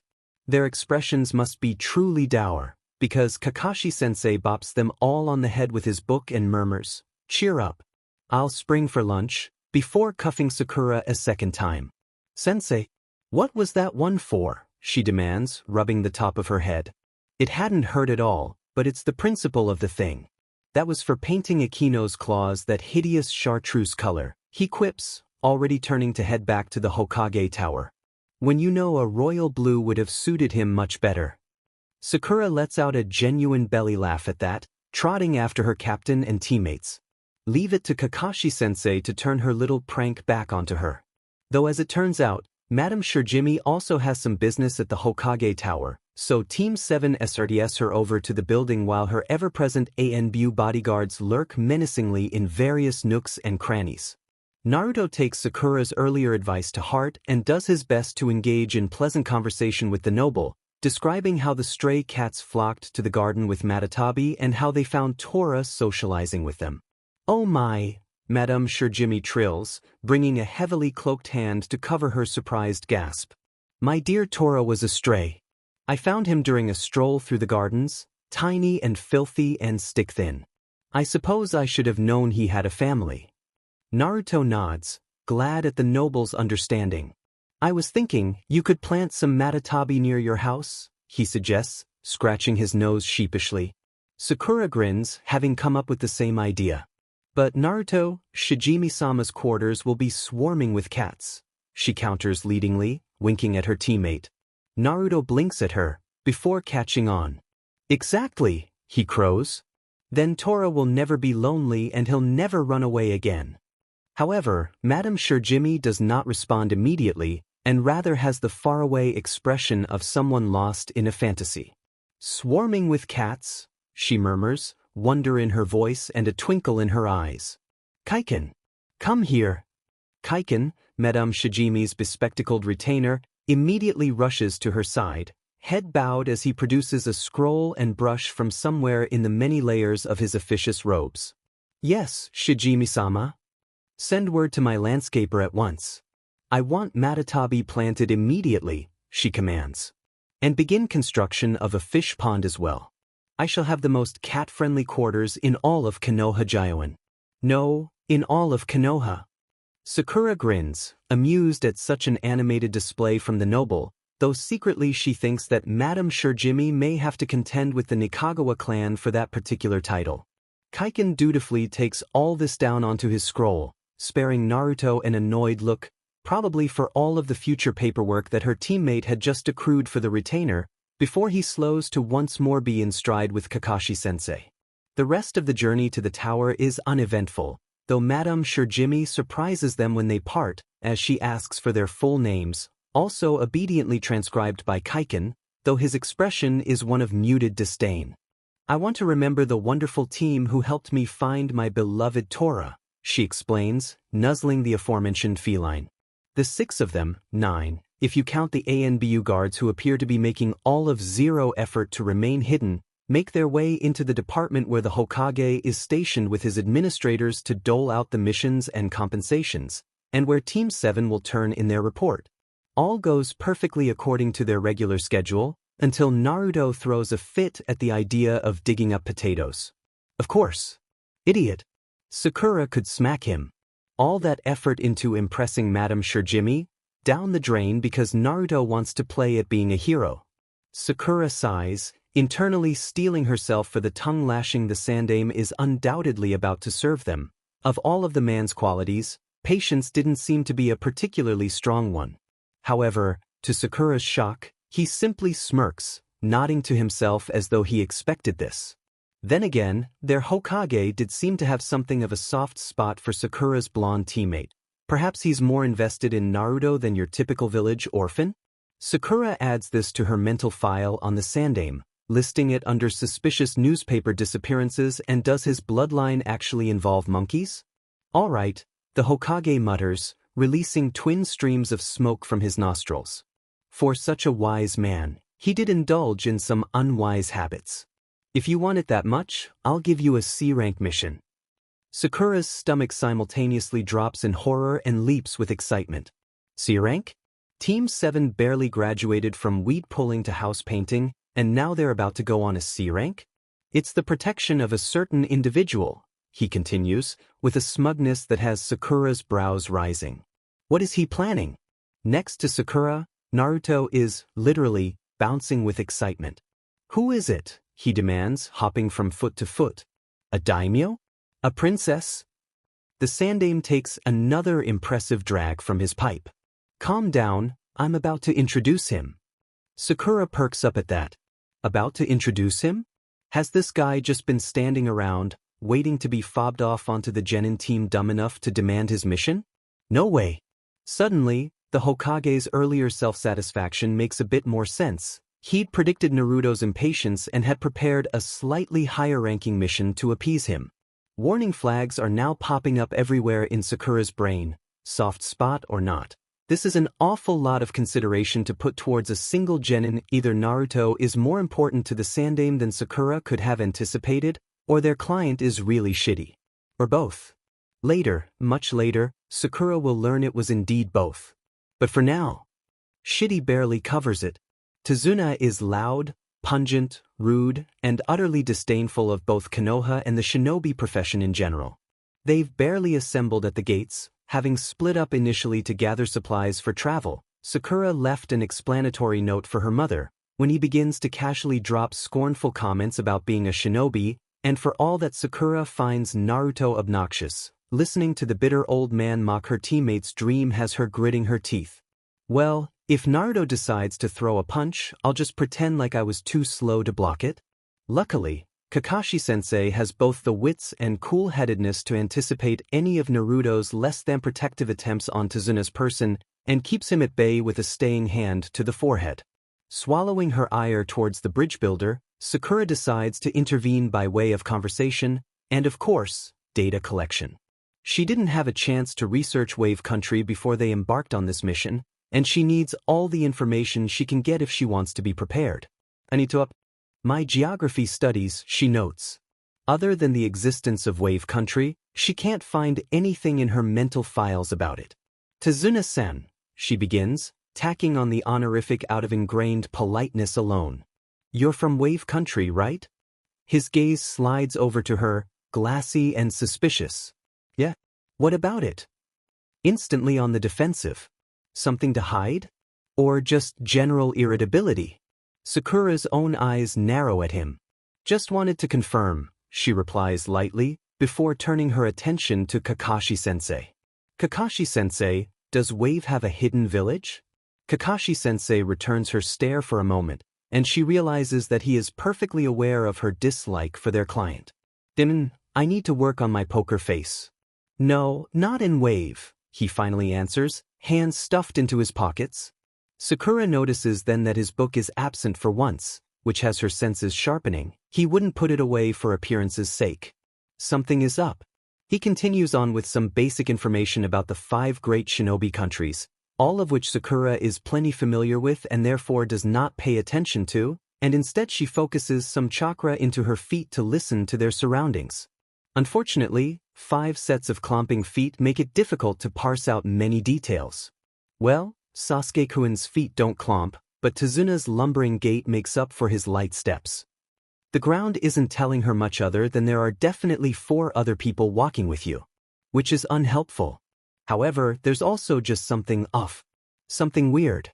It's similar to how the bridge felt when Kakashi-sensei had been hanging from the bottom of it like an annoying bat. Sakura is focusing so hard on trying to locate the source of the odd feeling that she completely misses whatever Kakashi-sensei says to her next as he reaches out to pat her head. Aha, she responds absently, swatting his hand away and pushing more chakra into the soles of her feet. A shiver runs up her spine. Whatever she's sensing, it's bad. Watch out, the earth whispers. Behind you. Sakura is already whirling around when the ominous sensation flares like a firecracker going off. and comes face to face with two terrifying, masked men as they emerge from a FING puddle of all places. They erupt from the water like demons out of hell, a lethally sharp chain whipping in the air between them. Oh shit. Sakura can see the chain glinting, can see the way the two men are focused on one person alone, can see exactly what is about to happen next. Sakura doesn't think, she just acts. Kakashi-sensei, get down.